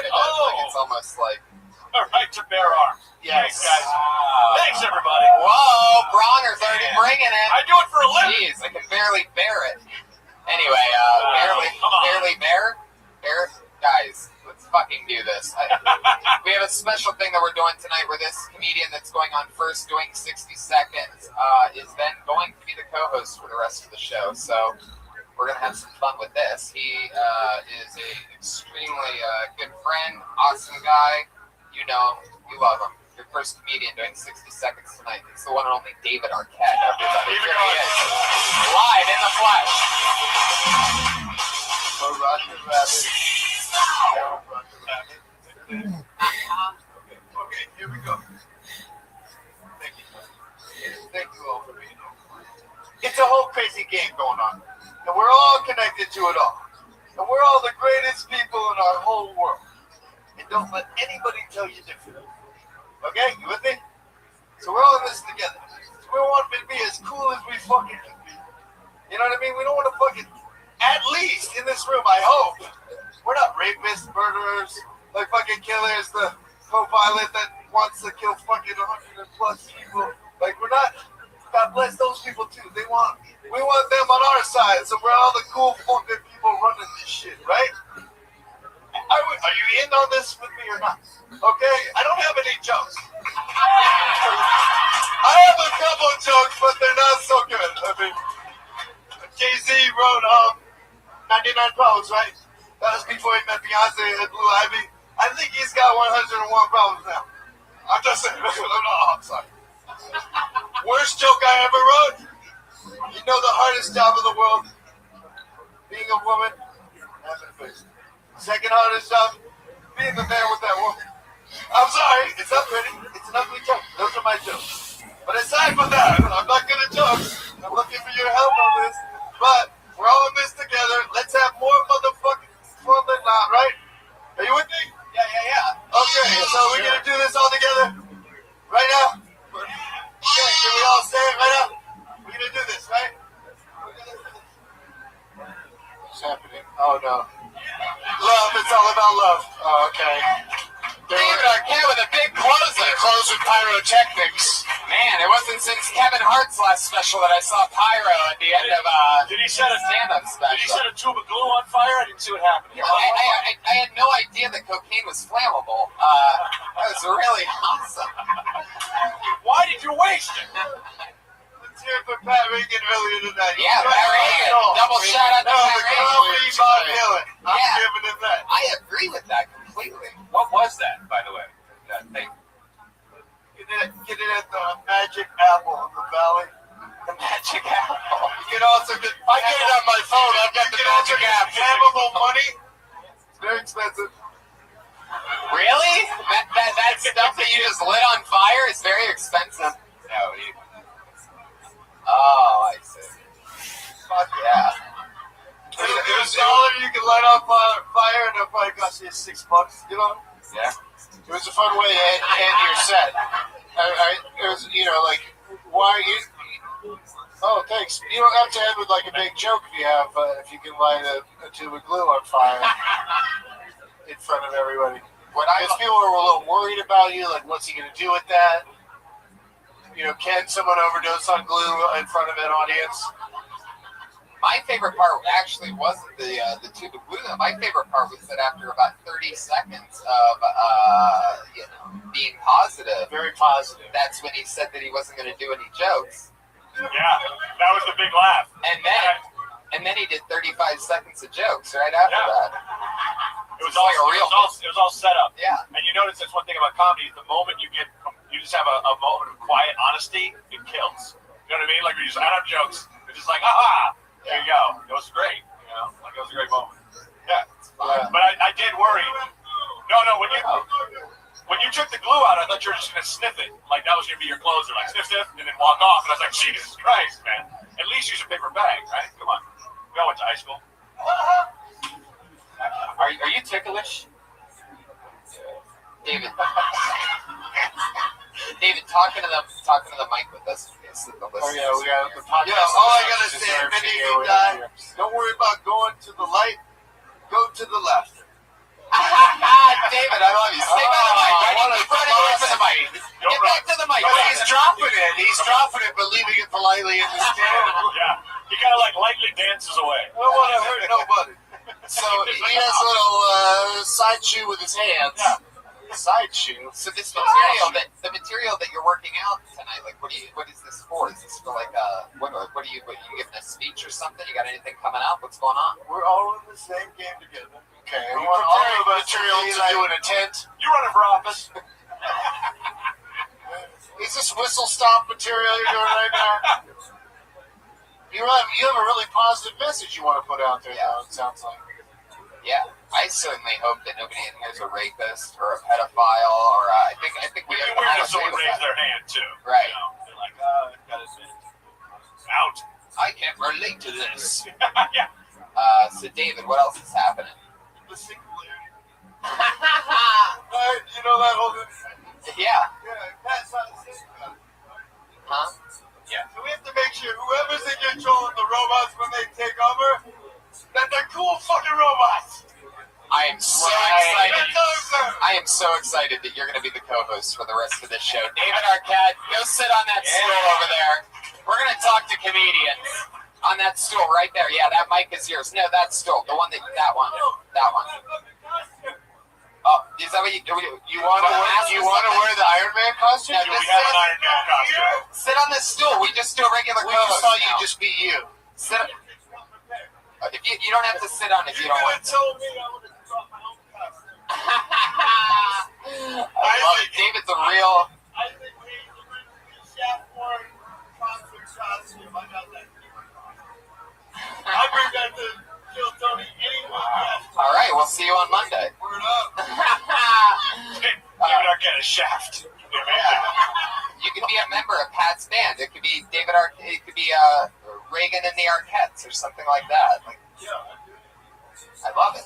Let's do it. Well, David, you've been on the show a few times. You know what it is. We're gonna talk to comedians after they do 60 seconds uninterrupted. You can't talk during the 60 seconds, but when they're done, we're gonna talk to them about anything. You guys ready for this shit or what? Let's do it.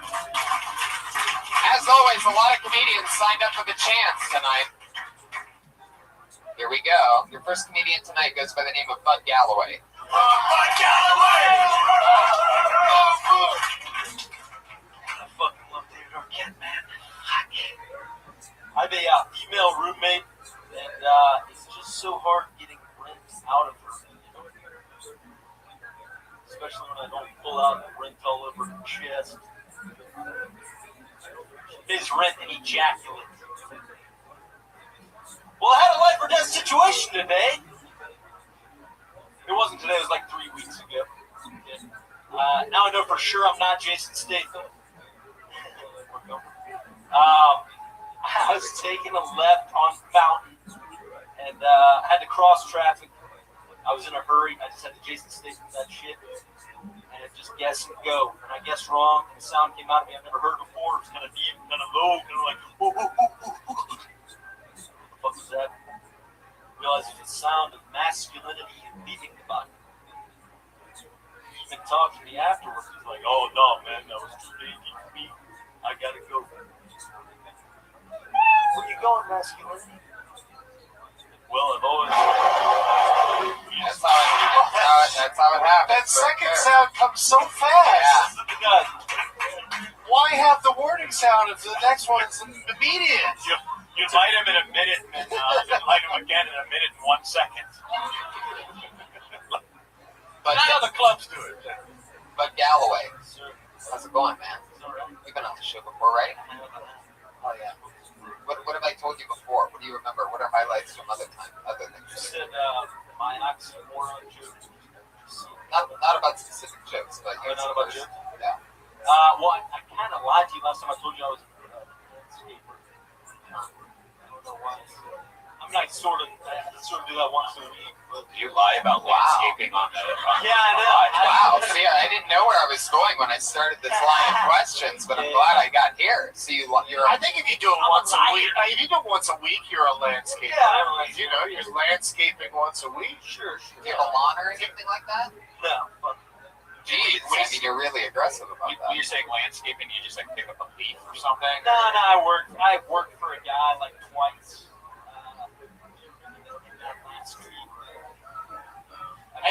want that you would say the word ejaculate in a way that made everyone uncomfortable.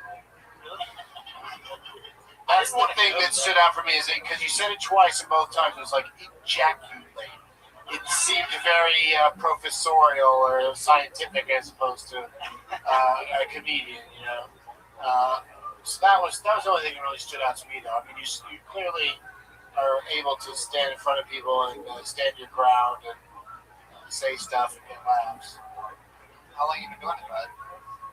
Yeah, you got some laughs. I mean, they're kind of for throwaway things. They were like kind of commenting on how the previous thing didn't work, but a laugh's a laugh. But that's how you got to do it. That's what it's about. Now, laugh's a laugh, David Arquette.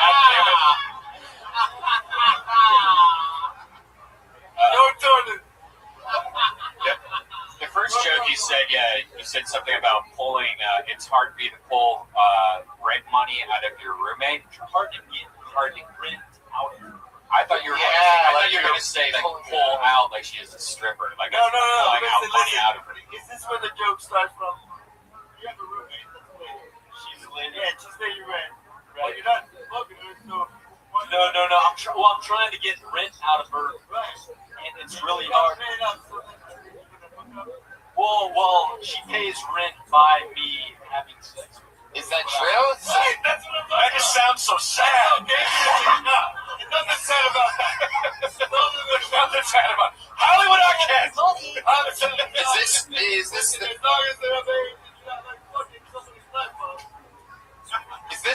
this thing about you hooking up with? By the way, do you know that the rules don't necessarily apply? I need a translator. Does anybody here speak Arquette? All right. For him saying this looks like the worst episode of MTV's Unplugged ever recorded. Like, get your guitars out and let's go. It's more like unhugged. I'll play a song. Unhugged, guys.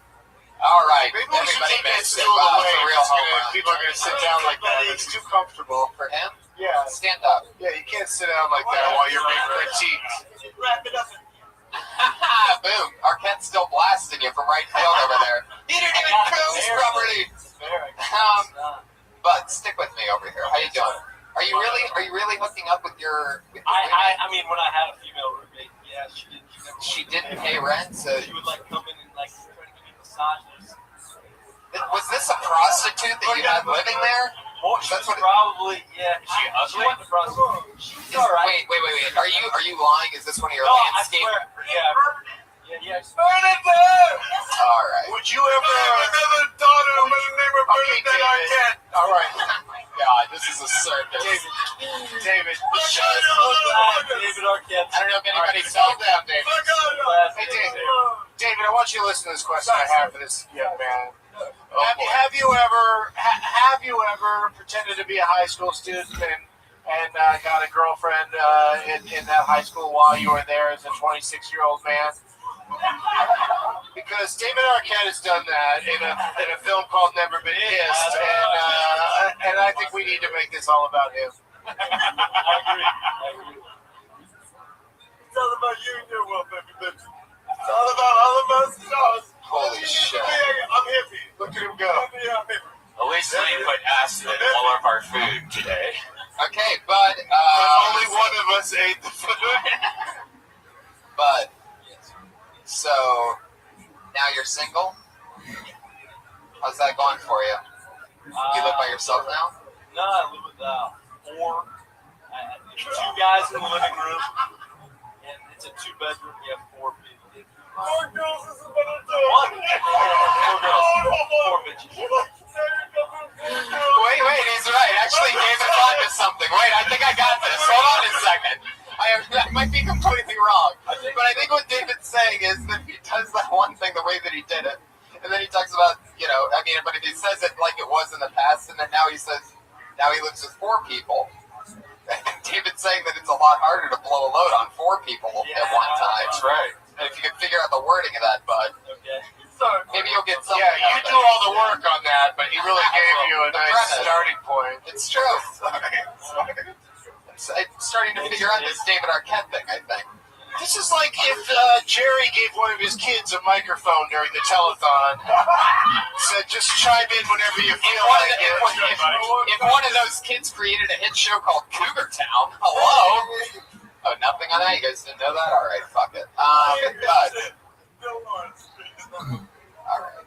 Special shout out. Bud, anything else you want to say to us? Matt, what do you think about Bud? Any final thoughts? I think he had a genuine perspective. I think you just got to define it more. You know, you need to be real specific with you. Like just paint the scenario a little clearer. Like I think the thing you said about your masculinity leaving your body, like become that masculinity. You know, show it in your body and your voice, like taking off like a cowboy or whatever. You know, I was getting that. We've all had that feeling where all of a sudden, well, you know, we just your like voice breaks or you puss out on something. You know, just own it a little more. It's a funny idea.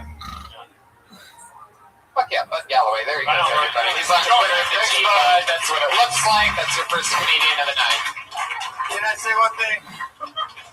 Jizz on them. Jizz on the ground like you do with comedy and love. Yeah. Let me break that down. Like that, Jizz on the crowd like you do comedy and love. Like the Nickelback song. Yeah, I'm sorry. All right, we know this young lady. Put your hands together for the comedy stylings of Sarah Kenny.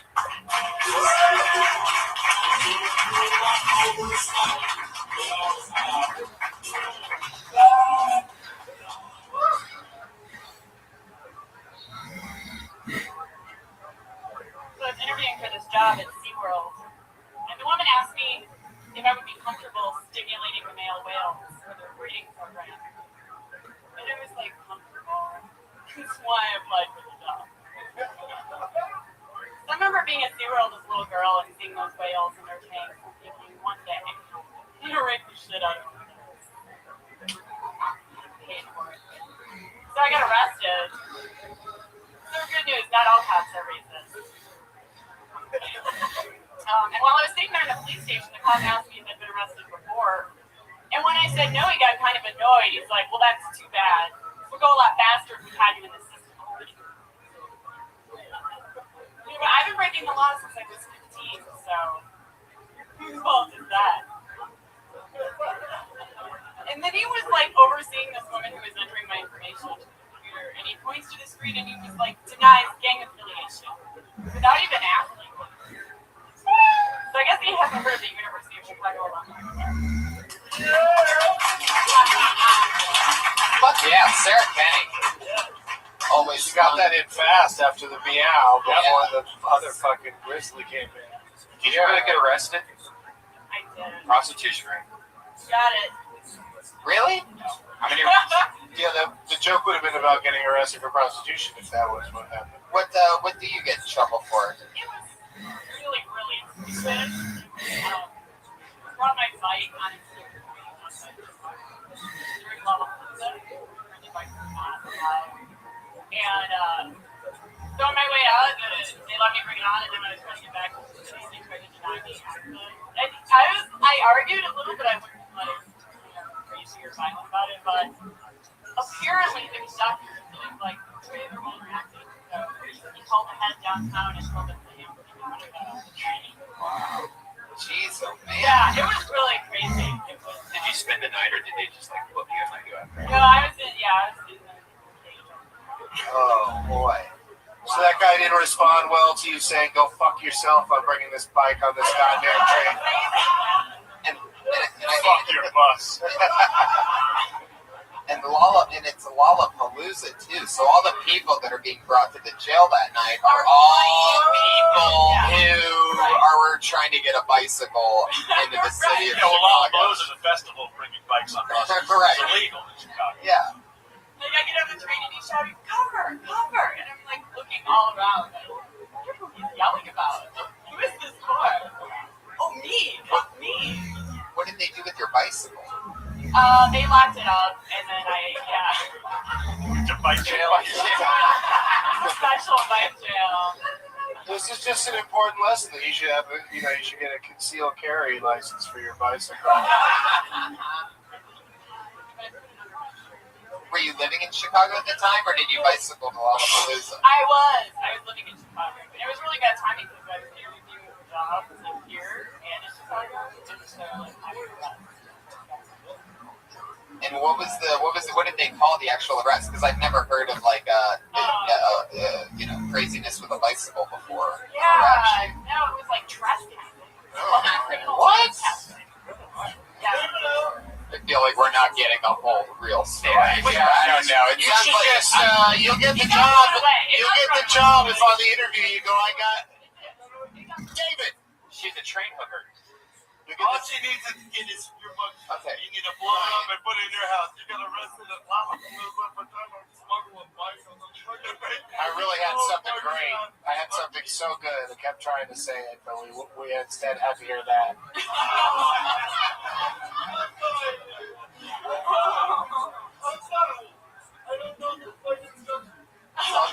all good. Just when somebody else starts talking, let them finish their joke, and then see where it goes from there. I realized I'm a big fat loudmouth, like very recently. So I understand. But it's like Howard. You know what I mean? It's like you've been on Howard numerous times. You're one of the best Howard shows. It's just like that, except. I'm not arguing that he's entertaining. No, that's what I'm saying. I'm talking about very enjoyable. Oh, he so is. Hell yeah, David. I don't know how much more flammable eye drops you have left, but this party's just getting started. I hope you save some for the big close. I got something, baby. I love Kill it. Tony, and it ain't flammable, and it's the same thing. Sarah, you're one of the comedians that have been on the show, I feel like 4, 5, 6, 7 times that I feel like is consistently getting stronger. You know what I mean? Like, I feel like there's always more pops, at least in the minute that you're always doing on the show. I feel like there's been an evolution. Have you been doing a lot of spots and like having fun the last few months? I have, yeah. I've been doing it pretty regularly to Flapper. There you go, a little ringing endorsement for Yeah, Flapper. just that's a great place to spread your wings. Oh yeah. But you're clearly professional and confident, and people laughed plenty of times. It was a good job. Yeah, very good. Great Yeah, I job. was real lucky to get that whole thing was recommended great. Came out with Okay, now some incoherence. Here we go. Sarah, you came out with baby. Listen, this is my personal business. All right, here we go. As a co-host, I don't do this like you champs do. Really do. What? You came out with jerking off a fucking whale and SeaWorld. You want fucking hear it. There you go. Fuck yeah. You got the Arquette. That shit. Fuck yeah. Pow. Boom. Yogi. Oh man. It's all happening. A live show, live streaming podcast. Anything can happen. Does Sarah have a Twitter address? Sarah can be found on Twitter at SKennyComedy. All one word, SKennyComedy. That's what that's like. We've seen this young man before. Always a little spitfire. Put your hands together for Marcos Martinez, ladies and gentlemen. Here he comes.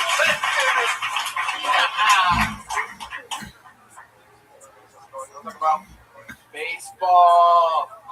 It sucks.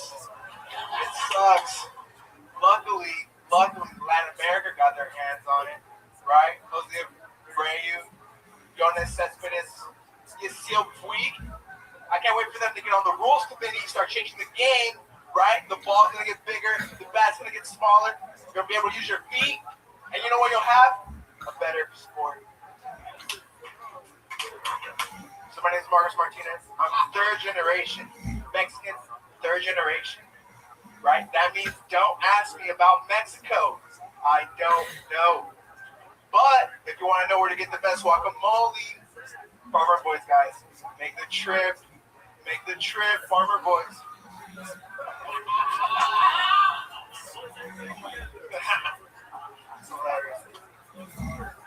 This is awesome. So here we are.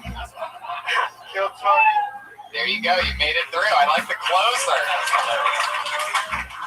I like the closer, just acknowledging that we're here. Fuck yeah. Well, Marcos? What's it like in Tijuana this time of year? I thought you said don't ask me about it. I just asked you after you told me not to. I thought I'd be yelled at. Instead, you answered the question. Marcos, you're very anti-baseball. What happened? Baseball sucks. Oh, did you ever play it as a kid? Yeah. And it's How old are you? Okay, but what about baseball? But you do know that David Arquette plays baseball and never been kissed, and he's quite good at it. And You're hurting his feelings. You're really hurting his feelings, by the way. Getting sat on his stool. There's a moment where he has a baseball bat in his hands defending himself in the hit movie Scream 2, Deputy Dewey. Everybody, how about that? Right? That's true. It's true. Can't That's drop Deputy the bat. Dewey.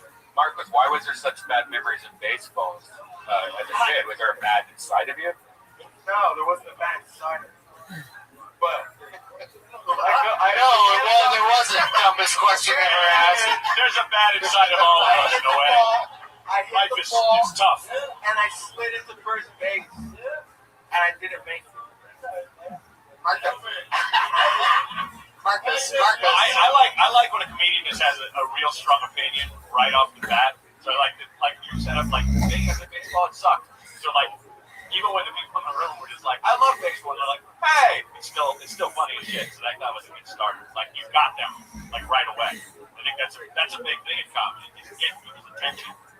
Yeah, here's another good opener. Nixon wasn't such a bad guy. Just go into that. Can I say something? Yes.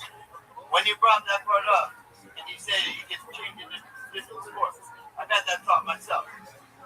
Like what? We're just baseball, football, basketball, soccer. Hey, why can't I thought he was going to name them all. Why don't we have super sports going on right now? It's so With true. people that don't make the NBA, whatever the fuck. Curling, Let's make it more sexy and fun for everyone.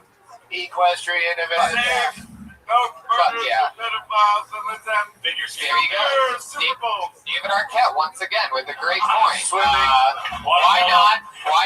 If sports are fun on their own, He said he's mixing sports, you motherfuckers. Get on board.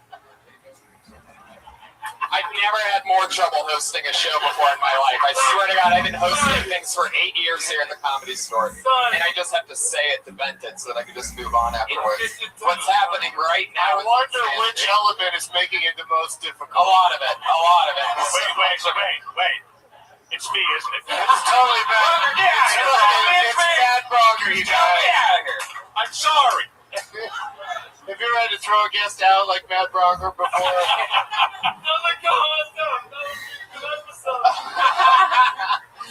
I have no idea how this is. Can I look at some of the chat feed to see what people are actually saying? Like, how is this carrying to the rest of Courtney Cox's ex-husband is stealing the show.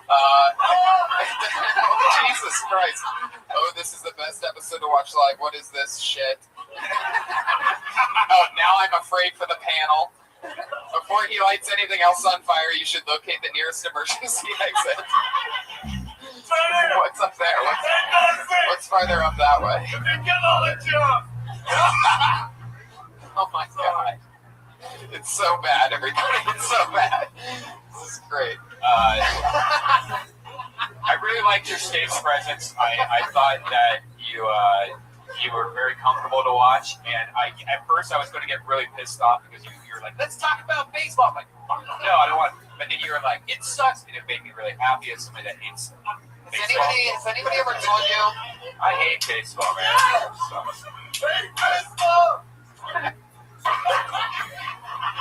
Marcos, has anybody ever told you that you look like a giant 9-year-old? Yeah. How old are you in real life? You're 23. Are you just saying that? No. You look like a big baby. You know, can you imagine him getting like a little Oshkosh, like overall type thing going on? A little booty. A little booty, yeah. What kind of, are you single? What kind of chicks are you hooking up with looking the way that you look? Mexican. Yeah. Are you from LA? What do you do? Hit all the quinceañera? What? No, we don't go to the quinceañera because they're young, right? It's a joke. just joking around, man. What? I just laughed. So. Yeah, keep it down, Bronger. I'm sorry. When is the last time you hit a piñata? Honest question. I'm not even trying to be funny. Well, my cousin. Because I feel like it's been recently. Tell the truth. Are your areolas brown or pink? They're burned. Can I say something? Can I say something? Wait a second. When did David Arquette start writing your things? Can I say something about pinatas? Oh shit! Finally, somebody's shouting out. I'm gonna get a joke. This whole shit. I don't care if I go tomorrow. We're all moths to the flame. You know what I mean? It don't fucking matter anyway. Don't make it so.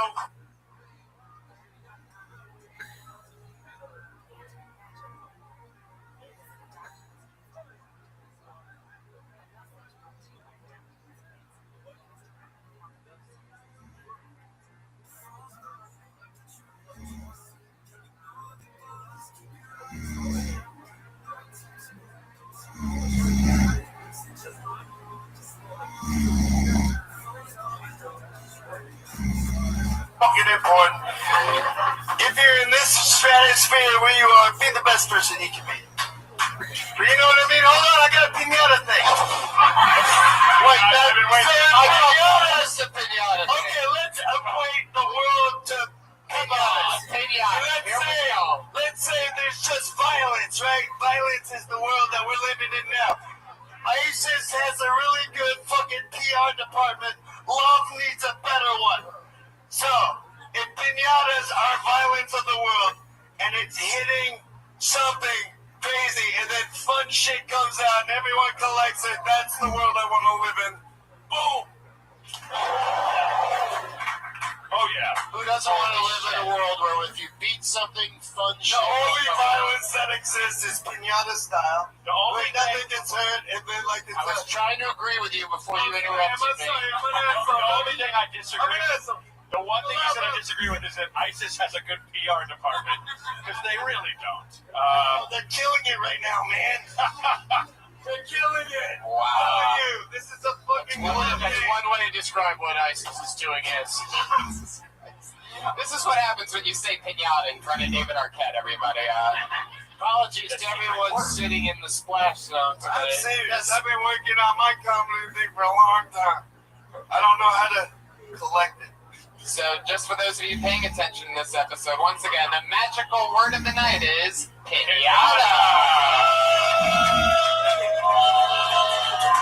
There you go, everybody. So keep an eye on that. There it is. That's the stuff we love. What are you? Sorry, David's on a cutoff. He's on a personal cutoff. I know that. He's cutting himself off. Himself a timeout. Go get a drink. A comedy store break. Guys, that's not a timeout. He's doing another bomb or something. Yeah, I said a comedy store break. That's a bomb. Let Popeye eat his spinach. He'll have another cocktail in his hand when he comes back, I'm sure. Oh my goodness, he's on fire. Let's all regroup. Everybody take a breath for a second, everybody. What's happening? We gotta talk about this. We gotta plan this out, because when he comes back, we have to all work as a team and figure this out. It's amazing. What the fuck are you talking about? I said it's the hardest episode to host, but it's probably my favorite episode ever. God. There's nothing more entertaining than watching a doing a continuous live train podcast crash. with a wild baboon. It's awesome. Yeah, it's like watching a GIF of a train crash. It's just happening over and over again, like every 5 seconds. It's just, oh, fuck, we're almost there. I We're just not. hope he doesn't come back sad. Do you know what I mean? Oh, no. Don't say that. Don't put that energy out there because he's so absorbed in You think he might be taking a long gander in the realization mirror right now before coming back up here? I think he's just going to be more fucked up than ever. I think he's putting his nose next to the realization mirror. I don't know if he's looking at it. Marcos Martinez. So you're gonna Great job, dude. sticking with the fact that you're 23, huh? I am 23. All right. So how long did you graduate high school? 4 years. 4 years ago. 5 years ago. 6 years ago. Whatever it was, you're 23. That's suspicious. 5 years. Well, later, Marcos. Anything else for Marcos, guys? Good job. Yeah, solid beginnings. Good presence. Good job, dude. Keep going. He's killing it. Go for it. Marcos doesn't quit. Marcos tweets at me a lot. Sort of creeps me out. This next comic either gets a sweet break in having David Arquette gone for their entire set, or the awful break of having him return in the middle of it. Whatever happens, I know she can handle it. This is a Kill Tony favorite that we haven't gotten to see in quite a few weeks. 3 minutes together for she's back. The powerful Jessica Wellington, everybody. One of the True Kill Tony favorite since their first time on the show. Jessica Wellington, everyone. You guys ever realize that when you're down around different groups of friends that your mannerisms change? You know, so like if I'm around my comedian friends, there's a lot of. If I'm around my gay friends, there's a lot more. Then if I'm around my cool friends, a lot more subtle, you know? Then when I'm around black men, it's just a lot of. I know that's a visual joke. Watch it. It's my favorite. And also, I got to give you guys a public service announcement. And this is the serious. Like, if you ever get hold of some really good black dick, you're forever going to be chasing that high. Like, at first, I was like, nah, I can have a little bit and put it down.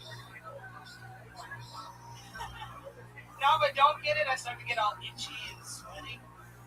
It's bad. I'm addicted. It's so bad that I will suck a white dick just to get some black dick. There you go. Exactly a minute. Jessica Wellington. Always funny. Always a new minute. That routine reminds me. I know some black dick I could hook you up with. Oh, yeah. Get it? Then she'd have to. Anyway. Ranga, you were just telling me the other day that you were itching because you hadn't had black dick in a while. No, I had a black dick at one point. It was cut off. I was born with 2 dicks. I have a black father. And yeah, it was itching, but it was gone. It was a phantom itch. Is that what you're talking about? Yeah. Totally. You just out improvised me on that one. I threw something at you, and you responded so well that like I couldn't keep up. Yes, I'm doing a hand grenade when it comes to fencing. Yeah, exactly. You lose. I thought like your viewpoint was very direct and well expressed and very funny, and you had a lot of confidence, which was awesome. Yeah. Yeah, how's it been? You've been out for a little while. I missed you guys so much. You have no idea. I've been doing these competitions, which they're good. It's great. You meet people, but it's tiring. It is. It sucks it out of you. It makes you think, what the fuck am I doing? And who am I? But, it's all practice. Like, comedy competitions are the fucking worst. Like, it doesn't matter if you win, great. But if you place last, you've still got some stage time. So just look at it that way. You know what I mean? Like, you never don't learn on stage. You know what I'm saying? Exactly. So good for you for sticking it out. So that's what I've been on these past Mondays. Oh, I see. How that's been going for you? Well, I keep making it to the semifinals or finals, and that's it. That's what's happening. Well, that's fun. I think Mr. Arquette is returning. There he is. There's some hubbub in the room. He's the one, the only. Sorry, he missed your set. Yo, we can go for a private session. What? Fuck yeah. Tell me you just didn't do a set for him out in the parking lot. Ready to go. David, do you have a black dick? Yeah, man. There you go, Jessica. She's got an itch that you can scratch. Yeah, I got a black dick. I got a red dick. Fuck yeah. I'll get it for you. David Arquette, dick dealer. Jessica, if you have anything that you've always wanted to ask David Arquette?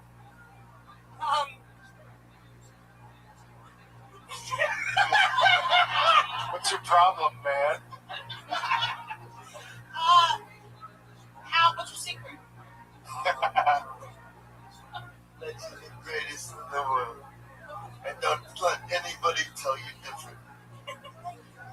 I will take that. That's his secret. I'll take that. Yeah, That's the secret to it all. It's great that you guys met because all this time his secret has been that you're the greatest person in the world. You are. And you finally ran into each other for the prophecy to be foretold and shared. It's all been one big storyline just for that to develop. Well, that's fun. So, what else did you talk about other than black dick? That was pretty much it. Was the first thing? I usually say tic tac after tic tac when I do that. It's like, you think I'm sucking dick, but it's That's not. I can't do it. Is that security? That is pretty amazing. I forgot about security. Damn. David went for it, everybody. He went for it. Full commitment. Yo, you know how we established that pinata was a word earlier? Pinata!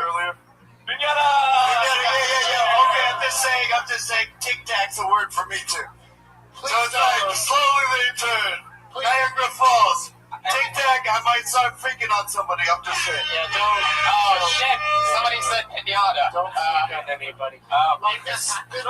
Tic Tac. The point of the show isn't to put young comedians through the paces of what it would be like if David Arquette were to freak attack you while you're trying to do. You never know when it's happening. Yeah.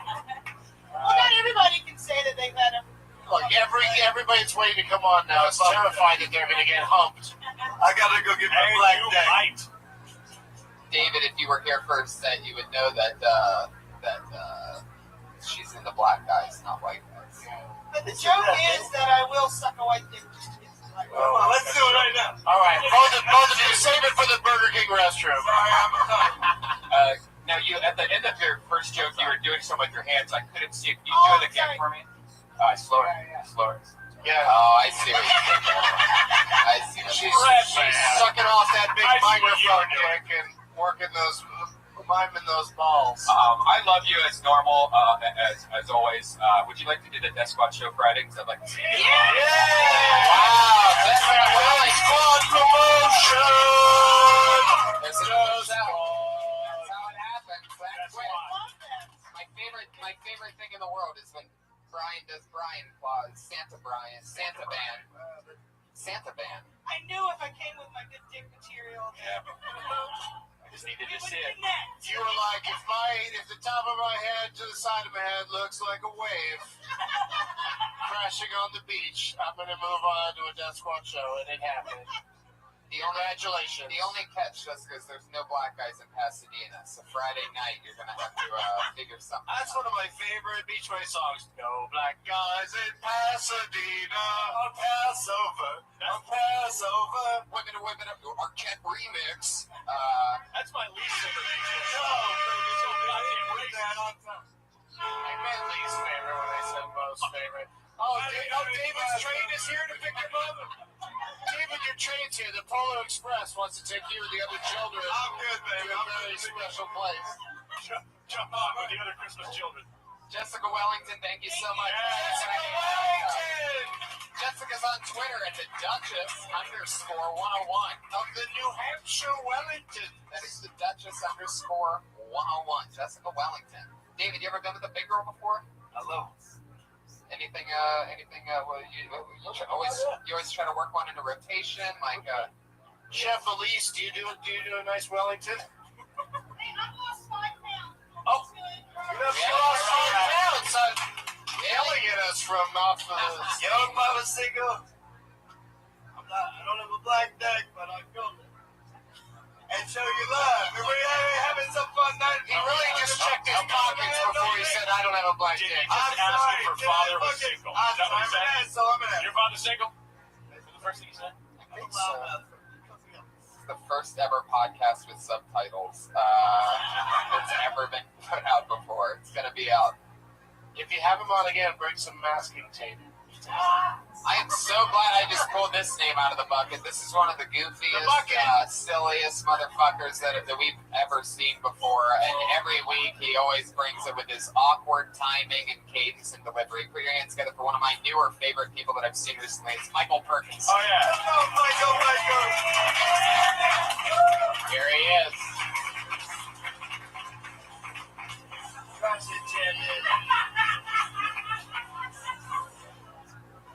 shut up. I got work to do. I got fucking work to do. Listen, guys, I fucked a tranny the other day on accident. Anybody here a fucking tranny on accident? That's my sister. Sorry. 2 things about fucking a tranny I want to tell you about. Alright? There's nothing worse than fucking a tranny reaching around and grabbing a dick and no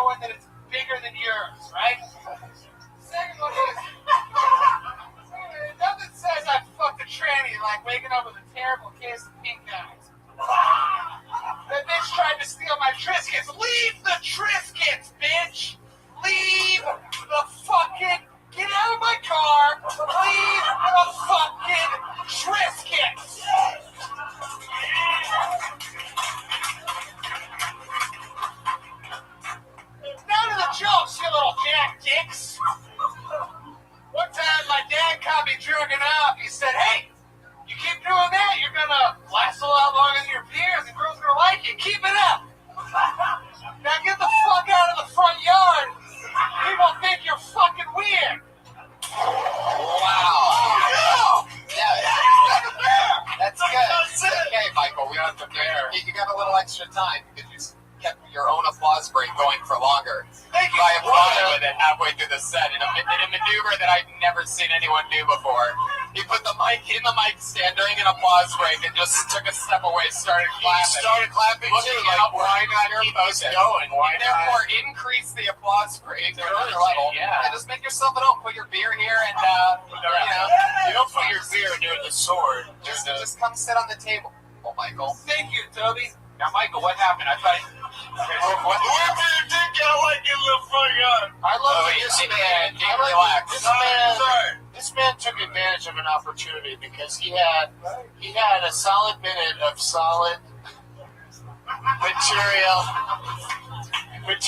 about transsexual individuals, and performed it in front of arguably one of the most famous brothers of a transsexual in the world.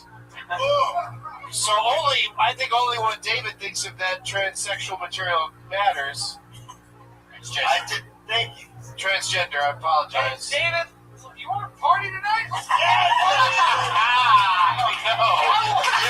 Oh, listen, this is a true story. I'm a wildcat. My girl. Wait. What did you just say? You're a what? Wildcat. Yeah. Really a wild dog. Yeah.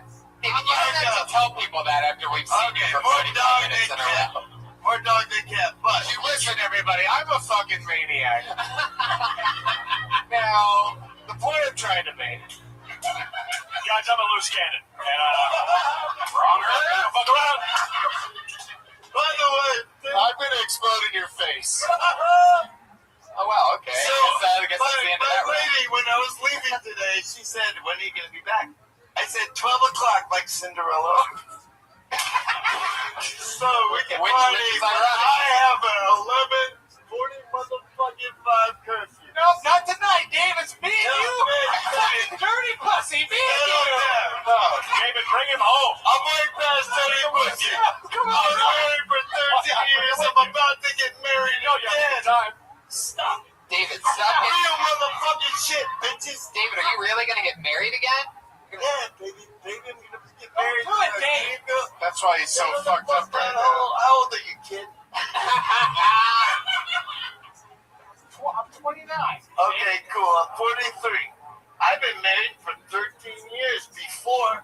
I'm about to get married again for the rest of my life with the woman of my dreams. I'm so sorry. Settle the fuck down. You should be lucky enough to meet an angel that does that to you, that loves you with all your heart. I'm just saying. David, you really think this next marriage is going to be for the rest of your life? Yo, 3 I weeks? went into the first one thinking that I'm gonna go on the second one too. If they don't leave me, I'll be with them for fucking ever. I'll take the Boom, drop the mic. No. That's the most expensive mic, David. Please don't drop it. Yo, but they do have to know that I'm a fucking crazy motherfucking individual. Well, then maybe we can get an honest answer to this question. But listen, What happened with Scream 3? I could tell you that on such a level that would blow your fucking tits off. We could take We don't like too much. We could take 3 days to go through the Please blow off my tits, Dr. Arquette. Yo, but let me just say, What are you smoking? What is this shit. thing he's smoking right I'm now? not hating on it. I did it on accident. I didn't necessarily enjoy it, but I don't hate him. Yo. But she Alexis Arquette is the greatest ever. She was in The Wedding Singer. She played Boy George. Yes. Do you really want to hurt me? Not only, she's one of the greatest artists of the planet. She might not be. What are you, her IMDb page? I think you're the greatest in your world. I think all of you are the greatest in your world. But Alexis is my fucking brother's sister. So come on, he comes up with the We training. gotta talk to this guy now. Oh, sorry. Let me Let me have a a drink for a second. Michael, Just say to yourself, David, I'm glad this isn't being captured on film or on video, or I'm glad the audio is not going to exist from now on. David, I want you to listen to this story because Michael Parkinson this week told me that, and he's been crushing on this show for like 2 months in a row. He told me this week, David, check it out. He told me this week that he's going to move back to Florida and take a job as a bar manager and give up stand-up in LA. Will you tell him? Didn't I tell you to call, aren't you? I'll see you in Pensacola. I'll put you on for a few minutes. Hey, Bill. Right? I can get it. Yeah. Okay, let's do that. Michael. Okay, he agrees. He just got 5 minutes on my show. There you go. So Michael. The other day, you sent me about 7 messages. I took them back. I thought I took them back. And they were all within like 10 minutes. And he started off how you're going to make an Indigo page, to fund yourself living out here.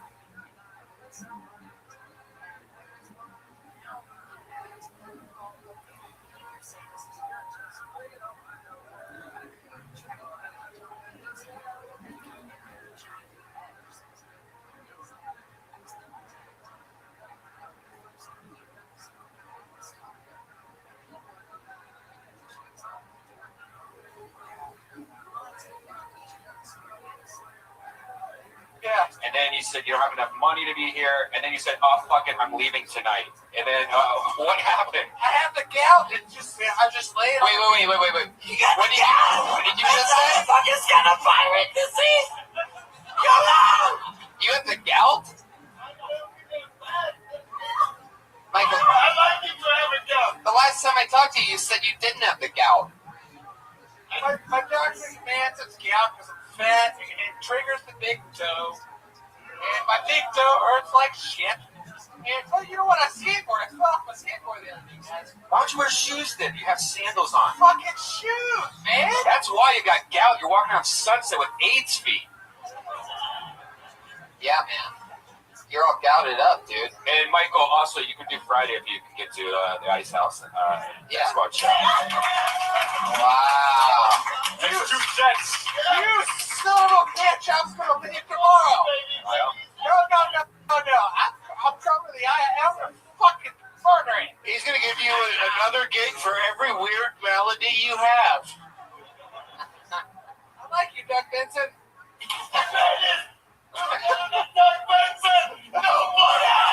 Except you if it's your world. Then you're the greatest. I like you, but Doug Benson is the greatest in his. And all the greatest in mine. And y'all the greatest in y'all. Mom, I should not have told you this is on Ustream. David Arquette found a way to fuck it up for me. Oh, I'm sorry, baby. That was not my.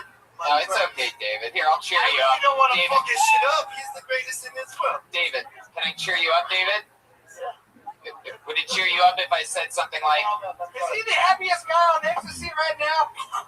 I'm not, but fuck the show? This is a classic. Look, I feel like I'm podcasting on yo, but if you come out with a trendy fucking joke, I may fuck your name up. Live podcast from Tower 2 in the morning of September 11th. This is incredible. Well, a plane has hit a few stories below us, but I think we're going to be fine. We're just going to keep the show going, and hopefully it keeps getting better. Michael. Right there, I want to be a rapper. All right, look, you got a gig with Doug, you got a gig at the Ice House. We're not going to help your rap career. Get a juice right there. Sipping on Johnny. I have no idea what's he was even asking him happening to play anymore. it? I swear to God, I feel like I'm on. What is that you're right smoking now. on? Is that just an e-cig? I lit it with my iPhone flashlight like an e-cigarette with an e-light. Nobody got it. I got it. I think we all watched it and knew exactly what happened. I love all you guys. Can we just be one string in the equilibrium of life? Just vibrating through time? Wait, did you catch what Arquette had? That was my premise. And then he's not even here. He just disappeared. Whoa. He's wandering around looking for opportunities to harass people. There you go. Michael, we're going to see you Friday at the Ice House in Pensacola, Florida with Doug Benson. Congratulations. Yes. All of that in 1 minute on Phil Tony. See you there. I'm not going to remember. That's how the magic happens. Thank you. One more thank you from Michael Perkinson. Vinyl in Pensacola. I feel like he's going to be a It's in May. It's in May. Isn't he so likable? Now if he goes back to Florida, he's just gonna die there. If he goes to Florida. That is true. Certain inevitable death. I mean, the kid's already got the gout. Normally, you have to be like in your 60s or 70s and a king to get the gout. Very, very hard for a. All he eats is his steak, and all he drinks is port wine. Well, it really is. All he drinks is beer, and all he eats is like pure chicken, like just big pieces of chicken, like a big leg. And you said pure chicken. I thought you meant like just raw chicken. Yeah, that's horrific. Even salmonella. Eats them while they're alive. Well, I mean, you guys have a lot of friends that get the gout. I've had one. Well, he's a big guy like him. Yeah. Yeah, but that's it. It was scary. Did he make it through? Yeah, he's alive. Oh yeah, without a gout.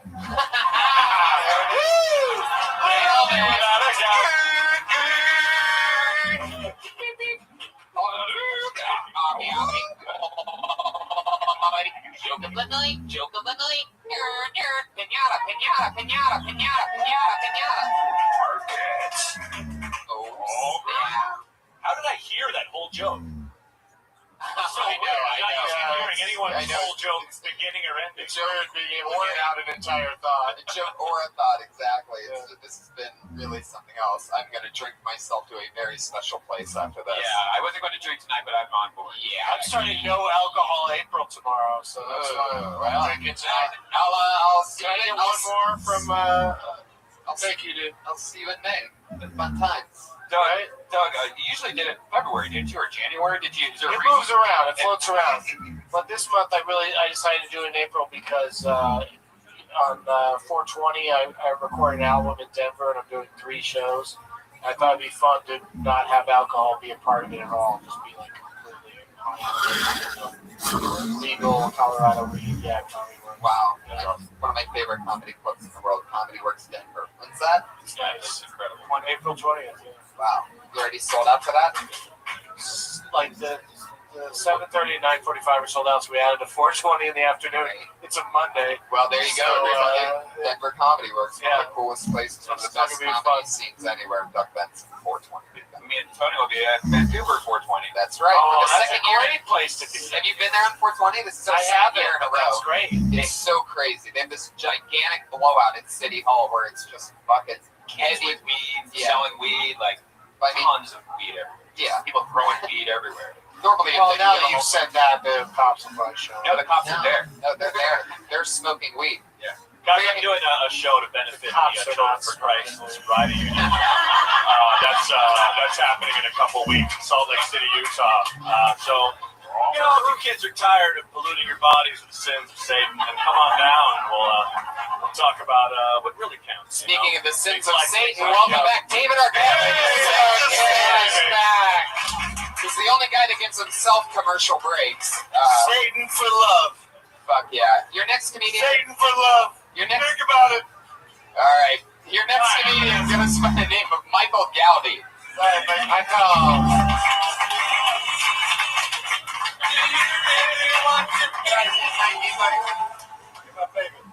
Hell yeah. No one's good than you. Be back next week. This is Tupac on. Oh, come on, Mikey, Michael Gowdy just quit show business. And the first ever move we've ever had out of 98 episodes on Phil Tony. He just got really scared. He had the most awkward hug ever with David Arquette. No, David, let him go. If you really love something, you just fucking let it go. And I just absolutely love that. in some old Irish.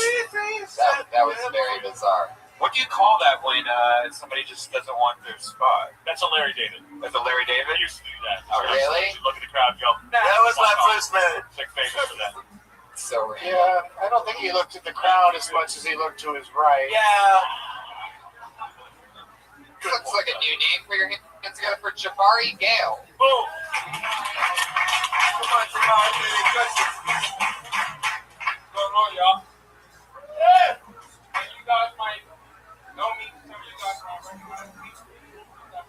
The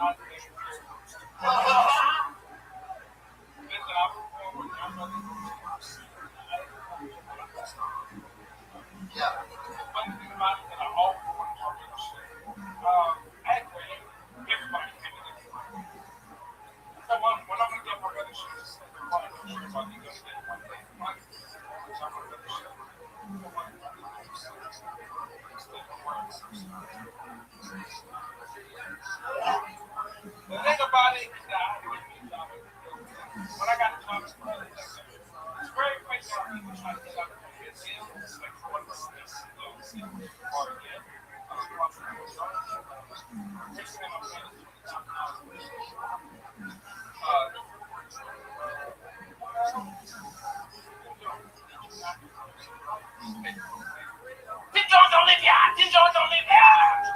Okay, Jabari Gale. Fuck yeah.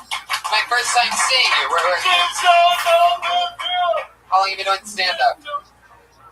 Stick with me, Jabari. I know David Arquette's a powerful presence. Just stick it over here, buddy. You gotta nail it hard. You just hear him. You can't look at him. It's too much. If you do both, just stick with me, Jabari. How long have you been doing stand-up? Stay in the pocket, buddy. Don't panic now. Don't pull a Michael Gowdy on me now and just run out of here. 2 years. Where at? Miami. How long have you been in LA? Really? Wow. How's that going for you? Did you just come from your job as a ride operator at Pirates of the Caribbean at Disneyland? That's what that outfit looks like. That's a really specific reference, Doug. I'm sure you're 100% right, but without the Google image behind Hey, we can't all be eight-legged freaks, am I right, David Arquette? Hi-ho, it's off to work we go. Where was he when I needed him? Like a minute ago, he could have done that. It would have been a great day. I couldn't come up with the fucking Pirate Caribbean song. Oh my Came God. up with the Seven Dwarfs. Jabari, other than have you ever been this close to a celebrity like David Arquette? Gives a shit, man. No, it's okay, David. Just let it all happen. Straighter than me. Don't let anybody tell you this. All right, that's not true. That's not true, David. That's not true. You should really try to fuck Jessica Wellington tonight. Yeah, she likes it.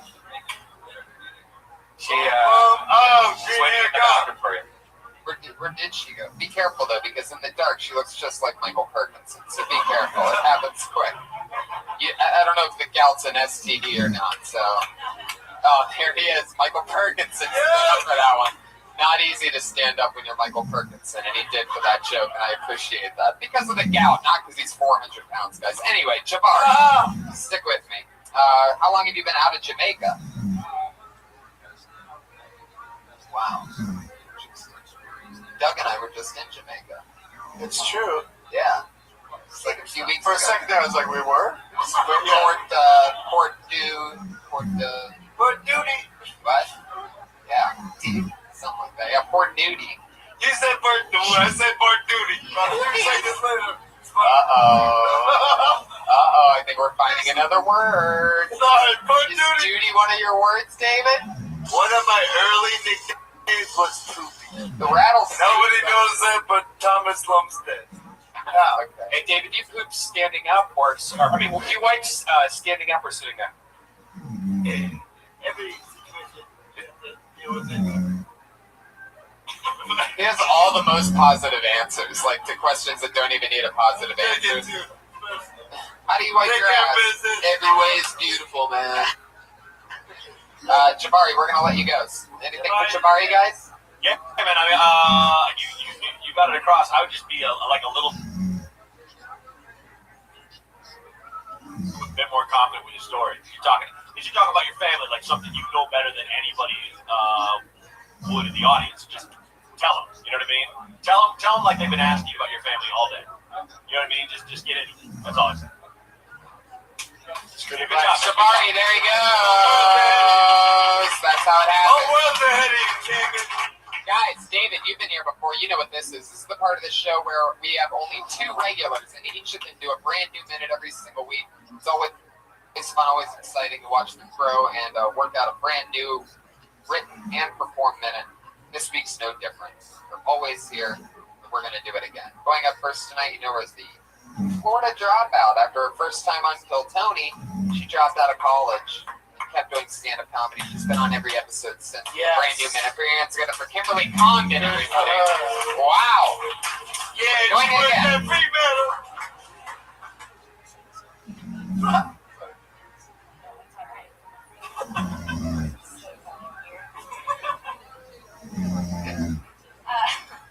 I joined the gym last month. I decided to join the gym, which is cool. I've already lost $40. I don't work out. I go specifically to find guys. It's a lot better than Match.com. And I already have an ass, so I just throw on a pair of leggings and act like I've been there for a while. There's this one guy, he keeps telling me that I should do side bends and sit-ups. But he keeps saying, please don't move that butt. I'm dating Sir Mix-a-Lot.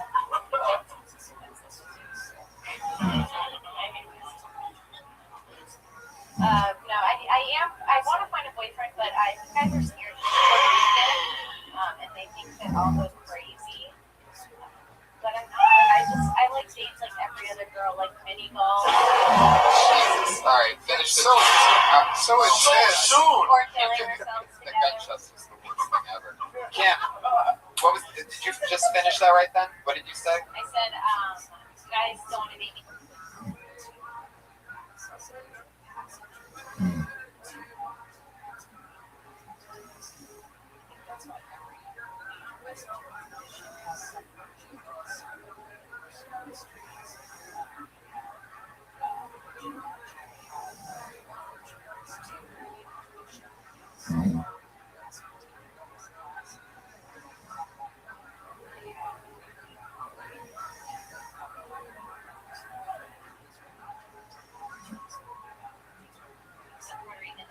Crazy, but I'm just like every other girl. I like extra dates, like mini golf, and killing ourselves together. Yeah. There you go, David. Puerto Rico is the greatest. I like that. You could actually maybe even tone it down and make it even sound more crazy, or like more going through your phone with your speaking to it. Like making like psychotic, like almost 2 sentences. So, what I mean? I'll look through it then, for sure. What was the one before that one? What was the one before the Puerto Rican? Sir Mix-a-Lot? Kind of boyfriend. Oh yeah. See, is that real? Have you really been going to the gym, or did you just write? Well, that's funny. I got a gym losing membership at my $40. work, but I just haven't gone. I'm paying for it, so yeah. I think he's saying lyrics from that Sir Mix-a-Lot thing until everybody's clearly getting it, and then drop that it was Sir Mix-a-Lot. You know what I mean? Because it's people are just starting to get on board, and then you were done with it. But I just think like quoting him like he would stand around saying, Yeah, you to said someone brothers is want pretty to play funny. that hard roll, then tell you but it goes toss it, and he pulls up quick to retrieve it like that guy. Talk about him like Yeah, and then as we got to know each other, I found out that his anaconda don't want none unless it's got on top. So we're engaged. Yeah. But I love that you kind of just laughed it off like that's just a stupid joke. But I think every comedian has a joke that they know is dumb, but they still do. Yeah. And I always love when comics do that. It's like, fuck them. You don't like this joke? I love it. So that was great that you still did it. And we're just like, yeah, I know it's dumb, but fuck them. That was great. Yo, can I do something? No, please. Yeah. By the way, you're the greatest. Please. You're crushing it. I beg you not. Sir Mix-a-Lot. This is personal. Here we go. And my ex-wife might This be is mad going at me to get because out. of this story, but this is a pop culture story that nobody knows but me. Because I was a husband for 13 motherfucking years. What's the Sir Mix-a-Lot thing? What is it? It just reminded me. At least you're not dwelling on this married for 13 years thing. I hope I don't offend anybody or anyone's feelings with this statement, but when my ex-wife got a guy from school, Ace Ventura, Tom Hanks in that movie, right? Who? And at one point, he was saying, my girl's the greatest ever. Just look at this, my new girl's the greatest ever. But man, I'm sorry, follow me on this. as they were going away. Follow yourself. Courtney Cox and Tolok had a kiss. Little romantic moment. Oh. I'm just saying that. Is that it? Big butts. Fucking Tolok. Oh my God, David! Too much for you, motherfucker. Yeah, it's too much for His yeah. sister did the wild thing with You think Tolok. this shit matters? This is physics. There's a zillion things going on. We don't matter for shit. We're fucking dog shit on the pavement. We get our whole fucking thing and we're being feeding it. Hopefully, when you're here, you're just being the coolest fucker that you can, so you're not an asshole. And then whatever the fuck, it doesn't matter anyway. Everything's a fucking eye snap, a wink. It doesn't matter. Was she Courtney Arquette and then Tolo came along and gave her the cocks? No, it was before. You know what John Lovett said at our wedding? That's the ticket. Yeah, he said. Action! No, by the way, I love John Lovett, and he said the best joke at my motherfucking wedding. I don't know why David didn't take Courtney's name because two cocks are always better than one. At my motherfucking wedding. Wow. That's so true. Yo, I love So him true. for that. Love it. So true. You're my greatest ever. All right. Not a good Cocks joke, are always like fucking one. bitches. David, We're on this big picture touching jokes. Please Dave, don't joke at no fucking motherfucker's wedding. We got 6 minutes. We got 6 minutes. Dave, you're right. It's all about physics. So take in some oxygen, my friend. Sorry. Kimberly Condon killed it again for a minute. There she Yeah, goes, everybody. She's on Twitter, Kimberly Condon. Oh my God. Experience good for your other regular doing Brandy Minute, just like she does every other week. Very, very funny styling. Sarah Weinstein, everybody. Here she is. Alright. I got a printer. It's a demanding little appliance. Let me tell you, most appliances, they make your life easier. Not the printer. It comes with a lot of responsibilities. Constantly changing ink.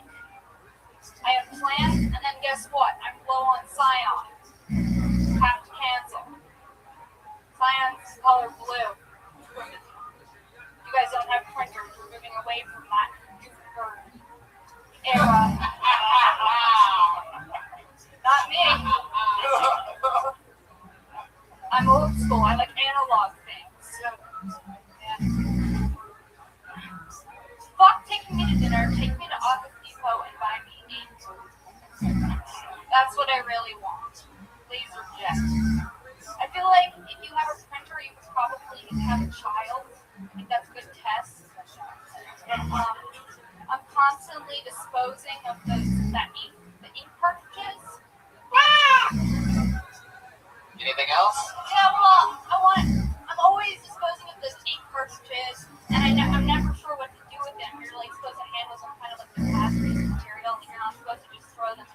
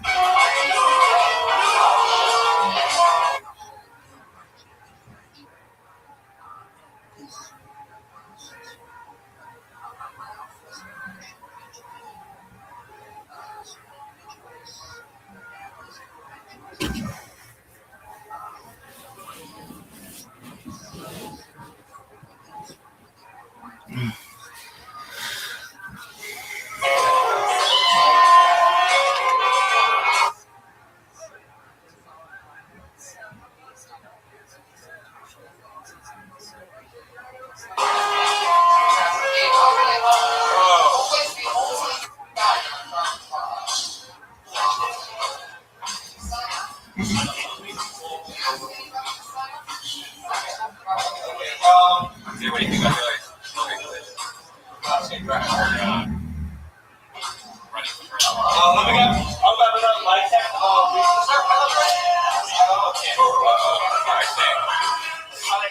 I think it's going to be like part 2, I hope. I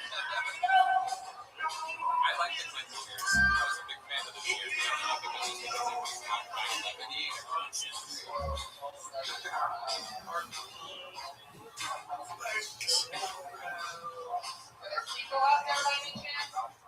Yeah. Yeah.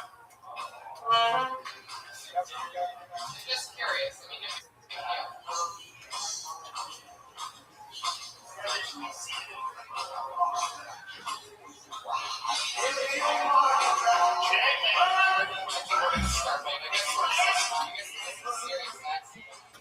Yeah, it's fucked up. It took me an hour to get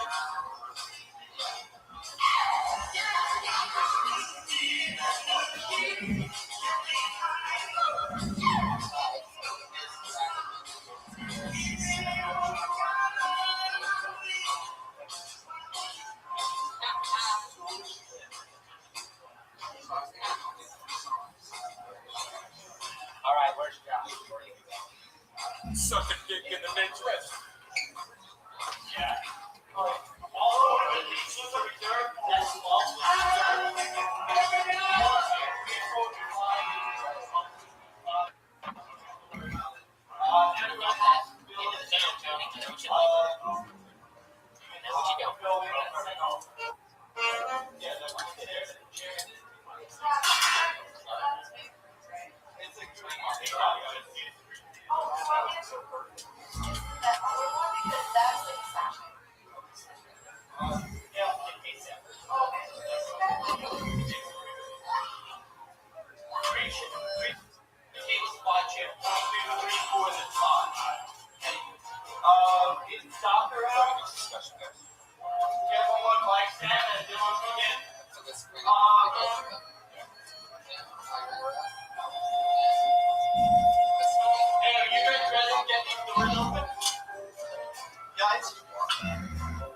You guys are good? I can get the doors open? Yeah.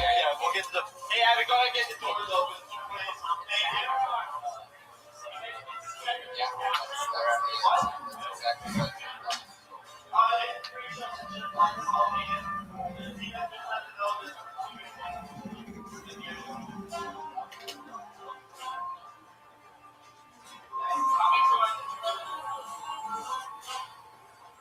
Do you want something to drink?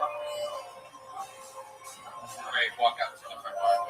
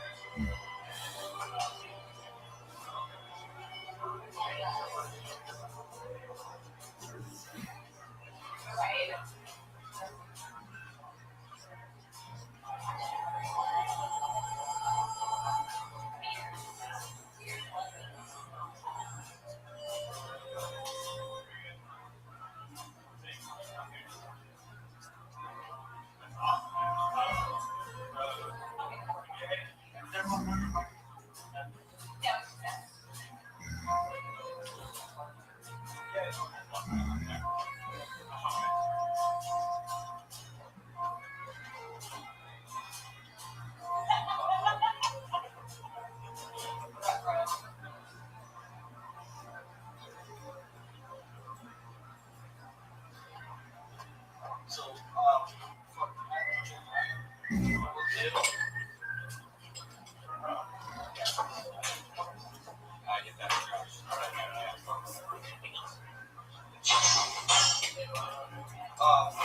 If I'm busy with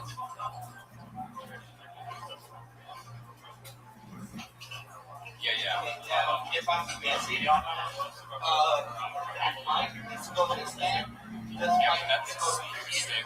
If you wanted to go, wait, that's okay. So there's like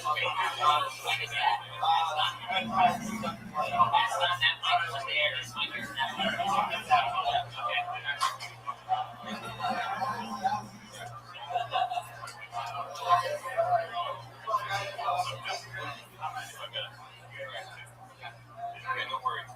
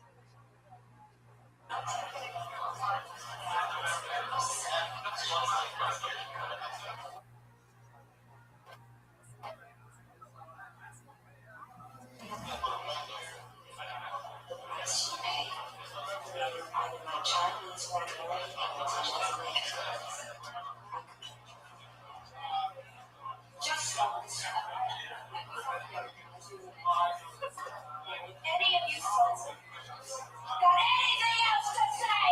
Now's the fucking time!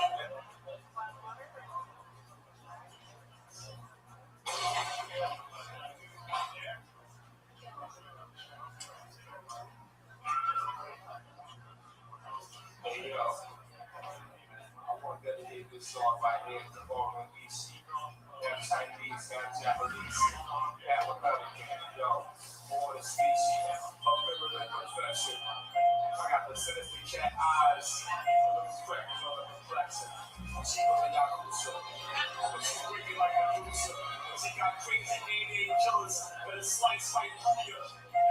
Chop her head off, you wipe the blood off. A long range, taking shots, you must never let it gun off. Got a minute to pray, and a second to die. You can see the image of the devil reflecting inside her eye. But since she was a little girl, yo, she never would try. She seen so much tragedy, and this thing who you are.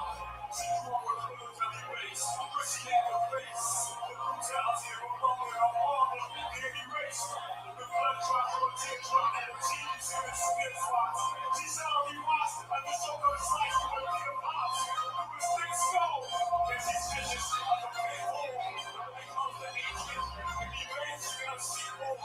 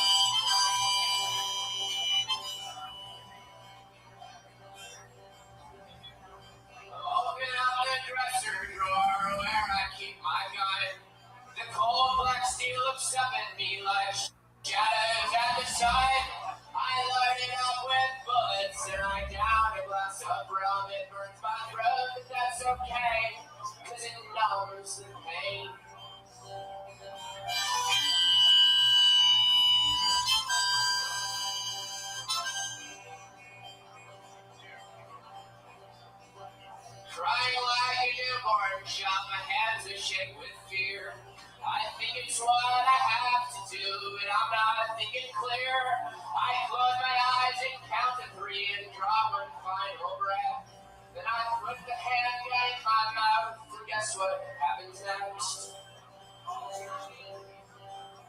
Suck a gun like a dick. Suck a gun like a dick. Suck a gun like a dick. Suck a gun like a dick.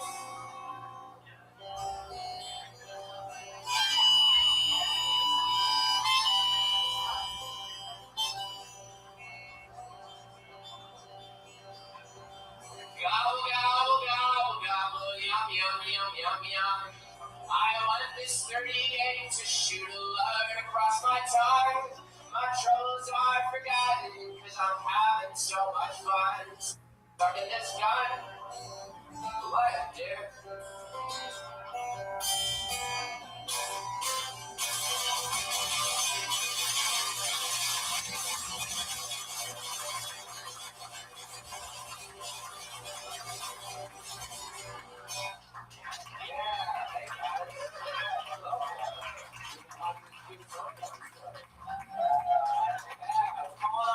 Podcast tonight, just gonna make me up here playing acoustic guitar song.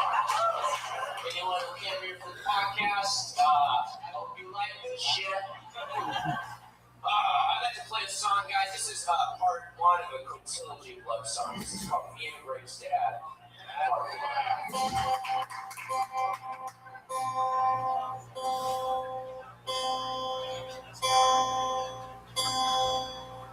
It goes 1, 2, 3.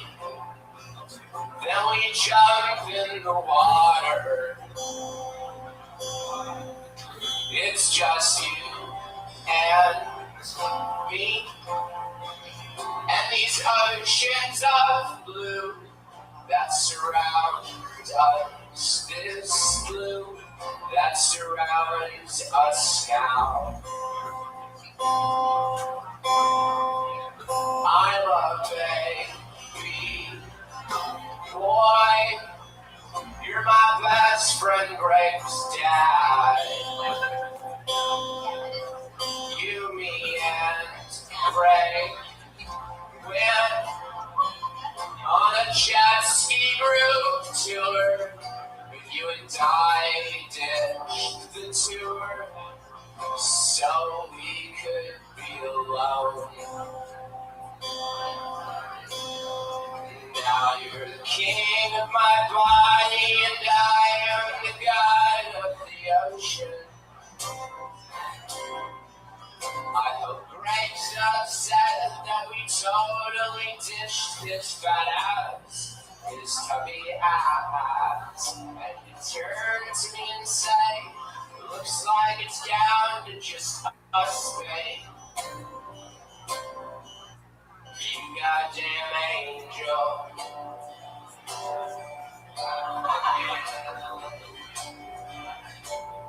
I fucking love you.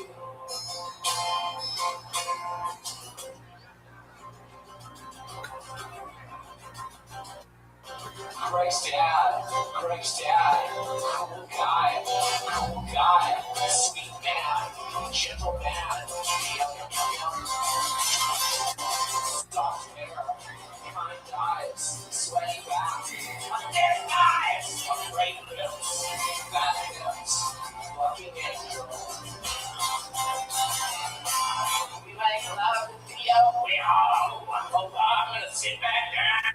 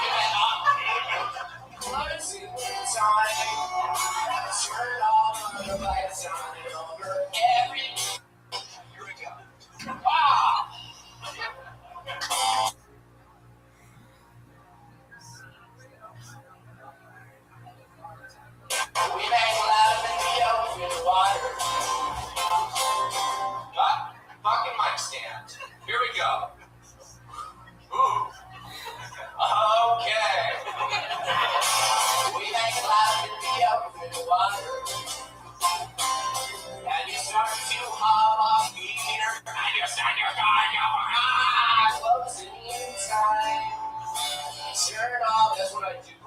Brian, when I fuck up my song, I just sing close your time. We make. Does anyone remember this part? He goes, we make love in the open water. And it started to hum like Peter and Ringo song. But we into the light, I lay us close who informs us. Some things wrong. Brain is dead.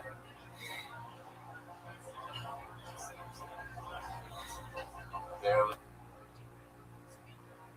was an accident. Oh my God.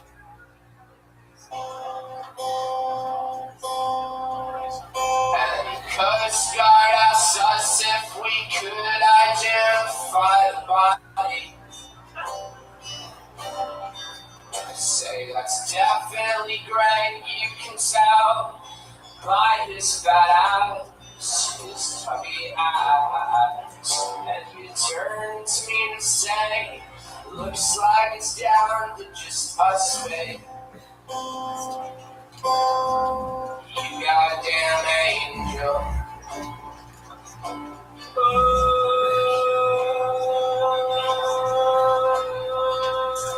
Te amo. Oh, te amo. Te amo, right down. Te amo, right down. I fucking love you. That's why you read that. Until they clap and then they give us an animation and then Annie's on the segment. Thank you. Alright, how much time? Okay, cool. Here we go. Guys, so my mom tells me that comedy makes people feel uncomfortable. She says, for the record, my mom also once told me Mount Rushmore hurt naturally. So this is kind of personal. This is my mom's favorite song. It goes like this. She's sitting in the doorway, wearing pants, and a shirt, and another shirt, on top of her first shirt. She said, I'm not even sure you know what you really want. So let me explain. I just want a girl to love me like my mama.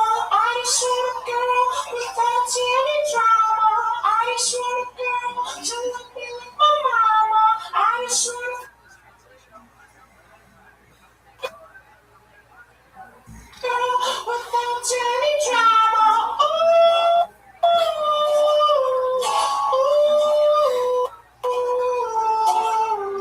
But it's Coachella, right?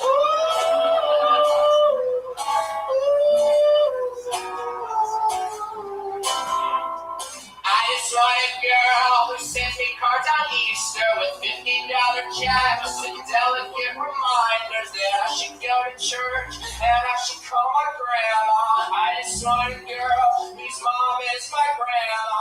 I just want a girl who lives way out in Boston in a house with my dad and my brother Austin. I just want a girl who raised my sister Megan. I just want a girl whose name is Vicky Reagan.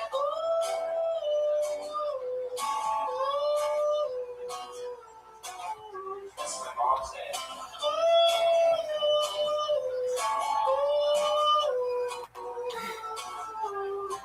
Oh, I literally want to take my mom. I'm not sure you can hear me. I said I literally want to take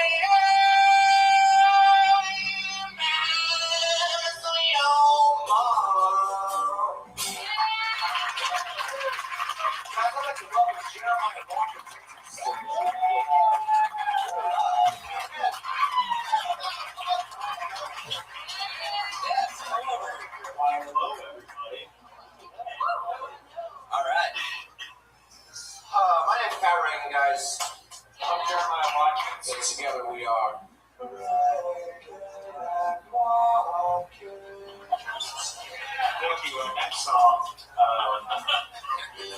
is a doozy. This song was written about the death of our son.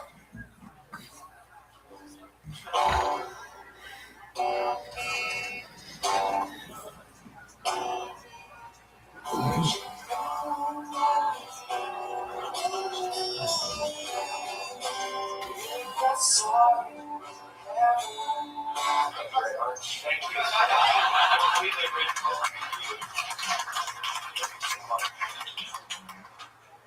You want me to do that other one? I think we should do the other one. Yeah. Hello, blue balls. Wait. This mic stand. Okay. Can we take that back? Yep. Can we run that back? Yeah. Okay. Thanks for being a forgiving audience. Of course. Hello, blue balls, my old friend. I've come to chat with you again.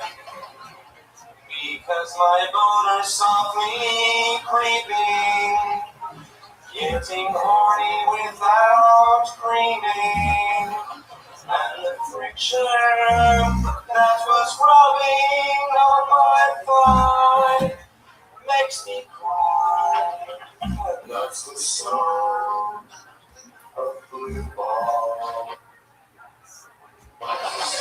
Thank you. Another one.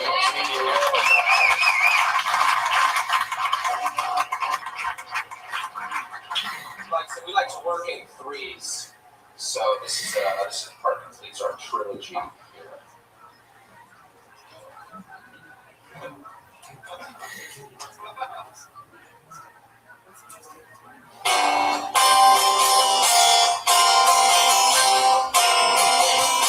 Does anybody, are you guys fans like soul music? Yeah, you like soul music? Huh?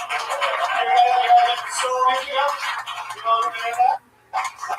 It's fucking mic stand. Man, if I'm having trouble with it, imagine the amateur community. You guys know how Kill Tony works? Already know how it works? Yeah.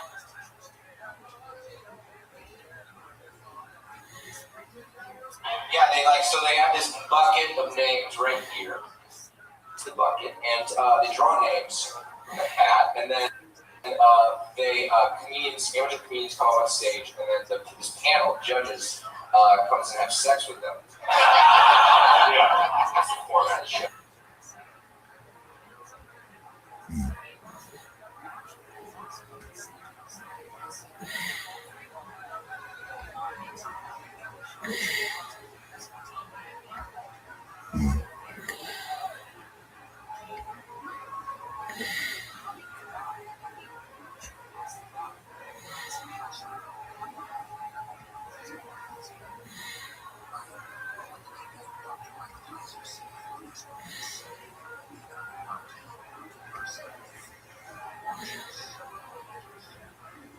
Okay.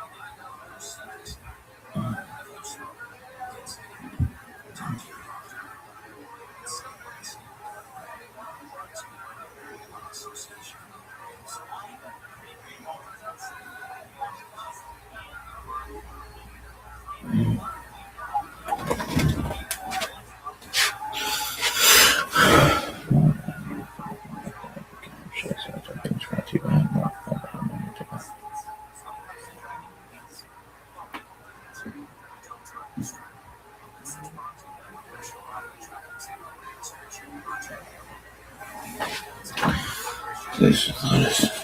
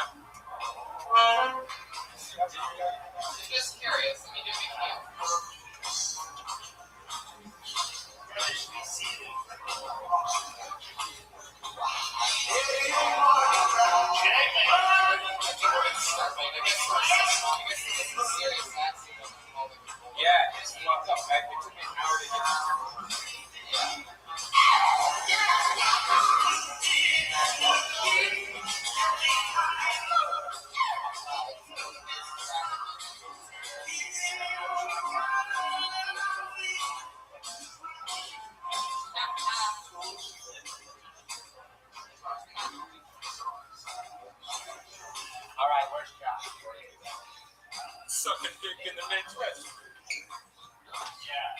All over the pizzas are reserved as small.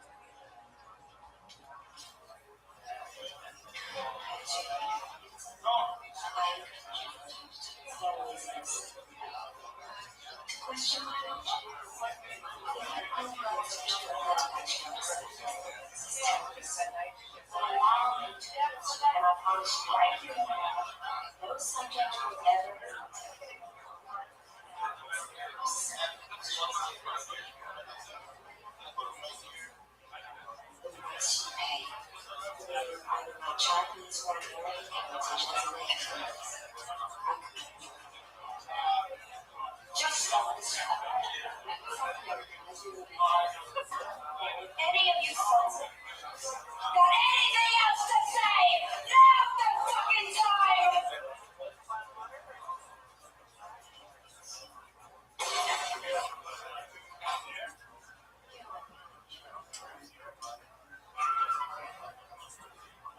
Hey yo, I want to dedicate this song right here to all the feast. Got Chinese, got Japanese, got American, yo, all the species of feminine perfection. I got the sinister cat eyes, a little freckles on the complexion. She really got Yakuza, but she freaky like a loser. She got crazy angels and a slice right through you. Quick, you chop her head off, you wipe your blood off. A long range, like the shots she busts, never let it cut off. You got a minute to pray, and a second to die. You see the image of the devil reflecting inside her eye. But since she was a little girl, yo, she never would try. She seen so much tragedy, let me explain who you are. She grew up with a military base, but she had no face. The brutality of a mother and her father can't erase. The blood drop from a teardrop and the cheese in the spit spots. She suddenly watched like the shoulder slice through a beat of pops. Through his thick skull, and she's vicious like a big hole. When it comes to hatred, and events, she got a sequel.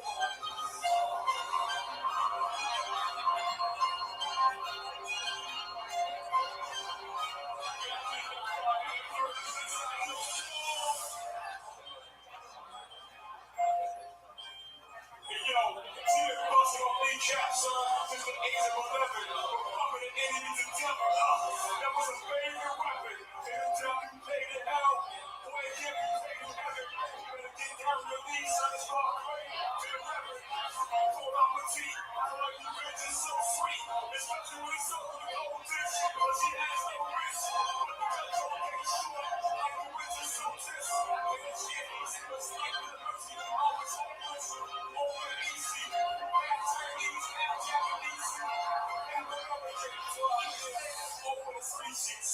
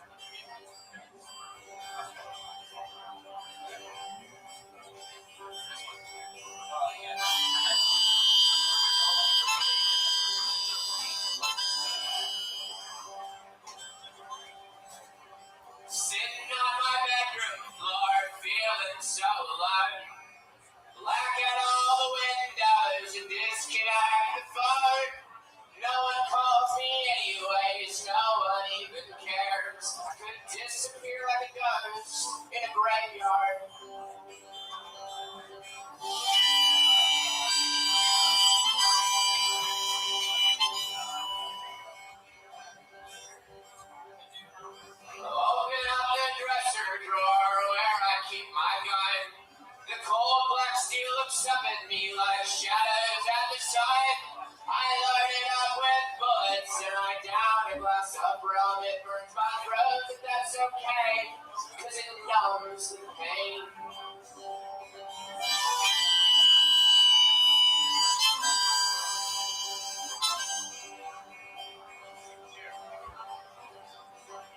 Crying like a newborn child, my hands are shaking with fear.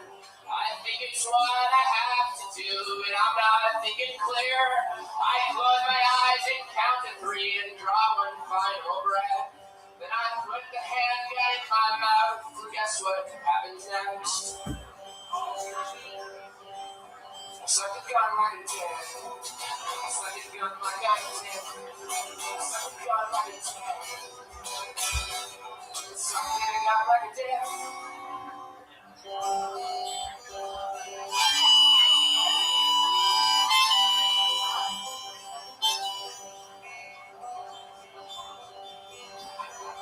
Gobble, gobble, gobble, gobble, yum, yum, yum, yum, yum.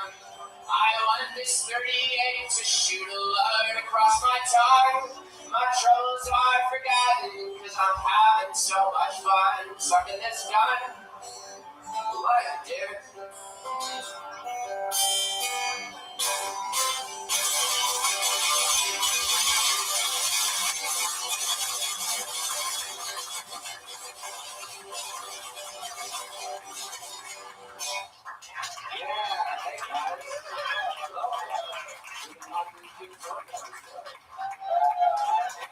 Calling off the podcast tonight, just gonna make me up here playing acoustic guitar song. Anyone who came here for the podcast, hope you like this shit. I'd like to play a song, guys. This is part 1 of a quintilogy of love songs. This is called Me and Greg's Dad. Part 1.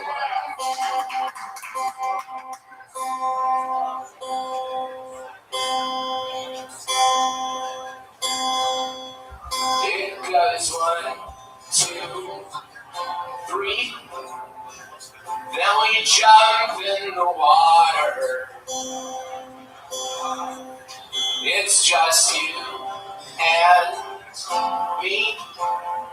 And these oceans of blue that surround us. This blue that surrounds us now. I'm a baby boy. You're my best friend, Greg's dad. You, me, and Greg went on a jet ski group tour, but you and I ditched the tour so we could be alone. Now you're the king of my body and I am the god of the ocean. I hope Greg's not upset that we totally ditched his fat ass, his tubby ass. And you turn to me and say, looks like it's down to just us, babe. You goddamn angel.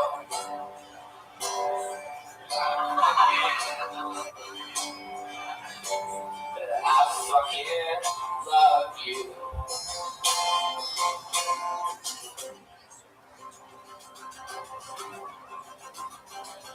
Greg's dad, cool guy, sweet man, gentle man, soft hair, kind eyes, sweaty back, thick eyes, great lips, fat hips, fucking angel. We make love in the ocean. I'm gonna sit back down.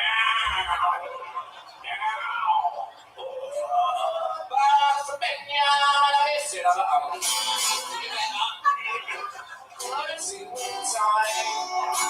Turn all the lights on and over every. Here we go.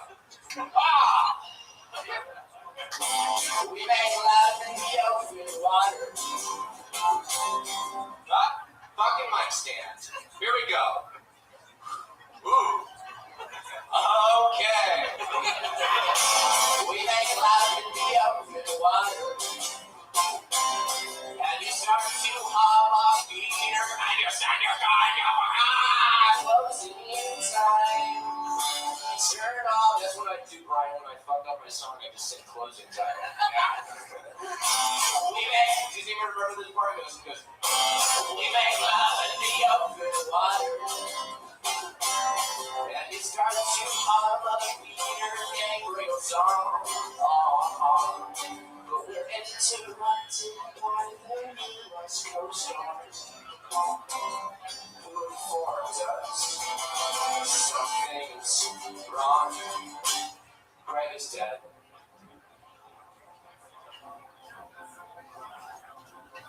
There was an accident. Oh my God. And the Coast Guard asked us if we could identify the body.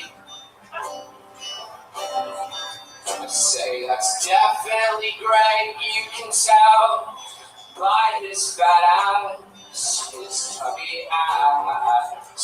And you turn to me and say, looks like it's down to just us, babe. You goddamn angel.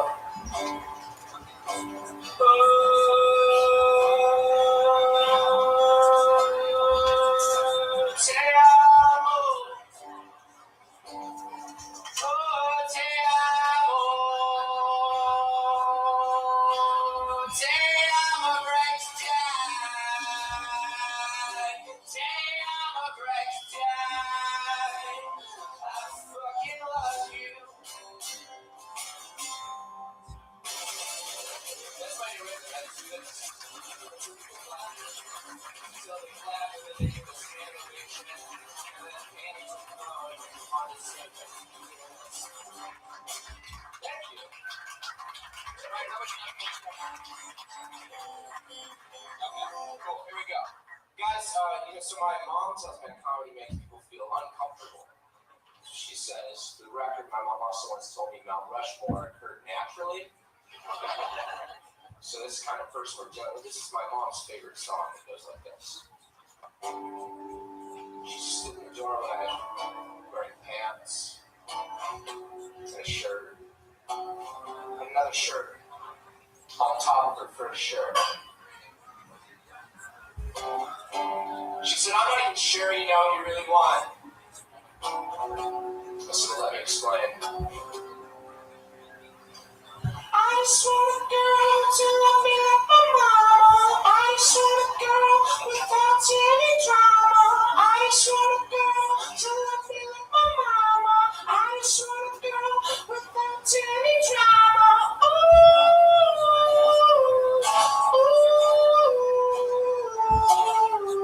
I need to go shower, okay?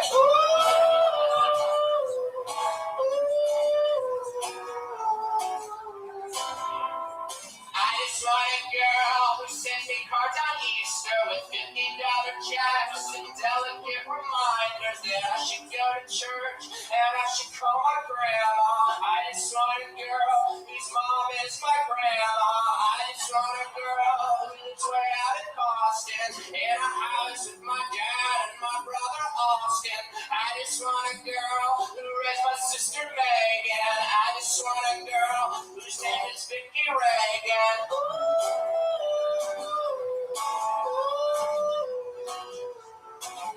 That's my mom's name.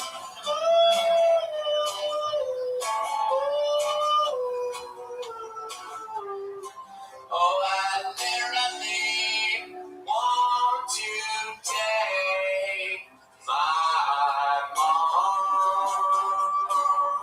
I'm not sure you got it. I said I literally want to take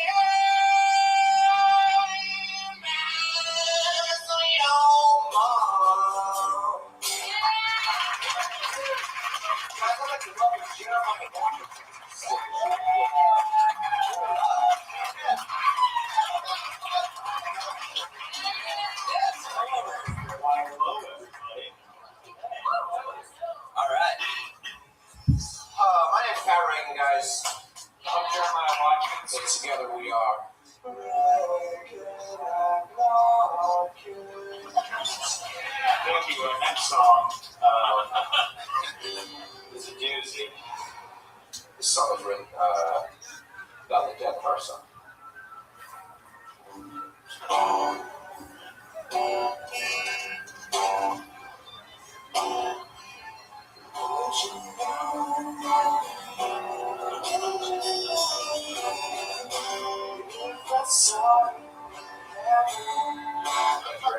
Thank you.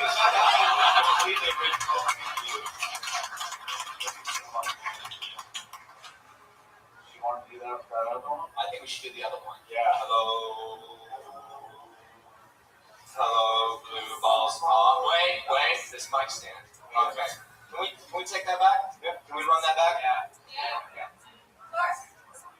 Thanks for being a forgiving audience. Of course. Hello, blue balls, my old friend. I've come to chat with you again.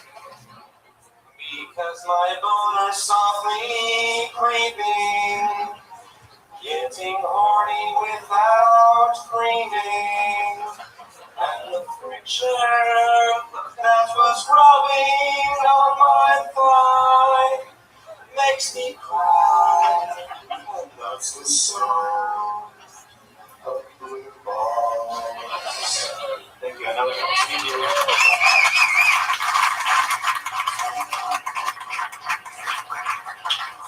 We like to work in threes, so this is part completes our trilogy here.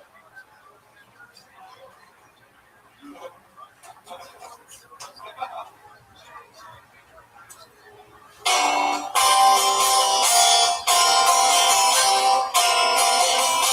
anybody, you guys fans like soul music? Yeah, you like soul music? You guys like soul music? You know what I mean? It's fucking mic stands. Yeah, if I'm having trouble with it, imagine the amateur comedians. You guys know how Kill Tony works? Or you know how it works? Yeah, they have this bucket of names right here. It's the bucket. And they draw names from the hat, and then amateur comedians come on stage, and then this panel of judges comes and have sex with them. Yeah. That's the format of the show. And this is actually the 100th episode of that today, so pretty special.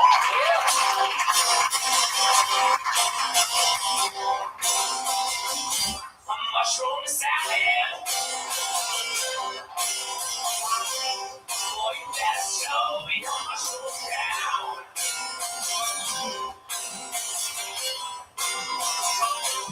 Mushroom salad now, baby. Yeah, you better show your mushroom down.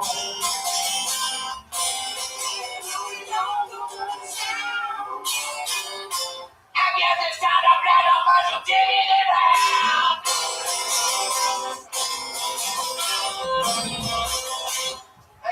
Thank you.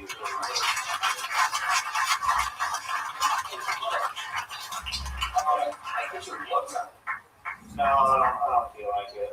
I don't think the audience wants to see it. No, it's your clothes on, yes. You think so? Yeah, come on. Are you sure? Yeah, let's do it. Do you guys think it's close on?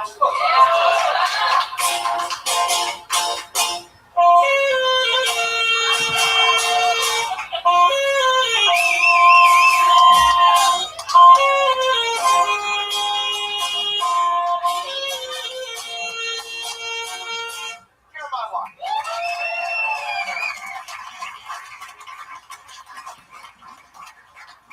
Now, this song is going to be a little bit sadder, guys. Is this a dog crowd or a cat crowd? Dog, you're the one guy with a cat. Everyone's like, dog. One guy, cat. Well, lucky for everybody except that one guy. This is a song about a sad puppy. And this is going to be the last song that we play before the podcast doesn't start, and I just keep playing songs. No, this is the last song we're going to play, guys. Give it up for yourselves. Let's do some interviews. Give me a fun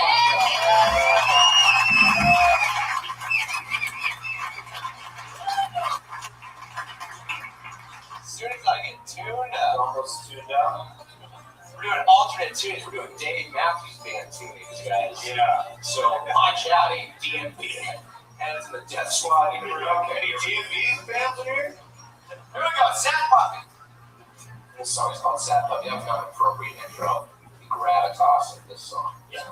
Now it's everybody. I see some solemn faces. I see already a lot of solemn faces. But I'm gonna make your faces just slightly more solemn. Do absolutely nothing that you've been solved for an entire song. He's good. Yeah. Then smile. Okay.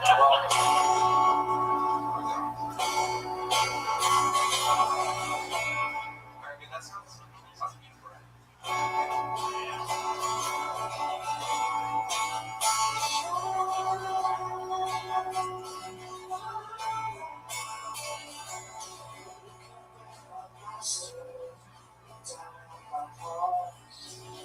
Inside myself, I have so many flaws in myself.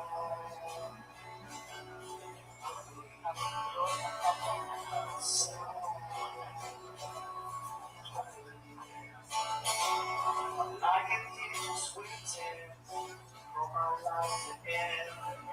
Can't even get a lead to be my one and only friend. Two things are just a cat to into the flesh. Why'd you chop my bones off from me and those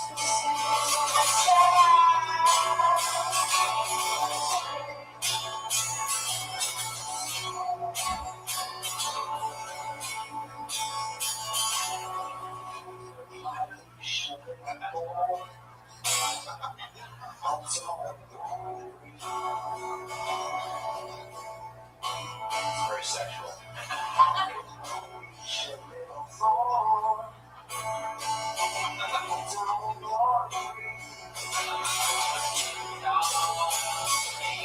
I watch you there through the window and I stare at you wear nothing but you wear it so well. You walk by my house every day. You're a beautiful lady. You're that I would die for and lay with and make puppies with.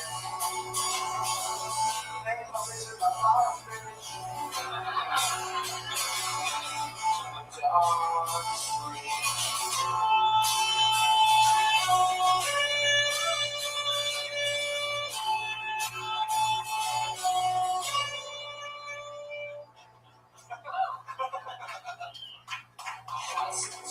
Chocolate, but it just ain't the same. Why'd you chop my bones off? Just leave me a dick of a sad.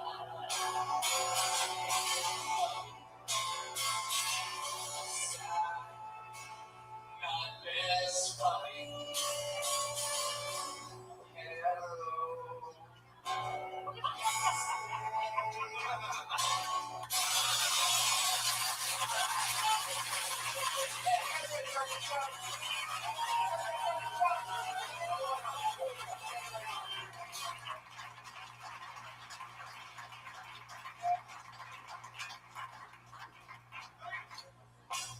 Hey, Tony, are you ready to start the show? All right. Guess we'll start the show now.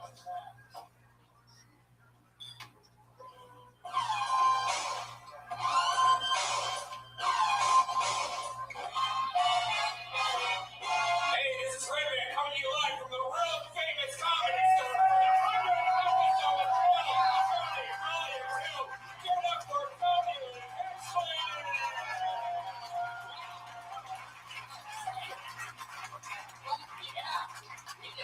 Hi, everybody. Welcome. Cater to the Comedy Store. This is very exciting. Welcome, everybody. Happy Monday to you. I'm very excited to be here. Hi, everyone. Yeah, just like the belly room. Let's make it weird, right? Always fun. Some traditions never end. Brian, how exciting is this? We're in the main room streaming live to the hundreds and hundreds and hundreds of people on Ustream right now. I know. It's actually the most that we've ever had. There's right now almost 500 people. Wow!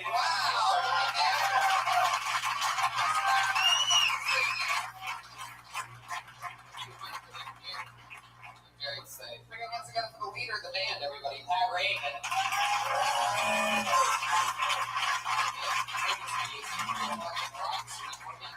This room. It's very exciting. First time we've ever been in New Haven with a comedy store. Pat, how you feeling? It's hot. It feels good, man. I'm hot. I'm sweating, but I'm in the land proud. Yeah, always rock and roll. I love that. We had delicious food made for us by our one and only sponsor, our amazing chef who cooks us a new gourmet meal every single week. Tonight she made maple balsamic glazed lamb chops and salmon with French peas and mint puree.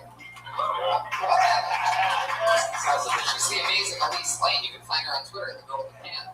Hell yeah. And Elise Lane. Now, Pat has been the co-host of this show. He's been the man on the side, the band leader for what, like a few weeks now? About 4 or 5 weeks. So. Yeah, we've had a lot of fun. We found out that we have this amazing chemistry, which is always exciting. And for those of you that may not know, I know some of you have obviously been to this show before, but some of you might not know the whole backstory that after the first episode of this show, there was a man who came up to me in a $5,000 suit that was supposed to be the Iron Patriot. It was a spin-off character of Iron Man. It's like a more American version of Iron Man. And he came up to me after episode 1 and he said, I want to be part of the show in any way possible. I said, great. You're going to be set decoration. And you're going to stand next to the stage. And you're just going to stand there. After a couple weeks, it turned out we started letting him talk a little bit. And he was so obnoxiously weird that it was funny. So then we put a mic in front of him. And this went all the way for about, 30 weeks or so. Yeah.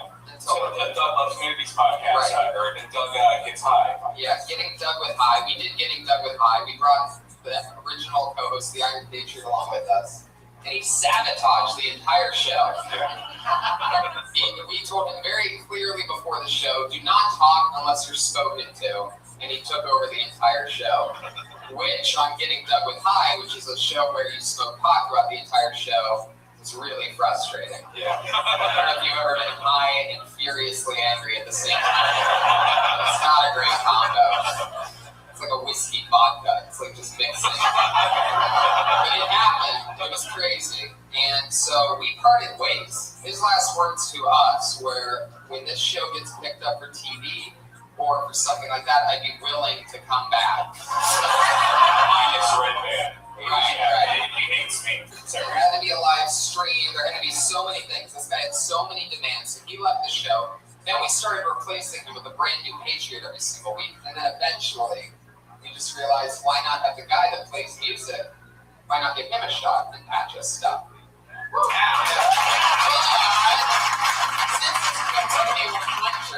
And we're crazy fucks on this show. It hasn't really been working out really well, to be honest about it. We love Pat. We love Pat. That's an interesting angle. I see where you almost went there. Right. But what's crazy is that, the Patriots been begging me. He left about episode 30, we'll say. Ever since episode about 31, he started begging me to be part of the show again. And, we just couldn't do it because he clearly couldn't take direction. But just for one night, just to see how it goes, we're going to have Pat work with one of the hardest people to work with in the world. I don't know why I would bring a nuclear bomb on my 100th episode. It's totally detonated at any point, but I decided to go for it anyway. Let's see how it goes. Ladies and gentlemen, it is the one and only, the original Iron Patriot.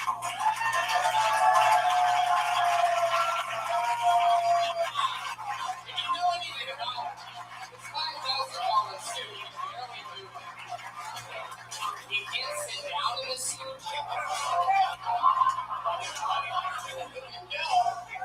Wow, almost a huge fall for the big welcoming back. It's been 70 episodes. There he is, everybody.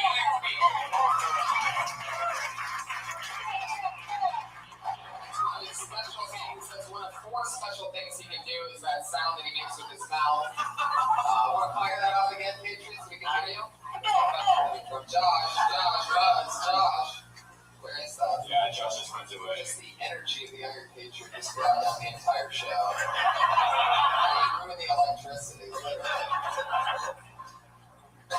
This is our system of figuring out what that part is. Josh just keeping the water all around. It just touched the microphone. That didn't do it, Josh. That's good stuff now. Oh, okay. Patriot, welcome back. Josh, can you switch that microphone so that somehow they can be in the middle. We'll see how it sounds. Adrian, say something. I will lead these new Avengers into battle against anyone who would fight my way of life. I am the Iron Patriot. I might have missed it, I'll be honest, right? Yeah, I can't believe you just listened the same lines as you did before. I thought you'd evolve a little bit. Like something cool. Any new shit, Patriot? For every line you say, there's a certain I heard this. That's not new. You just completely ignored the rest of it. Alright, we heard your moves. Alright, settle it. I asked you if you had any new sayings or something. just between me and you, here's my little secret. The bad guy always wins. The only use just perfect symbolism for the times. That some of it was you bombing. It was pretty accurate. It looks like your costumes gotten a little bit more beat up since last. I see sponges and stuff sticking out of it. That's the car wash sponge right there. I mean, you're right there, right? How do you get so stretched up? Yeah, I got that sponges at Home Depot. I think you're answering the wrong question. We don't literally need to know where you got the sponges. How'd you get the scratches on the side? Well, this costume was sent to me battle worn from England. They made it in England. The other sculptor was in Norway. One of them was working in England. They sent it to me battle worn. What kind of battle? What kind of battle? Is anybody wearing a thing where they can't sit down and they can't get? You almost fell on the first two stairs that you saw. Somebody battling in that outfit. What do you mean you wore the battle? Yeah. You're not answering any. Patriot, since you've been gone, you've been making a lot of collages with me and Tony of pictures with weird music, and me and Tony have actually been very scared for our lives. What was the motivation behind all that? It's a new kind of music video. I use pictures, and I put the song that I wrote with it that I feel fits the song. I did Holy Moly for you, Tom. It's a slideshow. I like Pat's music. Yeah. You know, I've been watching this show live since February. Every Monday at 8 o'clock, I'm on a routine. I smoke some weed, and I watch the show. And I've been listening to Pat's music, and some of them saying something about a Facebook stalker song or something. It grew on me, and I like it. I want to do a song with them later on. Like a duo. Yeah, like it's almost like it's Let's not do that. Would you ever work with a Dirty Crowder? Yeah, man. I like his processed electric voice. That would sound kind of cool. But yeah, he's like the original auto-tune if it only had one note. Well, Adrian, I'm excited to have you back. It's going to be a lot of fun watching you and Pat's chemistry over there. The new and the old standing. I mean, that's episode 1 meeting episode 100 right there. Because Adrian, I highly doubt we're going to have you back next week. I really just don't see it working. Oh my God, he knows my schedule. Yeah, we'll see you next week, Adrian. We will be in Vancouver, by the way, next Monday. So if you're listening, if you're one of the streamers in Vancouver, come to our show. Can I ask you a question real quick, Tommy? Oh, this is how it fucking happened. I'm getting done with mine. This is exactly how it started. Okay. I told my mom to watch the Justin Bieber roast. And she said the best that's such a hacky question. She said the best segment, she said, was the Martha Stewart in spite of the filthy jokes. Now, I want to know, what does your mom think of your filthy jokes? She loves it. What are you talking about? It's a great question. She loves it. She made me this way. My mom's funnier, more evil even than I am. Great question. Special shout out to my mom who's watching a live stream. But,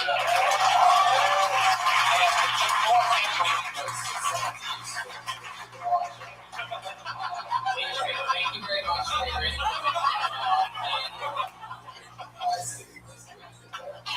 Adrian, thank you, and be quiet until I ask you a question for the rest of the show. You understand what I just said, right? Yeah. Very good. Guys, you know the show. Over 40 comedians signed up for the opportunity tonight to do 1 minute in front of that microphone right there. They always do 1 minute. They always do it in front of 2 of my funniest friends and guests. Then we talk to them about anything. Maybe we give them advice. Maybe we make fun of something. Maybe we try to help them out in any way possible. Tonight, 2 of my favorite guests of all time, 2 of the funniest people that I know.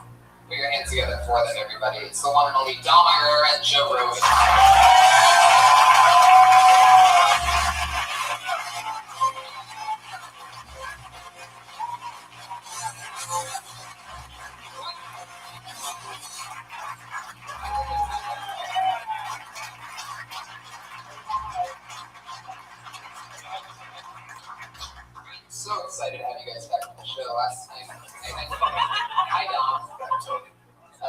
the original Iron Patriot? You were here for a long time. Before my time. Really? Yeah, of course, I don't fuck forgets this. Joe, this is definitely your first time being this close to the Iron Patriot, right? Yes. Patriot, you have any questions for our guests? Yeah, I'll start with Dom. Dom, you were raised in a large Italian family in Southfield. Now, have you been back to your native country of Italy, and have you done comedy there before? No, I've been to Ireland, which is close to the I have done comedy there, and don't ask me how I do it, because I'm not right. I kill. By the way, I'm very uncomfortable being back there with you alone. Yeah. Let me ask you one more thing. Also, I saw a clip of you on The Tonight Show in 1989 with Jay Leno was filling in for Johnny Carson. Now, did you wish that would have been Johnny Carson instead, or how does that work?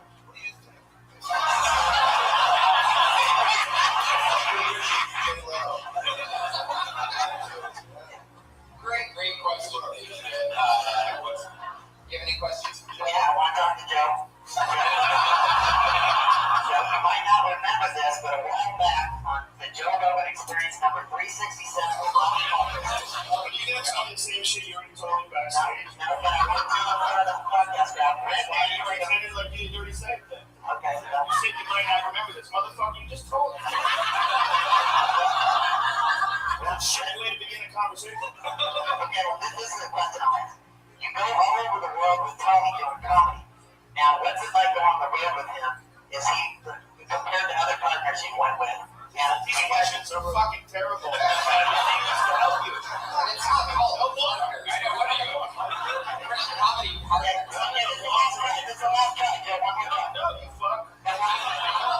These are terrible. There's no No, Adrian, fucking no, you son of a bitch. No, stop talking. What did I tell you, Adrian? I told you before to work. Adrian, I told you before this show that if you get out of hand, I'm gonna have the two biggest store guys drag you and straighten your outfit all the way up in the middle. Alright, so just behave yourself and relax. I will talk to you. When I ask for something, then you can talk. You're an animal. Reagan, do you have any questions for our guests? Yeah, I do. Joe, in episode 2, See,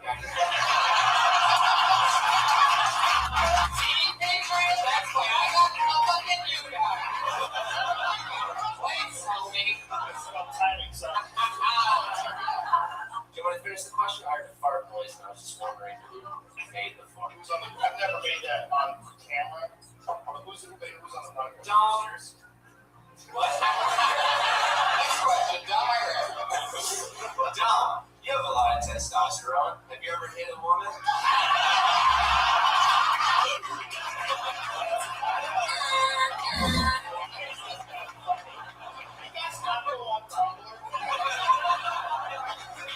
Well, there you go. Those are the questions. Those are the co-hosts. These are the guests. Why am I coming crazy? Surprises coming up at any point. So, you know the deal. Over 40 comedians signed up for the chance to do 1 minute. Comedians are scattered around this room right now, lining the walls, maybe hidden even in amongst some of you audience members. You never know where they are. Comedians, you know your time is up. Your 60 seconds when you get the sound of a kitty. Oh, that's adorable. That's your time. Wrap it up then. Girls, you're going to bring out the angry West Hollywood bear.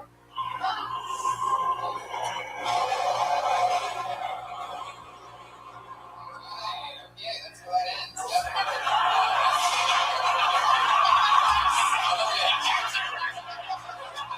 Tony, we might want to say that if you can get picked, the way to get up on the stage, if you haven't been on the stage before, there's a pair of stairs on each side. Yeah. So that's how we do it. But if you fall, people will probably like you more. So, all right, let's do it, guys. Who knows where they're going to come from? Put your hands together for David Berdulis.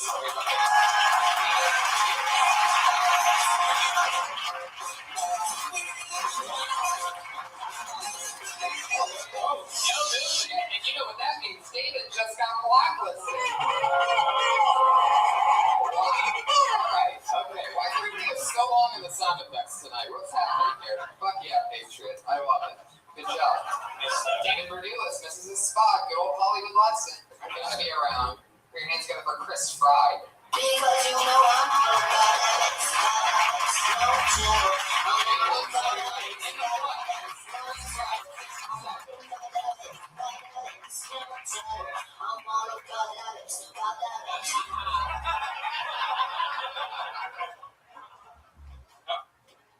Hey guys, how are you?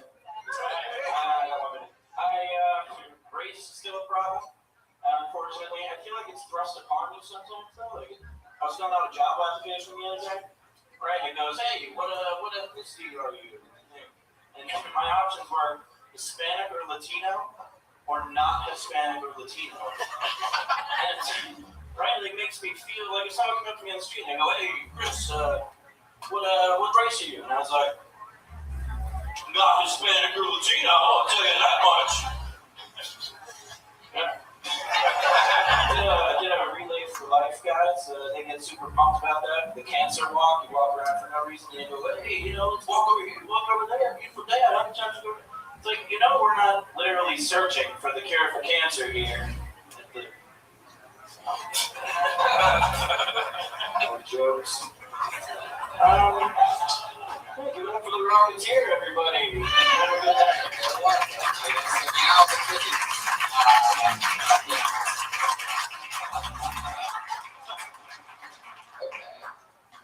Where are you going?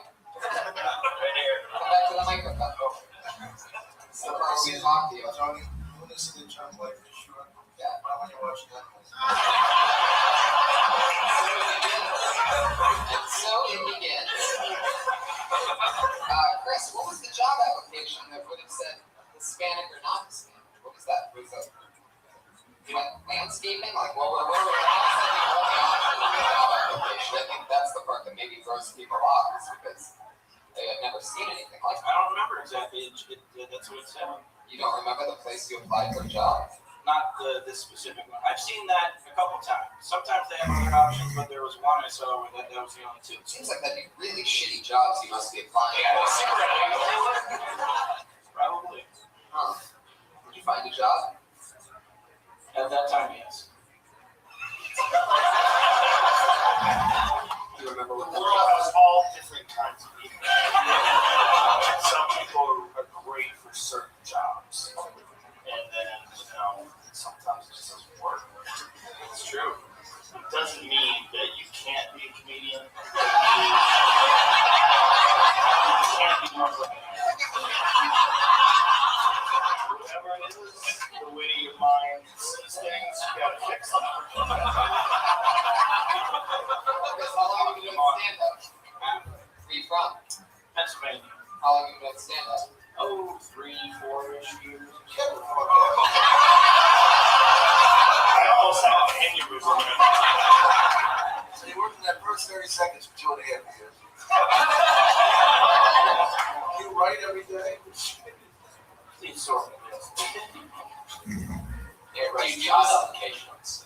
Job applications at North Hollywood car washes. There you go. Pat Reagan for 3-point range on that one. How stoned are you right now, by the way? How stoned are you right now? No. You're not. So That's part of the problem. You might be the only one here. Is that your real name, Chris Fry? It's free. Yeah. Oh, free? It's spelled fried. Interesting. What part of Pennsylvania? Allentown. Wow, wrestling town. Northeast part of, or northwest part of it. Yes. Did you do comedy there? A little bit. It just kind of developed the last. That's a fucking Billy Joel song. It is. Depressing as fuck. That's why. How long?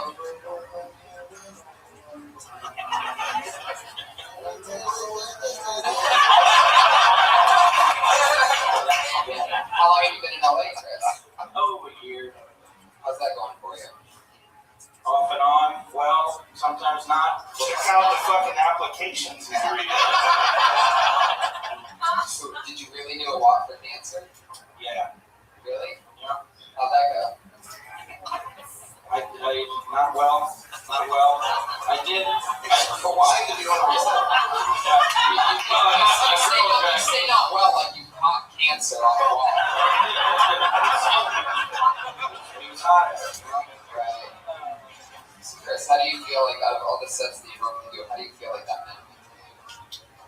Not too swell. What was weird about it? Did you feel different when you went up there? Were you nervous, or I guess a little? Did it lock up at all? A little bit mentally, So, when talking, I didn't know where my sentence was going, but it just flowed. Well, have you done that stuff before? Yeah. Chris didn't just throw. I mean, I look pretty. Oh no, that's the funniest part of the thing. What part did you think? Yeah. Tonight? I never thought once. Not tonight. Wow. Do you get up a lot? Like, what clubs do you get up at? Where do you? I do bars. Mostly bar shows in front of other comics and stuff. You ever go on the road at all? No. You should. I mean, I know it seems weird, but like there's bars in San Diego. Just getting out of LA will definitely help out. I think just you get kind of burnt out in this town and just doing the mics around here. Trying to send you off. Yeah. You know, the real comedy to Mexico is hoping you get drunk across the border. I'm telling you, the real comedy boom right now is in Allentown, working on the railroad. It's the big thing. Well, Chris, there you go. Biggest thing that'll ever happen to you in your comedy career.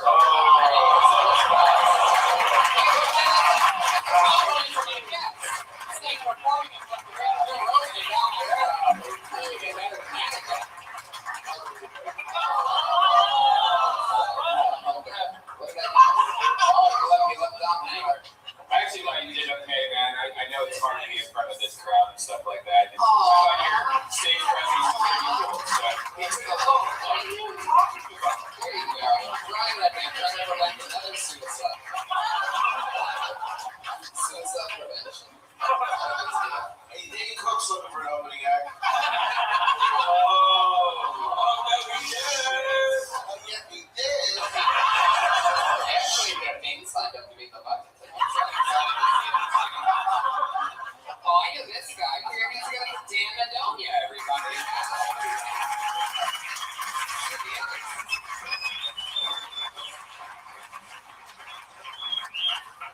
Hi, guys. I'm Dan Madonia. I'm an adult. Don't need anybody's help to move the couches if I want to make a fort. It's my responsibility. You guys have responsibilities too, right? You can't just take any pill you find off the ground. You have to Google it first to know what ride you're about to take, right? Because what happens if it's a Benadryl? Then you've lost your entire day. Because we've all had a Benadryl before. They should just change their slogan, right? It should be, because you can't have allergies if you're in a fucking coma. I've been smoking weed all this time. I knew all I needed was an antihistamine. 80 Vicodin in one little pink pill. Thanks, guys. That's my dealer's name.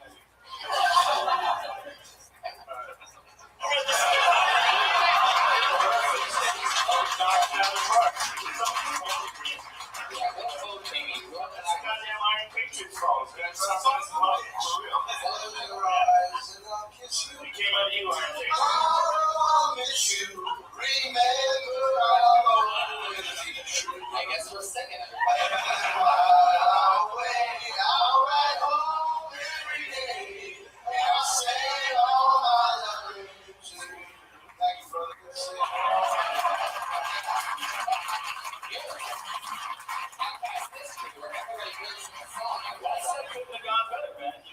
Strong, you went right into your material, you killed, you ended before the time. Yeah. The ding threw you off, but it's not a ding you look for, it's a cat meow, but fuck it, you nailed it. Dude. That's it. It was really bad.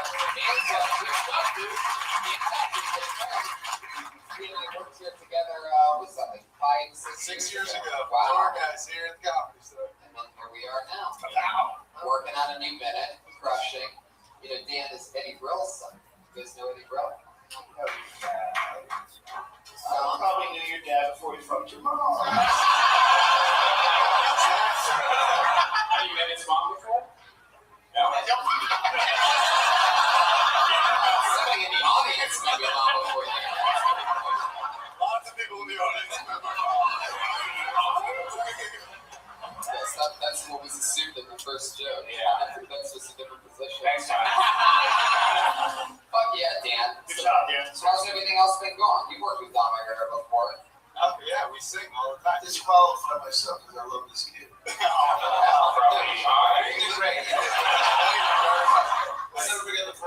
they love me. It's so nice to thank you. You know what's crazy is Chris Fry actually didn't commit suicide until he saw how well it could go for him. Just now built himself. He wasn't going to do it. And he's like, oh, this is how it could have gone? Is everybody loving me? There he goes. It's actually the second shot. He survived the first. All right. My first one was just a call for help, so they finished the job. Dan, that's how you do the impossible. They say it can't be done. You killed Dan the Donut, everybody.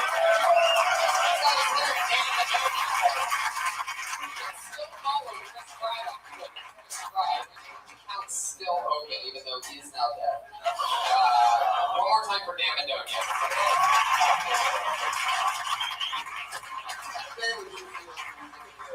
I mean, do you have any idea what that would do for the numbers for this episode?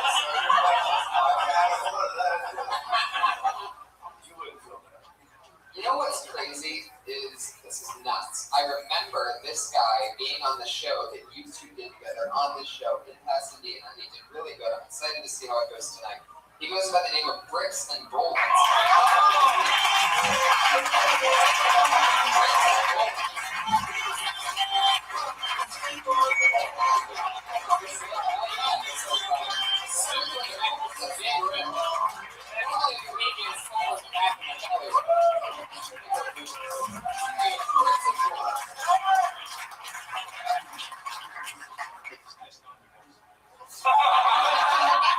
White America, you are fucking up. We all heard from John Legend about how there are more black men incarcerated than there were slaves in 1850.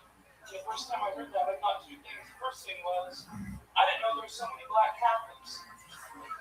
Y'all been getting it in, like literally getting it in.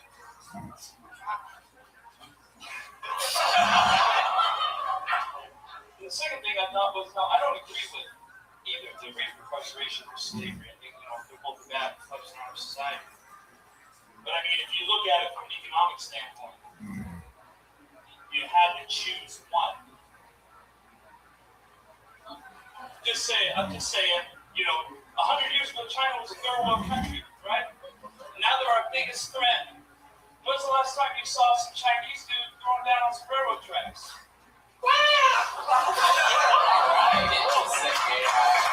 Racist political sex.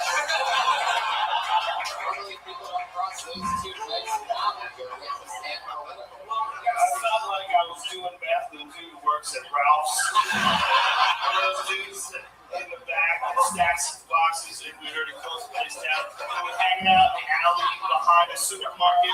We just wouldn't shut the fuck up and then go home. That's what it felt like listening to your set. What are you trying to say? You just said it, correct? So I think it's still not present. Yeah, man. Yeah, black people like to fuck. I admire how you hold your mic. It's very gangster how you hold your mic. Like, you hold it so far away in such a quiet voice. If you're going to hold it that far away, you got to project. I mean, we can barely hear you and how you do it at 11. Well, maybe that's better. And also, you're competing with the mic stand, but that's you're not. I don't mean to be Well, you're talking about super technical. Yeah. There's a lot more issues. Don. I just thought that it was really bold of you to go out on the limb and say, you didn't believe in slavery.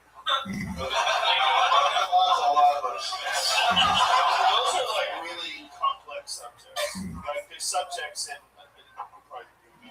there's subjects that are easy to pull off, and there's subjects that are like black belt subjects.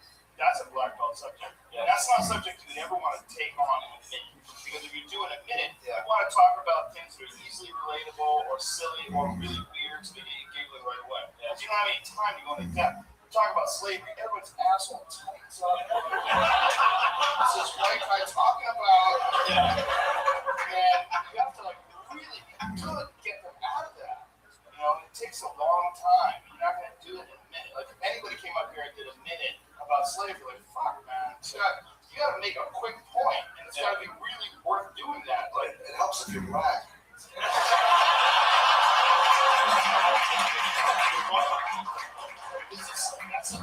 That's controversial material. Have you worked that bit out before? Have you done that before? I've never done a lot of it.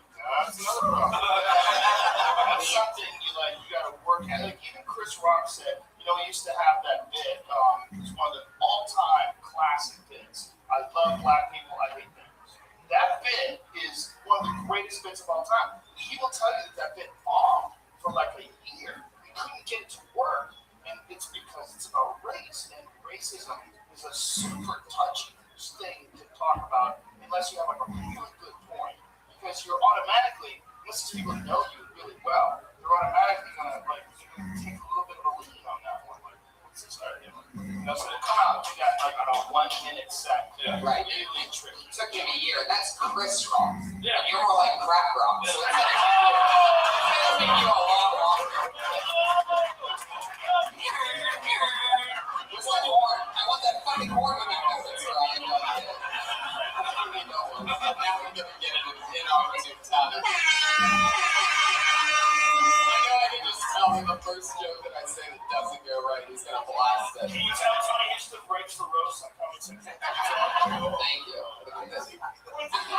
It's all funny jokes. I liked your first time better. How many times since the last time have you gone up? I haven't been up 10 times. You're a kid. Without trying to trim it. I don't know, it's a good question. Because I know I have it in me. You know what I mean? This is obviously a bad example to everybody here who hasn't seen me. Well, everybody that does comedy knows it's gonna bomb. There's no way around it. You're gonna bomb. You're gonna try things out, you're gonna bomb. If you don't try things out, you're not gonna get good. Yeah, and I didn't, you know, you guys can give me a subject, I go back and write for 2 minutes, come up with something, you know, funny about it.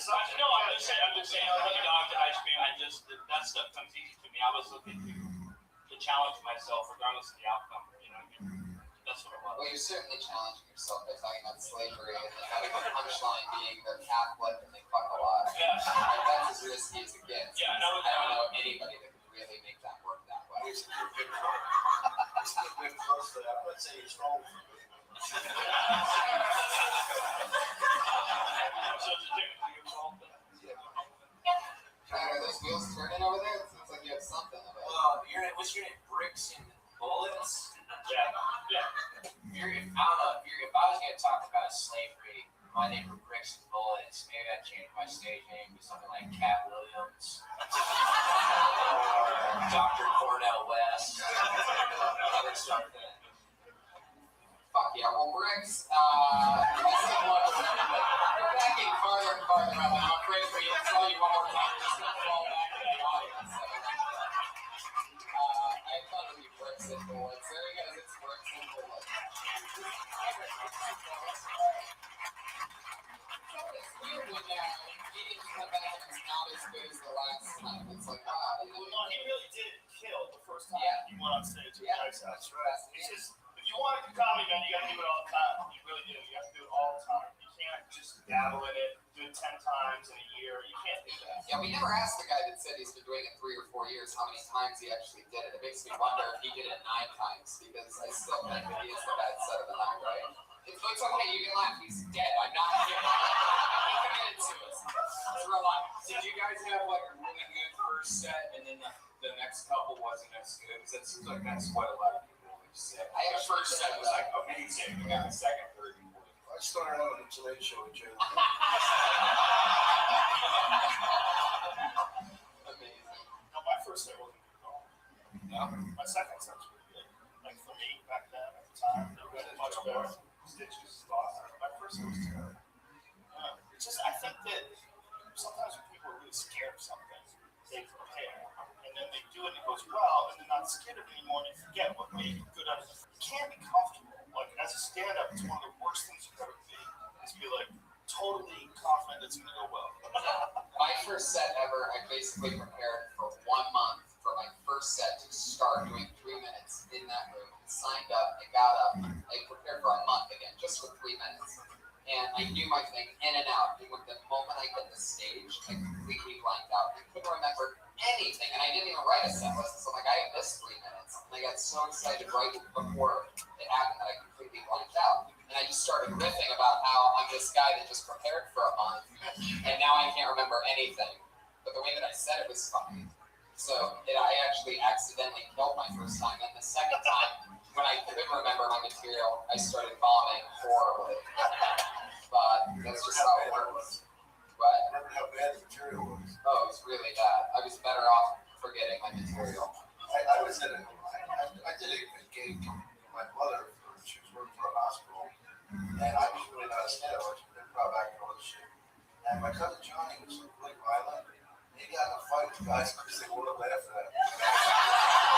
I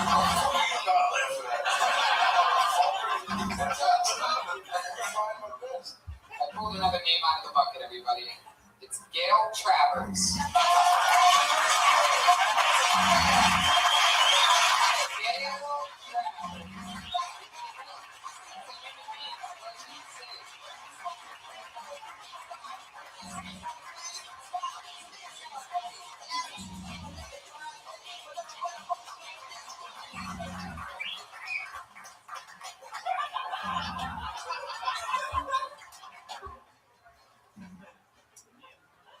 So I was dating this Navy SEAL guy, and he takes me out to dinner, and he tells me that if a robber ever broke into his home, he'd take his 45 and he would shoot until all the bullets are gone. That's pretty wasteful. Whenever another robber comes in, the guy's not going to have any more bullets. So I'm thinking that he's not thinking about the future. So I got rid of him. Then I started to find this new dating website. It's called the Most Wanted List. All the information's been verified by the police, so you know it's true. There are no liars on the site. They can't say they're 6 feet when they're really 5'7", because you can see those lines behind their head. And you get a nice, good, clear profile pic of them too. No for that Photoshop or soft lighting or makeup. If you see something you like, you gotta act really fast, okay? Because there's a lot of competition out there. Bounty hunters, FBI, IRS. Immigration. Yeah, that too. And there's a lot to choose from. Bank robbers, whores. There you go. How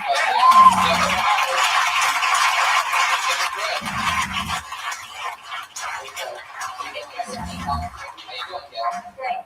How long have you been on stand-up? About a year. Wow. How often do you get on stage? About three times a week. You like it? I love it. That's interesting. So you're really single. All this stuff's true. You're looking for a man. Looking for a man. What do you think about the Iron Patriot?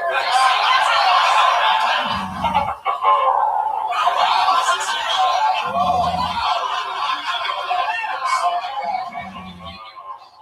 Take a step forward, Gail. You remind me of Sally Field from Punchline. Is that an inspiration of yours? Sure. Cool. Yeah. Okay. But yeah. Yeah. So Gail. Yes. Why do you think you're single? I don't know why they laughed at that, Gail. I just ask an honest question. Sometimes they just laugh. I don't know why. What are you doing? I'm trying to Because obviously she's struggling to get a man. I'm very. But that's what I'm trying to do. I'm about 6'3". I want to see what your honest answers are because there's probably a lot of material in that, right? A lot of material. See what I'm trying to do here? Yeah. So why do you think you're single? Okay, forget it. I dated a mob guy, but I didn't know he was a mob guy. And he was on the Most Wanted list, and that's where I got the inspiration. That really happened? That really happened. Wow. You had a really great set. Thank you.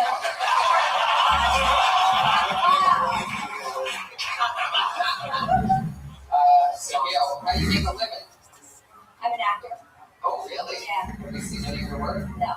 I guess I'm an actor too then. Yeah.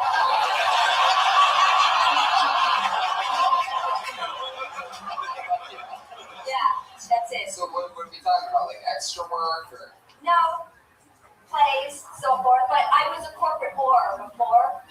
Oh. So. Yeah, double vaginal, double anal. I think that's not what corporate means, bro. I just called them anybody in corporate. I shouldn't do that, but I should call them corporate whores. Well, what did you do? Fuck Ashton Spencer. I was in pharma. What's that mean? Pharmaceuticals. So I call those corporate whores. Oh, guy in Strix, girl? See me after. All right. Yeah, you can also see Rex and bullets, but that was one. So, Gail, can you say what pharmaceutical company are we talking like? Oh, this was 3M. Now, I know 3M you think Post-its, but they had a pharmaceutical division. But they sold it off because, well, they were corporate whores. I guess Bill Cosby probably bought it, right? That's a good idea. in there, everybody. So how do you make your money if you're acting only in stage plays? The corporate horror stuff, the stocks, and Well, how long have you been out of big pharmaceuticals? 6 years. Okay. Saved up a lot of money. I did, yeah. Well, I guess we're not really getting much out of Gail, either her chance to work or her actual relationship situation. Who's the last guy you dated? Jesus Christ. Oh. Answer the fucking questions. Normally it's bills. I'll tell you, the last guy I dated was a bodybuilder guy, and he told me. Is this a joke or is this real? No, this is true. It's a true story. He told me that he partied with Charlie Sheen, and I was more scared of that than the mom guy. It's true. I believe it. It's true. I'm like, you partied with Charlie Sheen? I don't think so. Do you have a question for her? Do you have nice feet?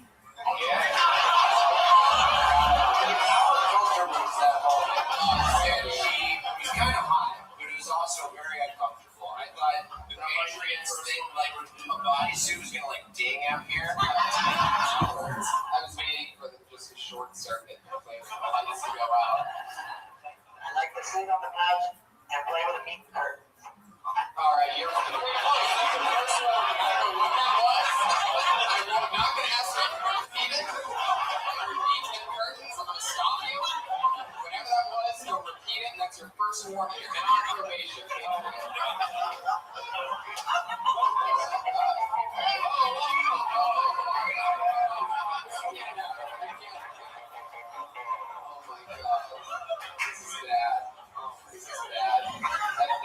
What happens if you get her pregnant? Does a vibrator come out?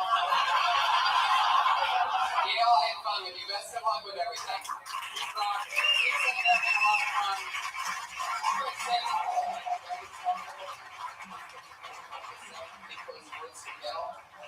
Patriots, stop trying to grab her.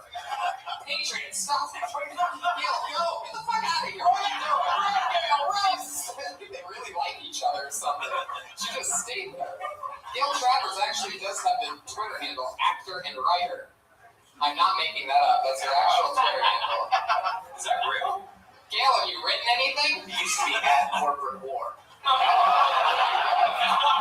Full circle. It's a very good idea. I'm so broad. Anybody can say they're acting. Even if you're going to acting school, you never say you're a pilot unless you actually flew a fucking plane. I'm an actor. And when they were Tuesdays.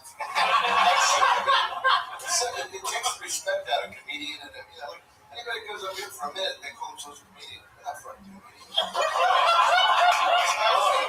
Did you believe that, Tom? Ari Shaffir actually was one of the first people that I never used to He's talk. very mean, by the way. Don't watch the show. It's not special. That's a progressive. Apparently, he doesn't like women with one. It's true. What? I have comedic license. Fuck you guys. He was one of the first people, like, after doing comedy for a few years, I would never call myself a comic. He goes, but if you do it, you're a comic. Just tell me whether you're a comic. What is to you when you can think your first paid gig, or? Well, I would think a combination of the paid gigs and audition gigs. But I mean, at least I think really you're a real comic when you make a living doing comedy. Otherwise, you're trying to be a comedian. Yeah, but I think honestly, the only people that really should give a fuck are the people that are real comedians. And if you're a real comedian, you should give a fuck.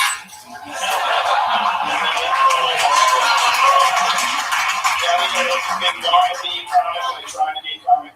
Is it really money what matters? It makes somebody laugh. I think it's symbolic of it. I think money. Yeah.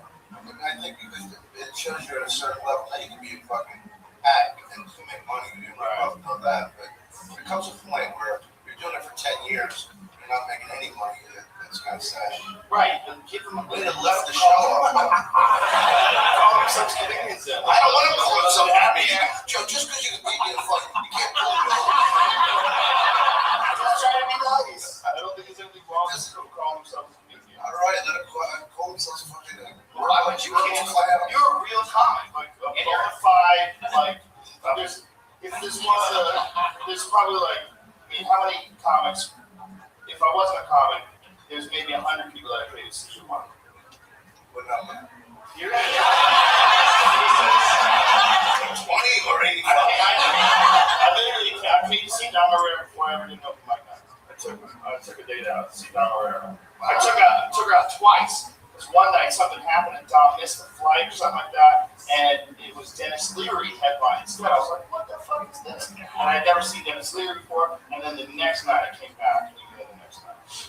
So I think you're a world-class comedian, so like, why would you do fuck yourself as comedy? Because I wanted to kill Tony. I think that's why there's three levels. Like there's headliner, middles, openers, hosts. I think that's why there's different levels of being able to say your. I think it's it's definitely a lifestyle. You know if you're a comic or not. If you're wondering if you're a comic, then you're definitely not a comic. Like you're either in it or you're not. I think. Well, it's got to be at least 5, 6, 7 nights a week, and that's just pretty much it. There's always this ridiculous hierarchy thing across. The guy was a middle act, the guy was a headliner, the guy was a middle act with no respect. And then I remember this one kid. I don't want to say his name, but he went off and he got a TV show. And these guys in Boston are he's a fucking middle act. I'm like, he's a middle act with $1 million, you dummy. What are you talking about as a middle act? He's a comedian. What do you give a fuck? You're labeling him by this weird fraternity. Joe Wars. Nobody's watching anyway.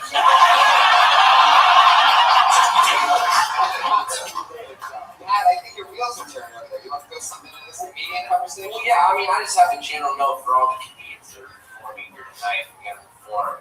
The audience is out this way, and there's a whole stage to use, and everyone seems to be afraid to sort of own the stage and work the stage. Sure. And I know everyone backs up, but you're not performing to the panel, you're performing to the audience. So get in there, go balls, there you go. Here this way. And here to see how this stuff.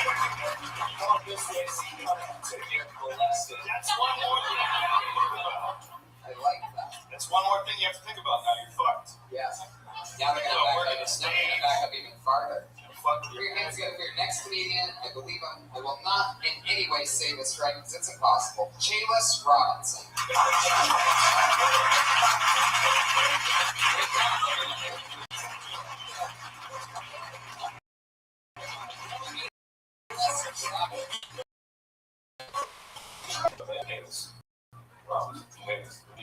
Balls together right now.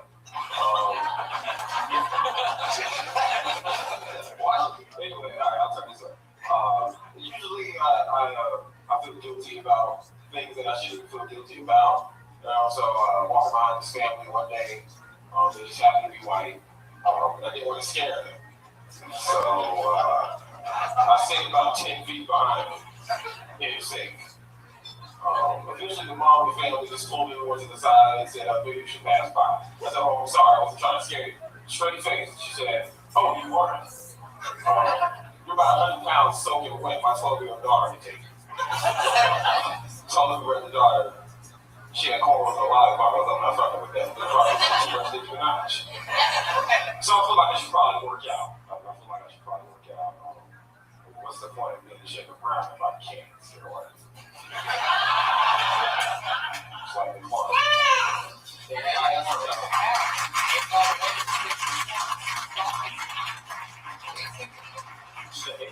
Chaylis. Wow. That's an interesting spelling for that name. Yeah, it's spelled wrong, actually. And just kind of went with it. That's it. Like, basically, you want to know the story real quick? Sure. Okay. It was spelled wrong at birth. It's supposed to be CHAHALISS. And my mom just roll with it. That's amazing. That's one way to put it, rolling with it. Not going to the office and getting another way. I was just going to select 2 letters out of your name. How's it spelled? It's spelled CHALISS. So I said Chaylis. Yeah. And it is Chaylis. Which, by the way, which, by the way, would make it what? CHAHA. Wow, so you would have had ha-ha in your annual minute comedian. Wow. And you never thought of that before, that ha-ha thing? But no, that's what you had that name your entire life and you didn't realize that. Oh, yeah, like the ha-ha was in there, but I didn't think about it. saw you on stand-up. How many spots a week ballpark you had to guess? Shoot, 5 or 6, but it couldn't double because sometimes I do 2, maybe one, at least once a day. And so he's a comedian, right?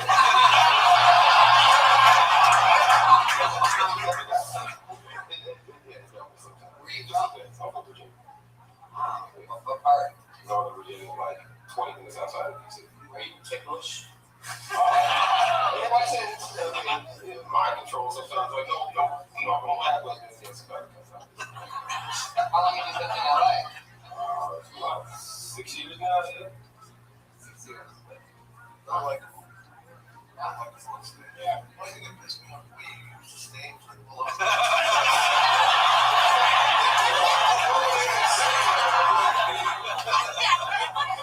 That was great to think. How do you make your money? I work at a retail store, so that's what I do. How's that working out for you? I fucking hate it. What retail store? See, if I tell you, then I'm really gonna fucking hate it. But I work at Walmart, so.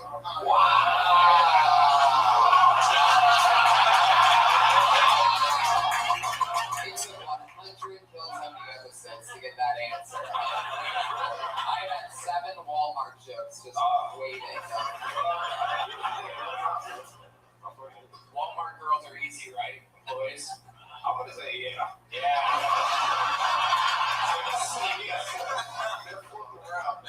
say yeah. How long have you worked at Walmart? Like 4 years, maybe. I think it's getting really easy. Jesus. Oh my god. Okay. Do you ever talk about that when you're on stage? I don't have one yet, but I think maybe I can get something out of it. They're not funny people. I just want to be funny. definitely do a good job. Yeah. You're very relaxed, man. You've adjusted to the fact that, this guy reacted to you. You didn't get nervous, put the balls out, Joe. You're very comfortable up there, man. Good premises. Fucking hammer on it, dude. Do you know Real Battle at all? I've seen them around, we've spoken, but I don't know them. Somebody just tweeted that you look like Real Battle. I've got that. They tweeted that? Yeah. Wow. Well, there you go. Little shout out to Pete with a bad joke from the back. Pete bombing, incoming text bombing. Thanks for that one, Pete. Really crushed the room. Good thing you sent it. You're going to do it like how he see it. Yeah, he see it. It's a popular guy. We're not going to have it. Text it. Good joke. So, Chehalis, have you ever thought about going back and finishing the job that your mom started and adding the other HA that you, everybody's must call you Chalis. I was like going to Chalis, Charles. I got a Charles once. They were a stupid name tag. And I had people stare at the name and they go, Charles. You idiot. That's not how you spell Charles. I mean, there's obviously there is a stereotype that black people have black people names. I just have to say, I have never automatically, via your story, nothing takes the cake more than a misspelled name that never went even back. I mean, it was already going to be an extremely black name for Chalis. And this is also even the typo. Chalis is an extremely black name. But the fact that it is a typo, I think that means you might have the blackest name ever. No, you got a real strong point. I was thinking about sometimes I am surprised with names. Sometimes there are blacker names than mine. Like a regular name dipped in fucking gold is what I like to call it. I guess a DeAndre is like a normal black name, but what's your handle name? Are you right for him? Yeah. Okay. Is it spelled right? Yes. She got that one right. Okay. Yeah, it's spelled right. Now see, get your jokes ready when I tell you this. But middle name is Kyrie.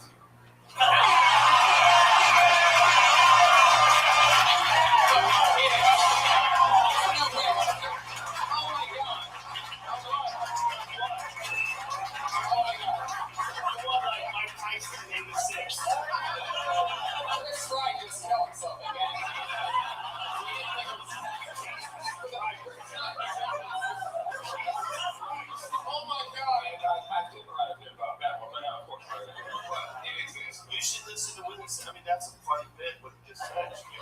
Yeah, I mean, that's what this, yeah, absolutely. And it goes for everybody. I mean, take whatever the hell we talk to you about, because we're never going to talk about you again. Oh, shit. That was more for the people out there. I like you, shit.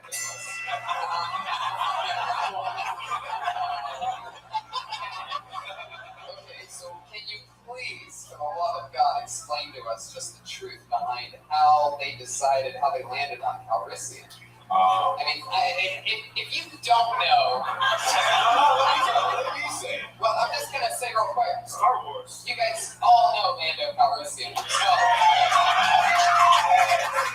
Williams, Star Wars. Okay, you take over. How the hell, in God's name, you got that as a middle name?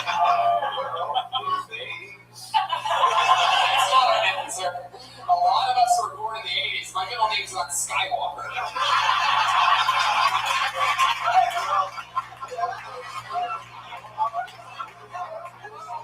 So, I didn't catch any of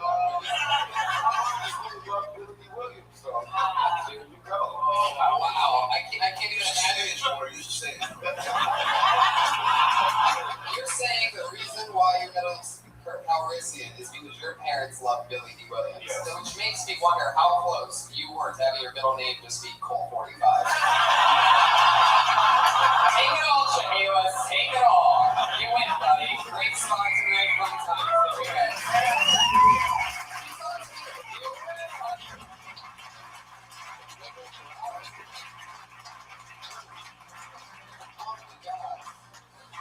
Oh my God, it's just too funny. That's his real middle name. The guy should have 40 minutes of killer material on his first and middle name. And then he should just close with one thing about his last name. It'll be the biggest comedian in the country. Patrick, you're racist. What did you think? I definitely realized over 30 episodes of The Patriot that there's a very strange racist side to it. We don't condone it. It's a lot of the reason why we ended up getting rid of him. But Patriot, what'd you think of Chehalis? I remember that my Share My Banana song, I got that name of a teacher. What do you think about that for a black girl? Answer my question. What do you think of Chehalis? What? Oh, Pat Reagan. We gotta get locked in for life, buddy.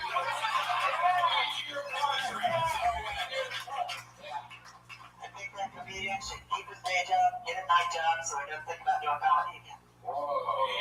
Patriot, you are the worst. I thought he did good. Yeah, he really did. And he handled himself well. You know, a lot of comedians don't realize that, you know, they bank everything on that 60 seconds that happens. But your interactions with us, just being real and answering questions, giving us something to play with, goes a really long way. And that's exactly what Chehalis did. One more time for Nick, guys.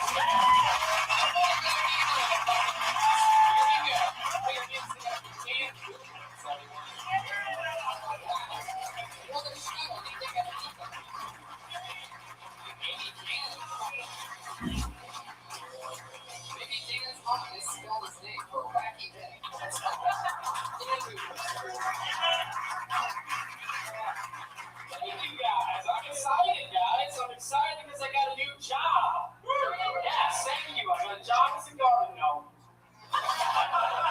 It's an easy job. All I gotta do is stand still and eat the grass all day. And garden. Oh, it's great. I was thinking about it though. Gnomes and dwarves, they don't have a lot of options for work. Think about it. I mean, we can work for Travelocity, or we can go work in the mines all day and come home with some sleepy bitch with a weird apple addiction. I was at the bar the other night and I saw this pretty woman. I tried to get her number. She told me I had no game. So I pulled her still off from under and string Jenga. Thank you.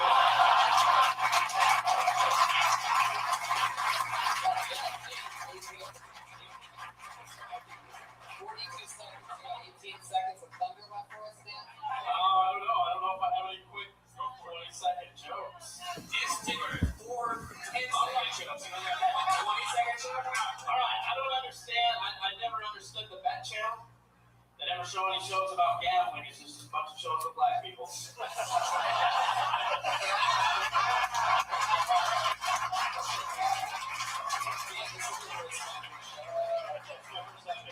time in the store, actually. Wow.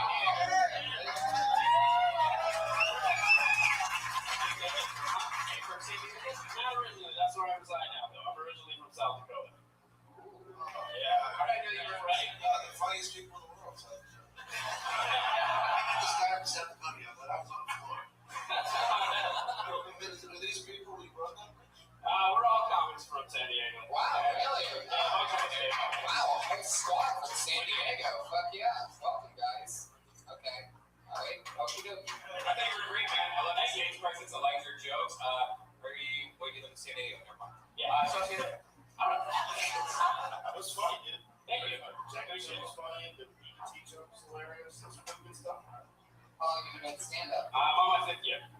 I'm 5 years old. Once in a while. I try. I go probably up 5 or 6 times a week. I go hard. Much like that. Where did you start? I actually started in South Dakota. And what kind of not much. What part of South Dakota? I actually I lived in Watertown. I started in Sioux Falls, South Dakota. Had an open mic there. And then if I wanted to do, I could go to Fargo or Minneapolis.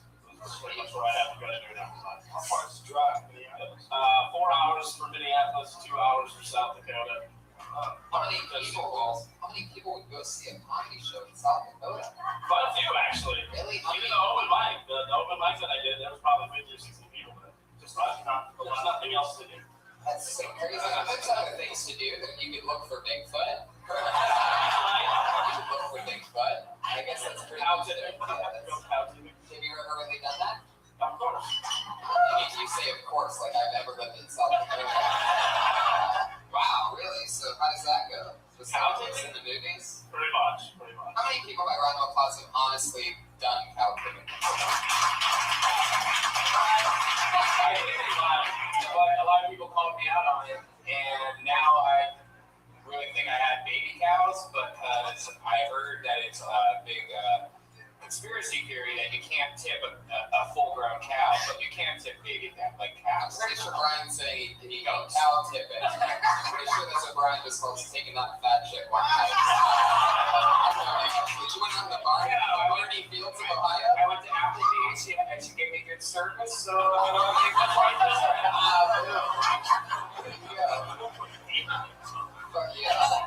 So Dan, what do you do for work? I work for a state liquidation company in San Diego, and then I produce shows down here as well. State liquidation, like when old people die and shit? Yeah, when people die, we go buy their stuff, and then we sell it on eBay. So I just list stuff on eBay all day. That's what I do. So it's Coolidge. What's your name? My name's Dan. I don't know the name of the place. It's Matt's and Co. State Liquidation. Oh, cool. Can I write that down for me? I feel that. I can give you my boss's number. You can come over and ask him.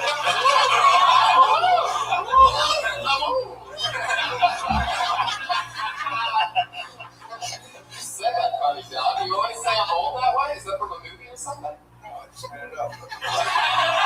Sometimes I do rent stuff, sometimes I improvise. It's a gift. I mean, I got a good slave. It's just funny about slaves, to me as it is. I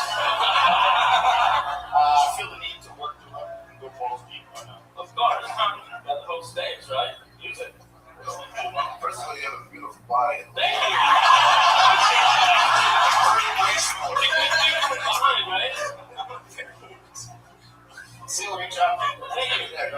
Another question, Dan. When you're doing these liquidations where you're only dealing with stuff that was once owned by dead people, and you know that they're now dead, like, what are we talking about? Do you get to, like, sort of ransack the house? Is there somebody that gathers that stuff? There's people, we have a crew that goes out and attacks it. How soon after the person dies do you guys get in there? I have no idea. What do you mean you have no idea? I don't deal with that part. I just list stuff on eBay. They go, they get the stuff from the family, they bring it to the warehouse. You're in the warehouse. Put it You're in the warehouse sitting there. In a warehouse just filled with dead people's shit. Yes. That's exactly what I do. But You have no feeling for what happened. it's a job. You get first dibs, like you I do actually. Oh, that's so fucking sweet. Is that a dead guy's shirt you're wearing right now? No, actually not. Do you ever get the haunted shit? I don't know. What's the coolest thing that you've got from a dead guy? Well, hold on. You may be haunted, or why don't you say maybe? The stuff could be haunted. Did you ever have an experience? I have never had it. In the warehouse? Not yet. Not that I know. Close up? Do you sit in the warehouse by yourself? No, there's a whole eBay crew. We have a whole crew. There's like 4 or 5 people. What's the coolest thing you got? Well, the coolest thing that I've seen was a script for Blazing Saddles. Wow. It was actually before it was named Blazing Saddles. It had Black Bart on it, penciled out with the Blazing Saddles. Wow. So that's pretty cool. It ended up selling only for like $60. What? I know, right? Wow. You're really Because people didn't know that. You're really bad at what I'm doing.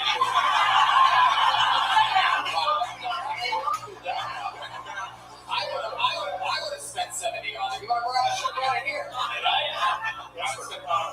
That would be worth a lot of money. I would think. I would have thought it was for a Well, lot. now we I would have given you a lot of money. It's worth a lot of money. Oh, you know, sold it to is going to die soon. That's right. What I was going to say is, you don't live here in Los Angeles, but I think we've been doing lately is that I've been inviting people to the Friday show at the Ice House. Now, I don't want you to drive all the way to do 5 minutes at the Ice House, but if you can set up a second show, you're welcome to go to the Ice House comedy show from like 10 o'clock.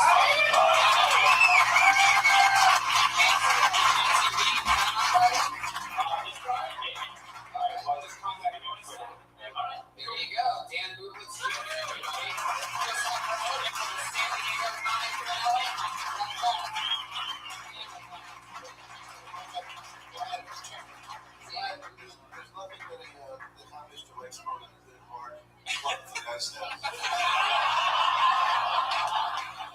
The old days of comedy clubs fighting with each other, I think, should be over because there's so many fucking comics in this city. There's no reason for comedy clubs to fight with each other. Don't you agree with that, sister?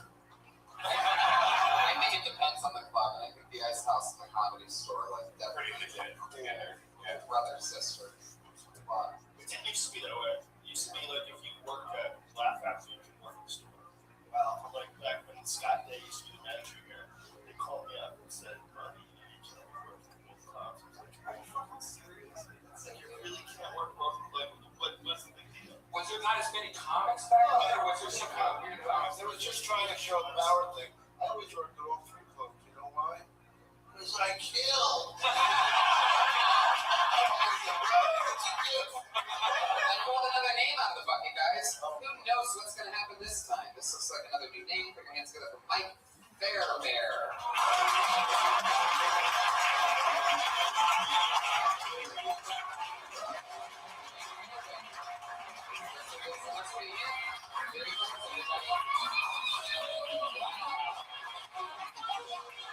Alright, that's your 60 seconds. Mike Fairbear.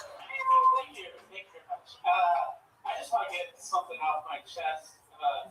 There's this guy I have to live with. Maybe you know the type. He's a Brita guy. You can't even open the fridge without being right over your shoulder. He's like, I don't know, it's nothing but love there. Brita guy's got like all these rhymes to help you remember too. It's like if you kill it, you feel it, okay?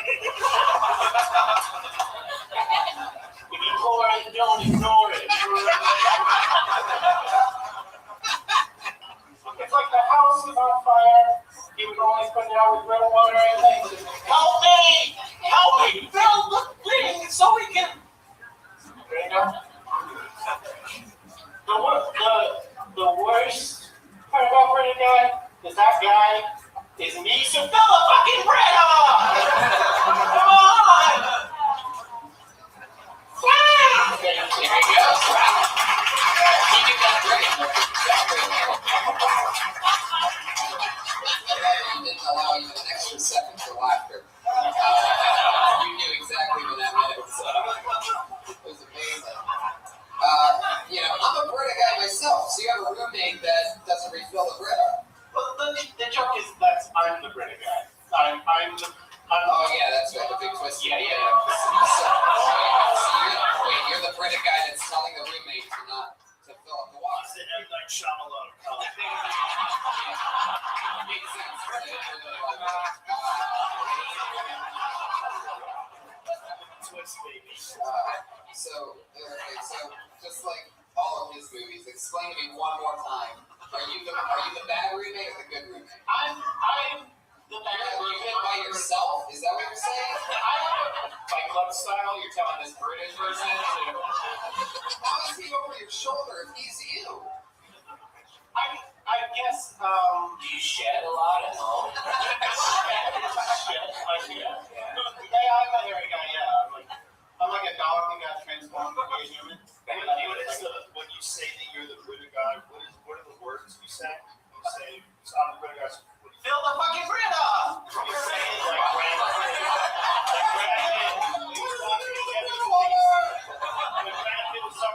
He's like, what's in the box? Fill the Brita! Is that your inspiration for the way you deliver them? Because it sounds like it's a little desperate. I just nailed the Exactly. I definitely think you want everybody to understand your point. You know, that right now I feel like the format's a little bit watered down. And, really? There's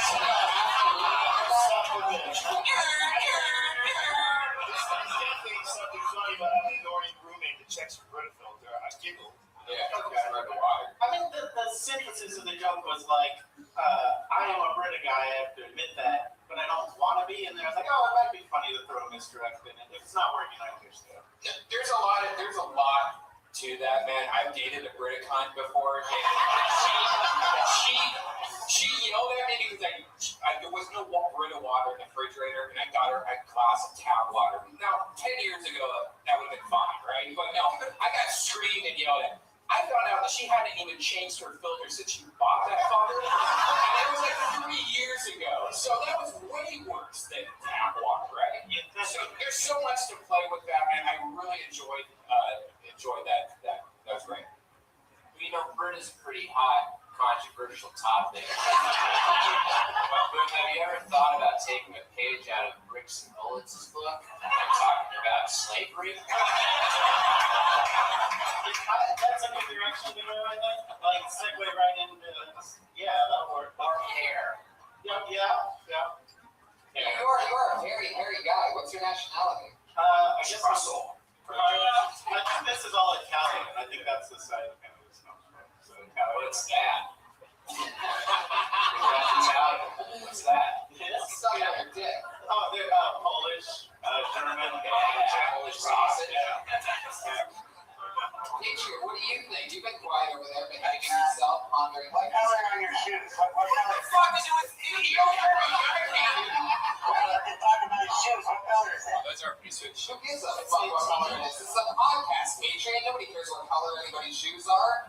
They're my favorite color. It's seafoam. Yeah. Patriot's question actually led to Seafoam. Yeah, seafoam.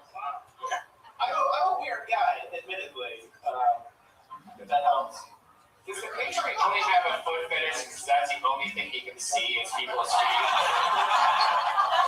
long did it take you to grow that beard? This is only like 2 weeks. This is nothing. Wow. Yeah. Actually, you should have your own podcast. What do you do for work, Mike? I'm a Lyft driver, actually. That's the most recent thing. Oh, interesting. How many people have you spun? No. Are you just saying that you don't get in trouble? No, I That's my favorite question to ask Lyft drivers. Lyft drivers always have an average of 2 or 3 people they fuck. I heard. Right, you ever let a girl go for a good old mustache ride? A pink mustache ride? He's a Lyft driver, you motherfuckers. You guys stopped believing in me about 5 minutes ago. I want to yell at you. I think we were thinking. So you started driving Lyft when they stopped having the caveman for the Geico commercial. basically, that's when, yeah. It was, I really like the job. I've been tempted a few times. You know, you meet people. That's like a big part of the job. You meet a lot of people. I'm pretty lonely. So yeah. It's a word. Yeah. You're not a bad-looking guy. Why do you think you're lonely? I just weird. Like this whole good-looking thing. I've been getting that like a lot recently, and it's like new to me, and it throws me off. Honestly. Well, if you're lonely, I think you should go find Gail Travers, who, by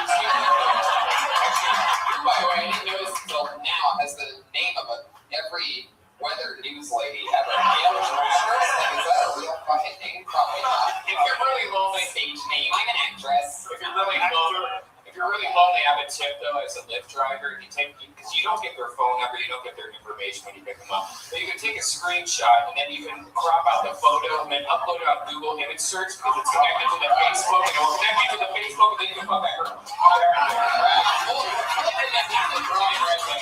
If you ever end up giving Brian a ride anywhere in your Lyft car, just remember you can't be within 500 feet of the school. So, Mike, so much fun. There you go. You're done.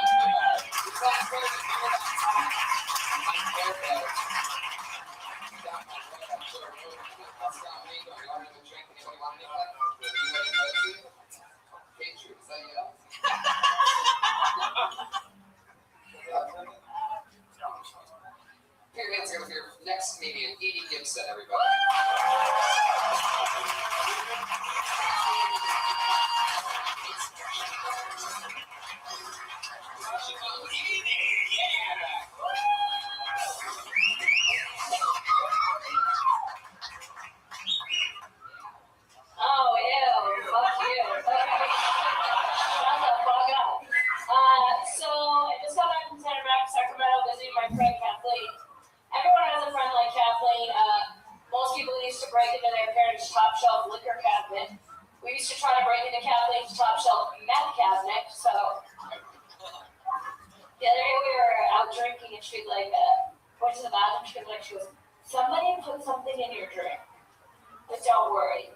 really hot. I was like, you don't have to drug me to rape me. I won't have sex with you for the drugs. You have 21 more seconds if you want to fill that out. Are you sure you want to be done? Okay, when I was down there too, the Raiders are a big thing. Raiders jerseys come in 3 sizes: small, medium, and pregnant. I actually like that one. A lot of Raiders fans in this audience. Yeah. How you doing? Edie Gibson, rising comedian. You've been doing this for a few years, right? You're on the new show with Stephanie and a bunch of other girls called what? Am I right? Am I wrong? No. He's on the issue of dysentery once in a while. Oh, I'm sorry. I thought you were somebody with a better career. Yeah. You guys don't really mean like I was in the promote the show that you could have been on. I guess you were comfortable for a moment. I shot a pilot with a couple of girls for Oxygen as well. Yeah, I thought that's what it was. Did it get picked up? It is in the process. Okay, whatever. I tried to make you look cool. Yeah. Next time, just say yes and smile. Right? Cut out of the pilot? No, I didn't get cut out of the It pilot. sounds like you got cut out of the pilot. It's a different show.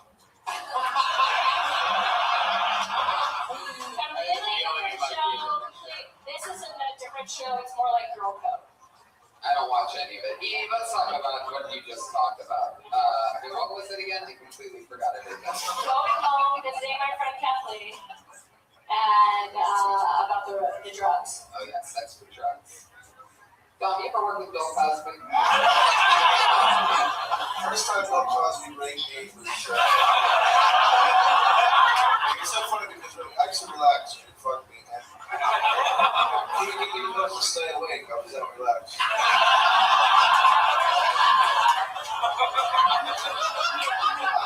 not for nothing, but maybe you should start your setup with fuck you. I think when someone oohed too, if I'm correct, I think they were oohing the fact that somebody was whistling that. Oh no, someone went gross, and I was like, oh, whatever. I think what they were doing was someone's going. Oh yeah, they can do that. I think they were like, ew, don't be a dick. Am I right? Or you have to say? They're all shot. If I'm wrong, say something. Yeah. You were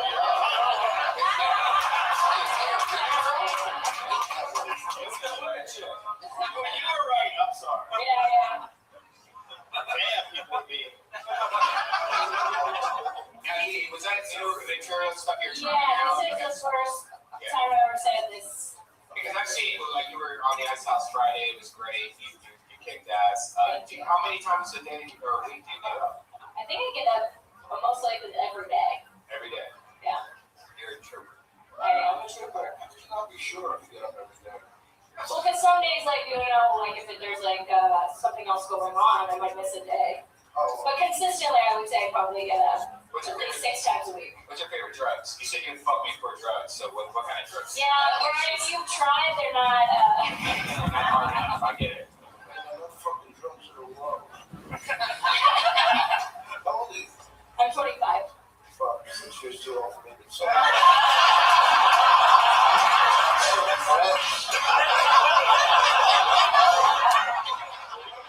Stretched out.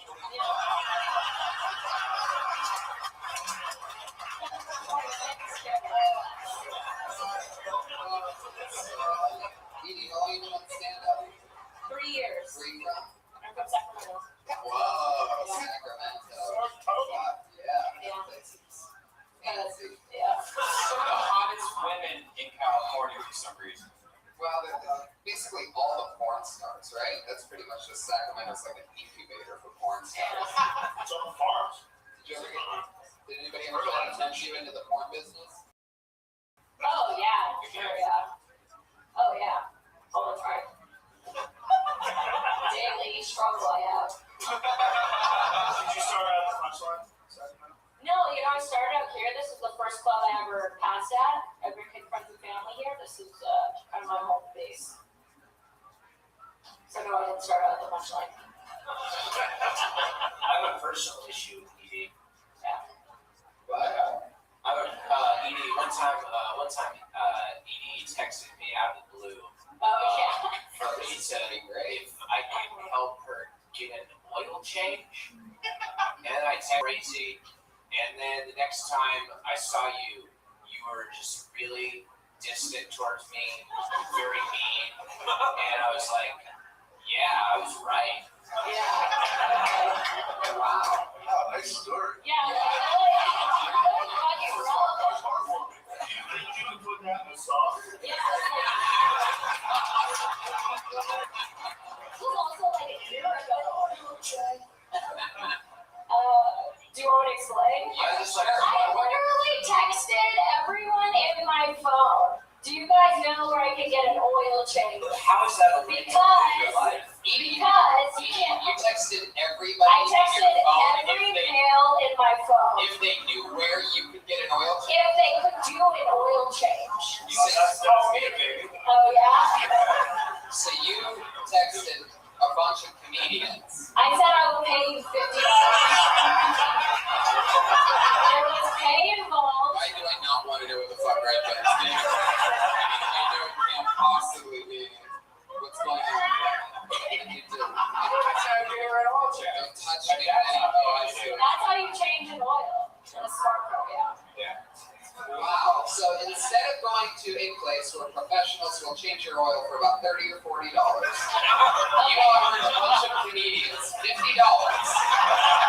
change your oil. In fact, you said every male in your phone. Yeah. Instead of driving down the street and just getting your oil changed. Because I went to Jiffy Lube, I have a smart car, and it cost $115 because I have to use full synthetic oil. No. Full synthetic oil is not that much money. I don't know what that fucking. That's what I said. Yeah. That's what I said. Except with the labor and everything, it was going to be $100. I'm pretty sure your car is the only smart thing about you. Okay.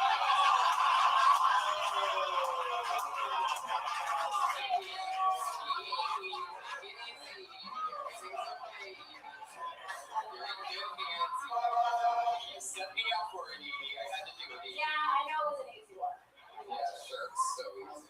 Yeah, it was so easy. Everybody loved it. At your expense. Piece of shit. Yeah. Thank you, Rabbi. You're all over it. So, what else, Edie? Everything good? You excited about things? Yeah, I'm excited about this. This is fun. Patriot, what are your thoughts on Edie? Nice teeth, nice skin, and nice hair. Thank you. Very good. Show the teeth, right? You got bushy feet. Do it? No, I'm just. Oh, You'd be fucking insecure with this. I actually had a good bit of a joke about my feet. I was meeting with a 18-year-old. Nice and fucking tiny young feet. You said you had a joke about it.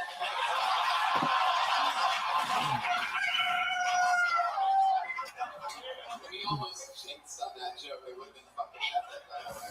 Almost said it. Edie, thank you so much. You're welcome. But yeah, this is a part of the show, everybody. We're on two regulars. Every single week since the show started, we've had two ladies that do a brand new minute every single week. Always a brand new minute, always executed to the best of their abilities. So we watched it grow over 100 episodes. So here we go again. Put your hands together for your first comedian tonight. She's a regular on the Dysentery podcast and Kill Tony, obviously. Very, very funny young lady. Put your hands together for Sarah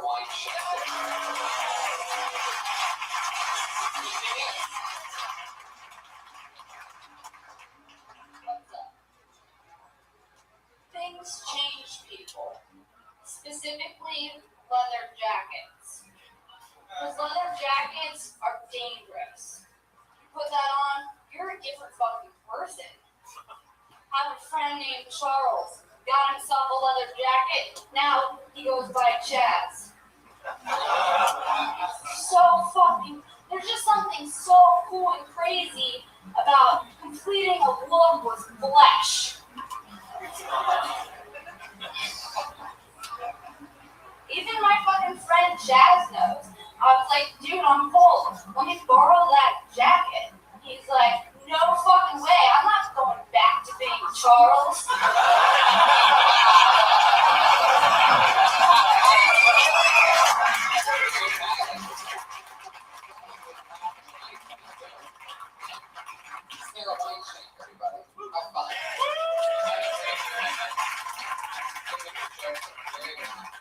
So, how's everything going? It's episode 100 of Tony. What do you want to say to the people? I want to say,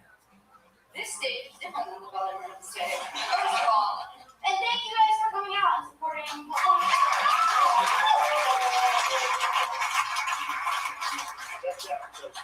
Yeah, it's hilarious. Yeah, it's really great. Really great. Is there anything you want to say that would pander to the crowd?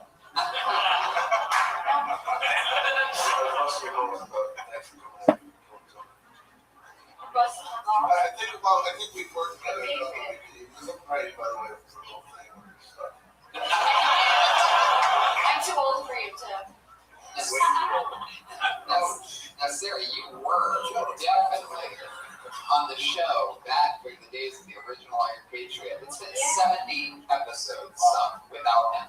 So, how do you feel about being this close back next to the man, the myth, and the pedophile? Well, I feel safe. Pat Reagan's here, so that, and he was here before. It's a different energy. Right. Somebody's there to tackle him if he tries it. I can see that. Yes. Yeah. Do you remember when I imitated you on one of your first routines? I said, went to Rite Aid, we did some Q-tips and a twist. Q-tips and a twist, left with a flu shot. Tony. Left with a flu shot. Now I'm wondering if I'll get latent autism. Okay, this is a tweet from so long ago. And he remembers it word for word. I haven't even thought about it. Jacks off to it every night.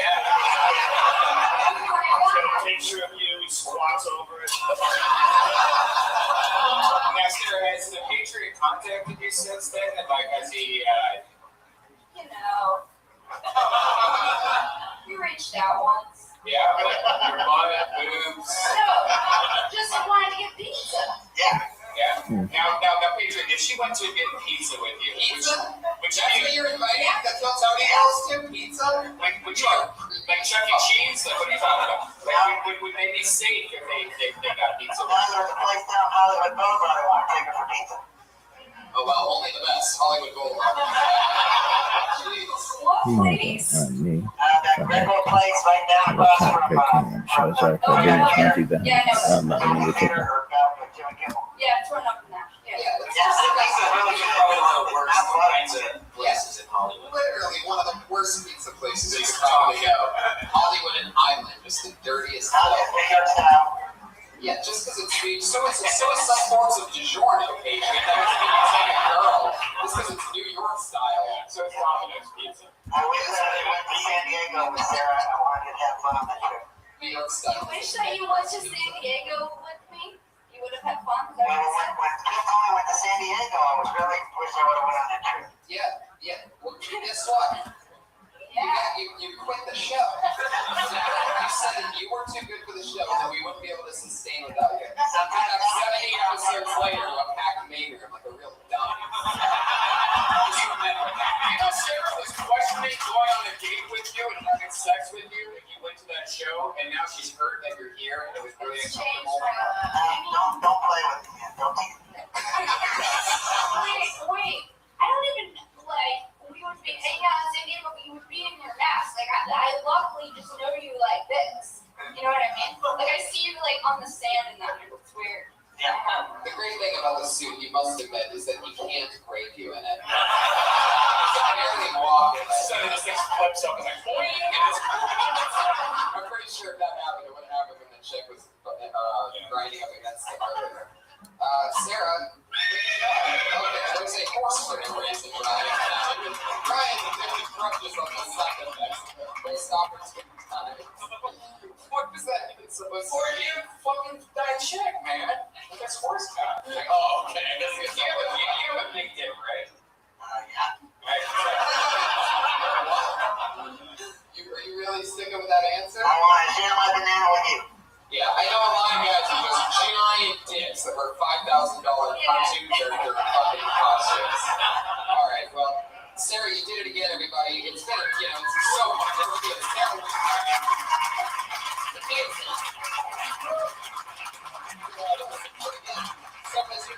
Next comedian, everybody, your final comedian of the night. She does a brand new minute every single week. She came here and she performed on this show 1 minute for her very first time ever on stage. She spent been with us 100 episodes. Put your hands together for Kimberly Condon.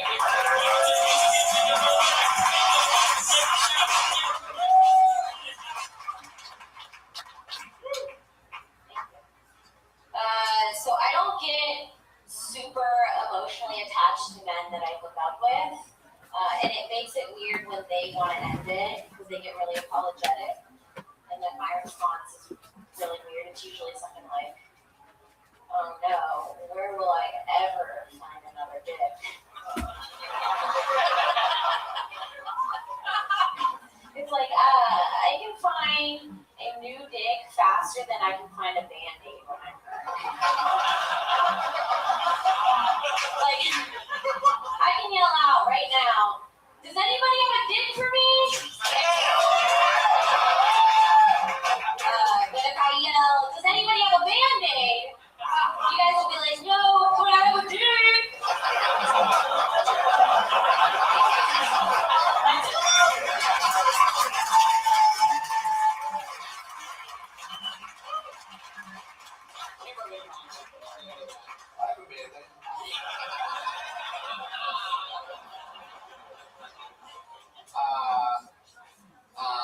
Okay.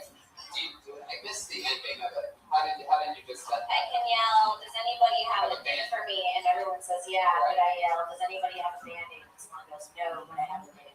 Right, exactly. Okay. Okay.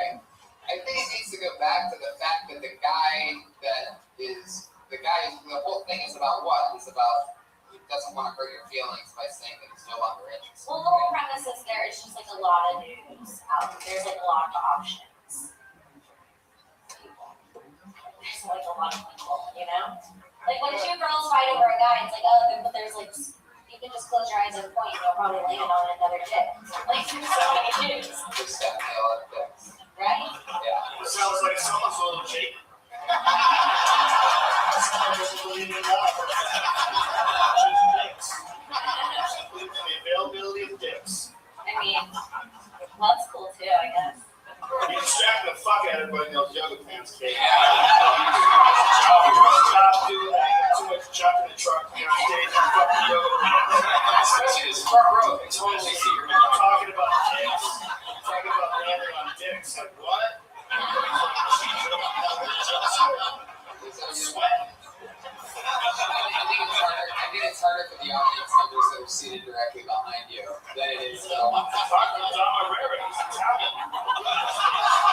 It's like a meatball sub in front of him. The next thing, if I ever hit a woman, that was my hand with my jizz.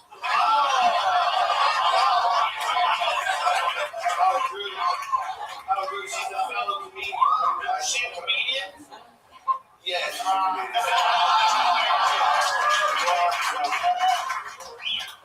Well, Tim, you had new material. You did it again. That's Very fun. fun. Very Thank you. There she goes. All of you guys know you guys on your Twitter.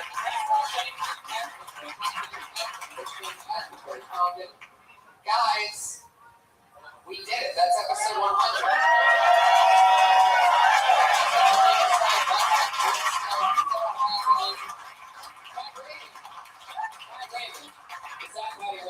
Anything you want to promote, Pat? No. The Iron Patriot is back, everybody. One last appearance from the Iron Patriot.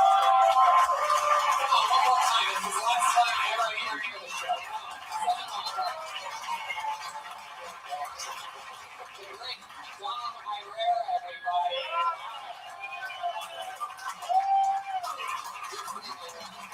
Joe Rogan, the one and the only. Thank you. So much fun. Have a great night. Thank you.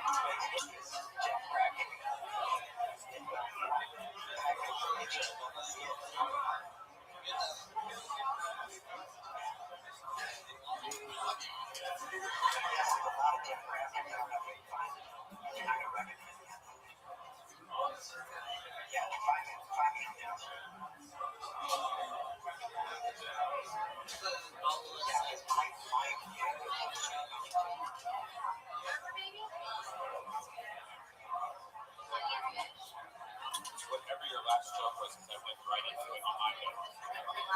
Okay, I'll listen to what I say. So it's whatever your last example.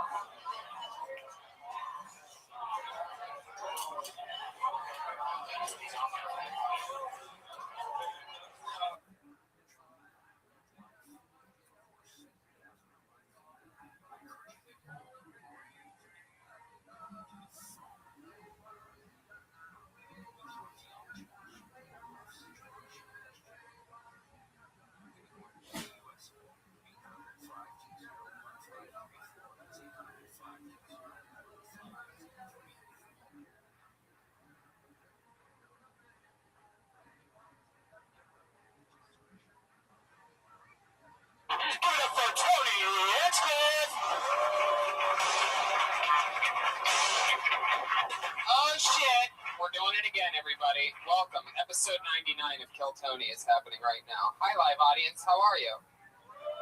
Fuck yeah. For those of you joining us via Ustream right now, the hundreds and the hundreds of people, special shout out to you guys. It's all happening. Hi, live audience. Welcome. You guys excited? It's always fun. You have that fun Monday evening energy, sort of still in shock from the great stylings of our one and only band leader, the great Pat Reagan, everybody. There he is. Here with the one and only Brian Redband, everybody. Hi, guys. Always here on the ones and the twos, and you can find us 1 week from today in the main room, already almost sold out, Kill Tony 100, featuring the likes of Bruce Buffer, maybe a special visit from some past characters, including the great Brody Stevens will be there at some point. Look out. Other big names as well, huge names. Maybe a guy whose name rhymes with Bill Burr might be there. And maybe I'm just not allowed to announce that. Dilbert? Was that you? What the fuck? Like the Office cartoon Dilbert? Now that doesn't really cleanly rhyme with Bill Burr. That's more of a Bert. Just throwing it out there. If it was Bill Burt, then yes, it would be Dilbert. You did. You floated it out there. 0 for 1. Pat Reagan tonight. We're going to see how that develops as the show goes on. By the way, you can also catch Brian and I in Vancouver, 420. How about that? What a coincidence. We were there at 420 last year. What are the odds of that? I think I remember us barely being there on 420. What are the odds that we'd be back there again, Vancouver, in a theater? Get tickets for that, our Canadian listeners. Yeah. Other than that, Sacramento, San Francisco. Sacramento, San Francisco, the 13th and the 14th of May. And I'm headlining Helium in Buffalo, April 30th. May 1st and May 2nd. That's it for that part, everybody. So get tickets. Not you guys. That's for all the people that listen to the show. You guys are at live right now. See what just happened there? Like, I don't expect you guys to go to Buffalo on May 1st. All right, fuck it. What else? We have no sponsor tonight? No sponsor. So let's just move ahead. We have our co-host, Pat Reagan, the one and the only. He's in position, so let's get it started, guys. You know what happens. A bunch of comedians want to do a minute in front of me and other comedians. I always have 2 of my funniest friends on, and this thing always turns into a fucking blowout. It's about to happen right now when I bring up 2 of my funniest friends. As always, put your hands together for them. It's Andrew Santino and Michael Costa. Oh, yeah. I gotta give myself credit on this one. So well. Always 2 of my favorite people. This time it's Michael Costa and Andrew Santino. What's up, guys? Welcome back. You've both done the show before. You know what's happening. I wanted to shake everyone's hand as I was coming in, and no one shook my hand. Not one person. Yeah, this still feels a little bit mellow. She was such a fucking no face. Yeah, don't touch me. Don't look at me. How you guys doing? You were watching the championship basketball game down there, and you sacrificed what? The end. It's not. It's still happening, but we just love stand-up comedy so much. But I'll tell you, 68 to 63, dude. Whoa, dude's pulling ahead again. Seconds. That fucking Mike Krzyzewski's a monster. Yeah, he is. Yeah, he's really good at that. No, he's good at the coaching. Yes. This seems like a great topic for this show. I love it. Well, let's get right into it. Every week, Pat always has a question for our guests, a question that people might want to know an answer to. So go ahead. What's your question for tonight, Pat? Okay, I'll start with Michael. Michael, what are the top 3 sex positions? Top 3? Sex. 1. That's number 1. The sex is happening, so any position's good. I come immediately in doggy style. Okay. Missionary is boring, but it's definitely the most used in my department. And then the last one would be standing up somehow. Whoa, look at that. I love how that ended in a question. I'm pretty sure I just named like 7 different positions for my top 3. Those are mine. That's a good question. I like that one, Pat. That's why I like this system that we have set up. Sometimes you get comedians on, they get the same question about what they've done, their half-hour specials, or this, or that. But Pat asks the tough questions. My first sexual experience ever was in a woman's ass. Really? Wow. When I was 17, she was very religious. It was a very good year. She was very religious, so she wouldn't let me penetrate her vagina, but the ass was okay, and I was okay with that. You know what they do now? It's called soaking. Yeah, I heard about soaking. They just stick it in and let it sit. Let it sit there. Yeah, that way it's not sex. If you put it in the vagina and let it soak, it's not fucking. If you don't pump, it's not sex. That's what the Mormons do. Yeah, the Mormons are totally okay with soaking. I love soaking. Did you guys ever soak before? Like after sex, you just put it in and go to bed, and you wake up the next morning. I love that. The deep soak. Yeah, the deep soak. Pat, what's your question for Andrew? Andrew, what's the worst breakup you've ever had? Ooh. It's going to happen any day now. The worst breakup I've ever had. That's terrible. I've never been dumped because I'm a misogynist, so I do all the dumping. I've done all the dumping, and I think the worst for her was when I moved to Los Angeles, California. I told her the day I was moving that we were breaking up. I had the U-Haul package. She's like, she was under the impression she was going to come with, and I just said, I'm going to go without you. You used her as a mover. Yeah, put all that stuff in. But that goes over here. Like, I made her do the Tetris of stuff, and I was like, I don't like you enough to take you. I gotta go. Wow. Killed herself. But, oh well, life goes on for me. You know what I mean? Not for her, but. Oh, I love it. That is a bad breakup. Yeah. Good question. Good question. We're answering for Pat Reagan, everybody. He's going to be there all night. Good question. The band leader, the a cappella band leader, the one-man band. Well, and that woman turned into be Megan Fox. Do you ever talk to her anymore? Megan and I don't communicate as much as I used to. Not after she went with the bag and Brian Austin Green. We really don't see eye to eye. We're just two totally different people now. You know, maybe we have different values. Boom. Special shout out to Megan Fox out there, everybody. Let's get this party started. You guys know what it is. Over 30 comedians signed up for the opportunity, all knowing what they were getting into, to perform 60 seconds of stand-up comedy in front of you and my friends here. Comedians, you know you're 60 seconds up when you hear the sound of a kitty. Adorable. That is cute. That means wrap it up then, or else you're going to bring out the angry West Hollywood bear. Whoa.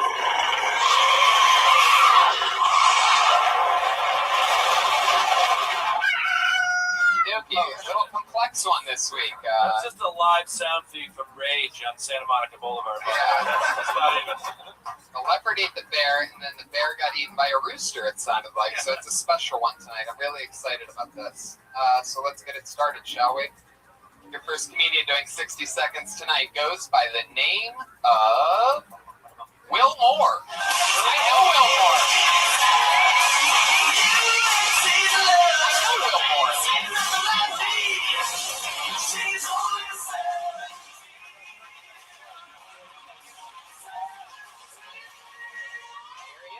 Everybody.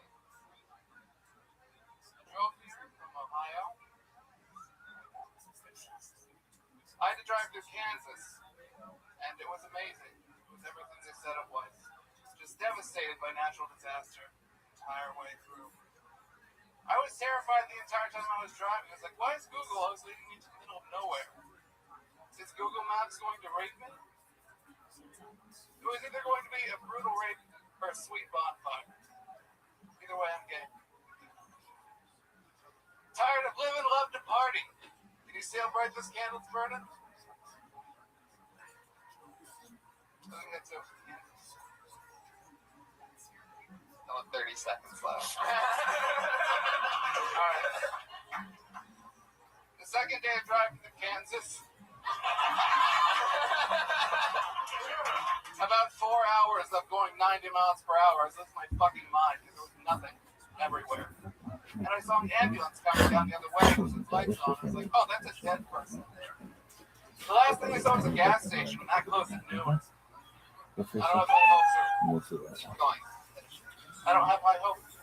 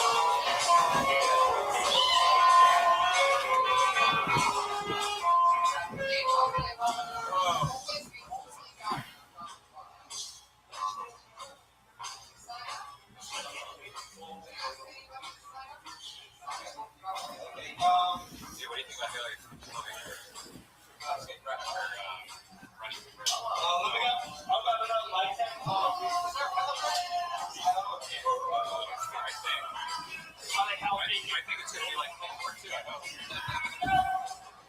I like the Clinton years. I was a big fan of the years. I don't know if it's just because it was not like the years.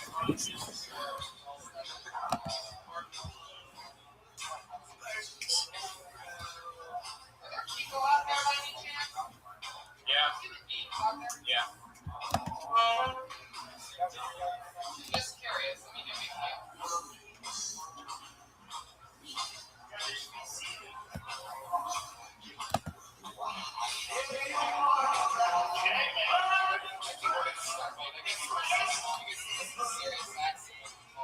Yeah, it's fucked up. It took me an hour to get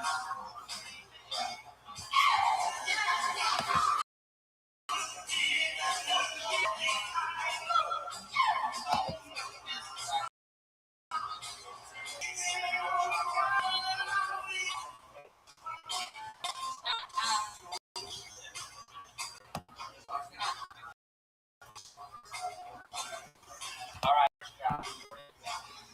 suck a dick in the next rest.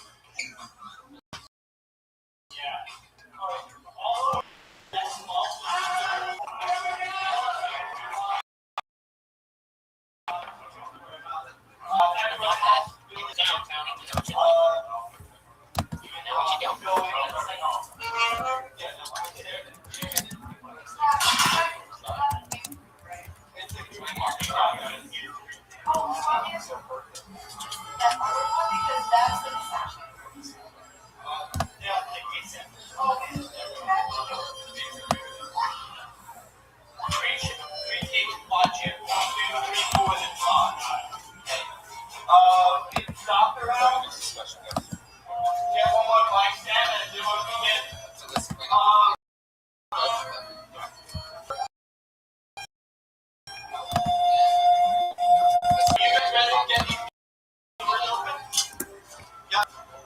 You think good? I can get these doors open? Yeah. We'll get the. Hey, Abby, go ahead and get the doors open.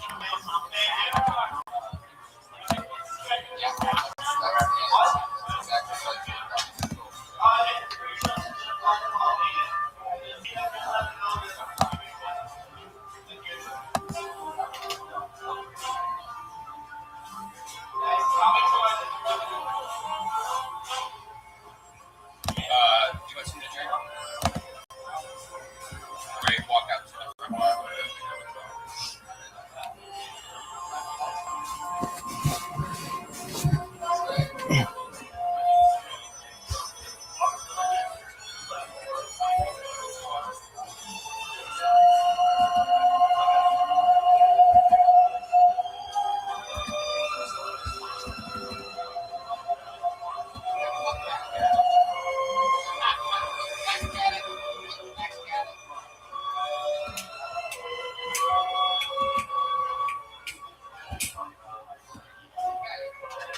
they're gonna start seating right now.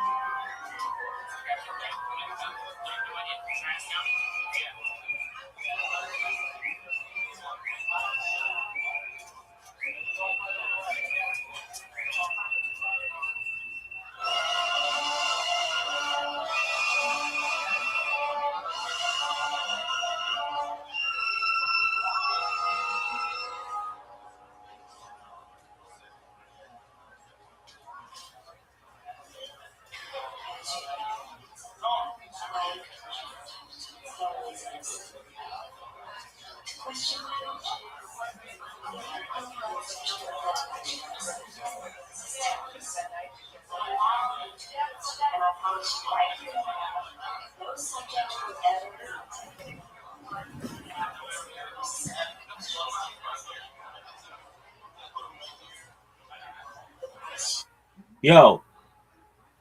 Yo.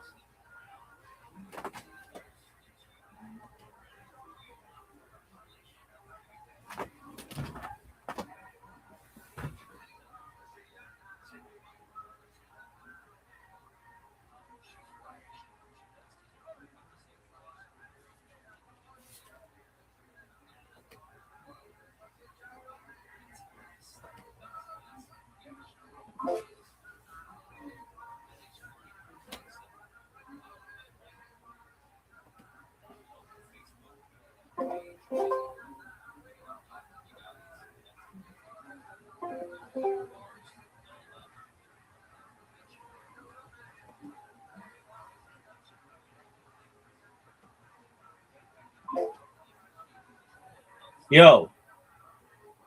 Yo.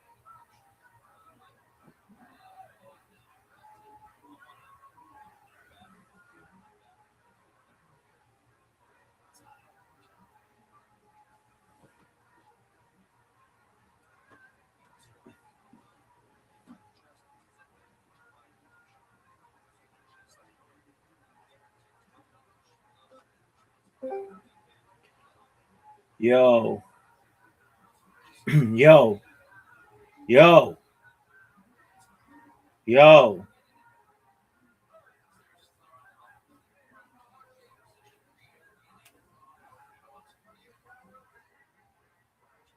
Yo.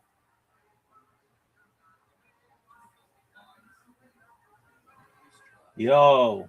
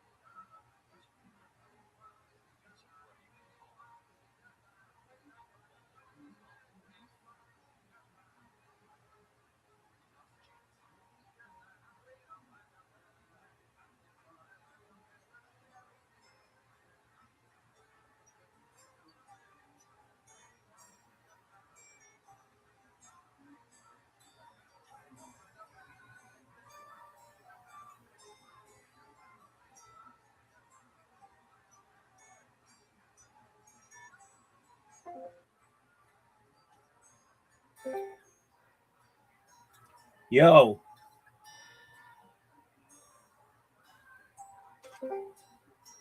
Yo. There we go.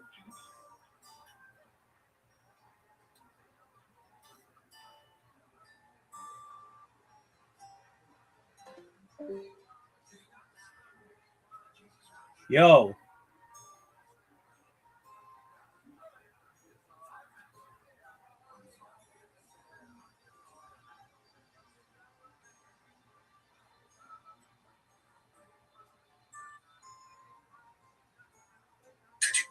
I always thought, I don't tell me I want to, like,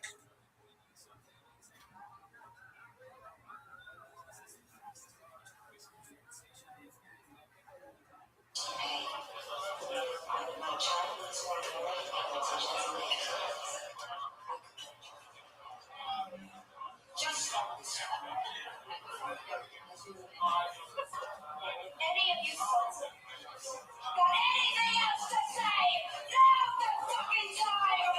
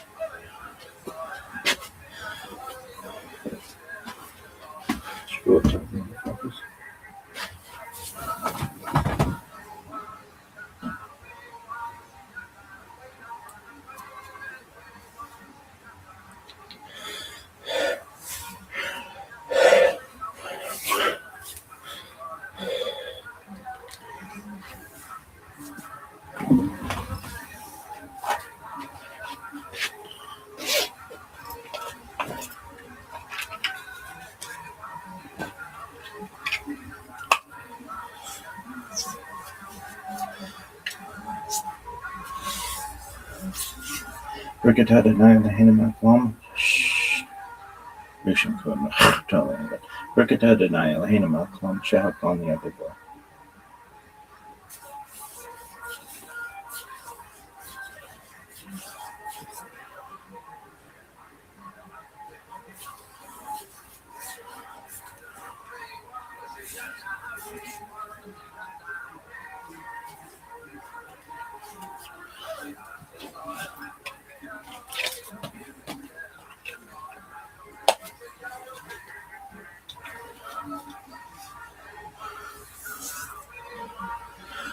Ricketed denial the Hinema Plum. Asherickson of myself at the line. Bergshams Corona. Ricketed Bergsham Corona. Ricketed denial the Hinema Plum. Asherickson of myself at the line. Ow. Mitzvah. What?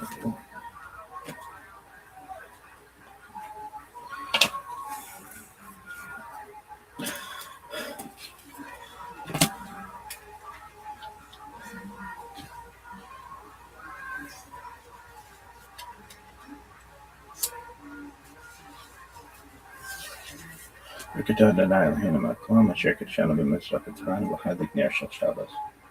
What the fuck, dog? Rick Shinkwood. Bedtime text, baby.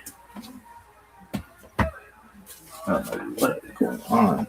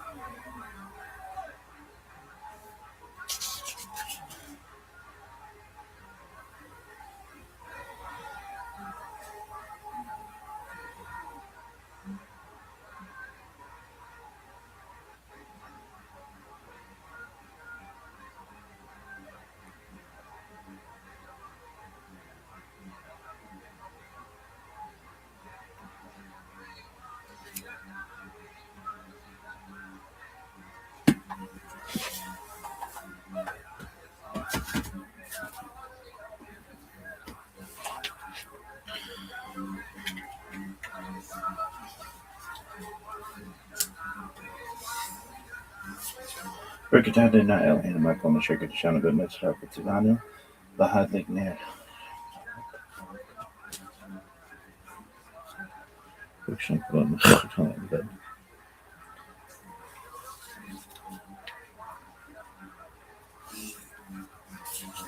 Rikata denial Hanama Klama Shirkat Shanaba Mitzvah Wahaniak Tifel.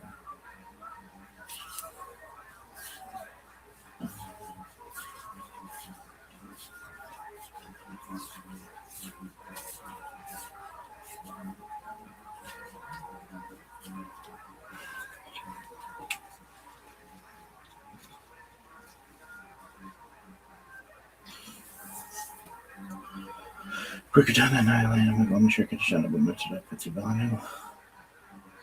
Mitzvah Tifel.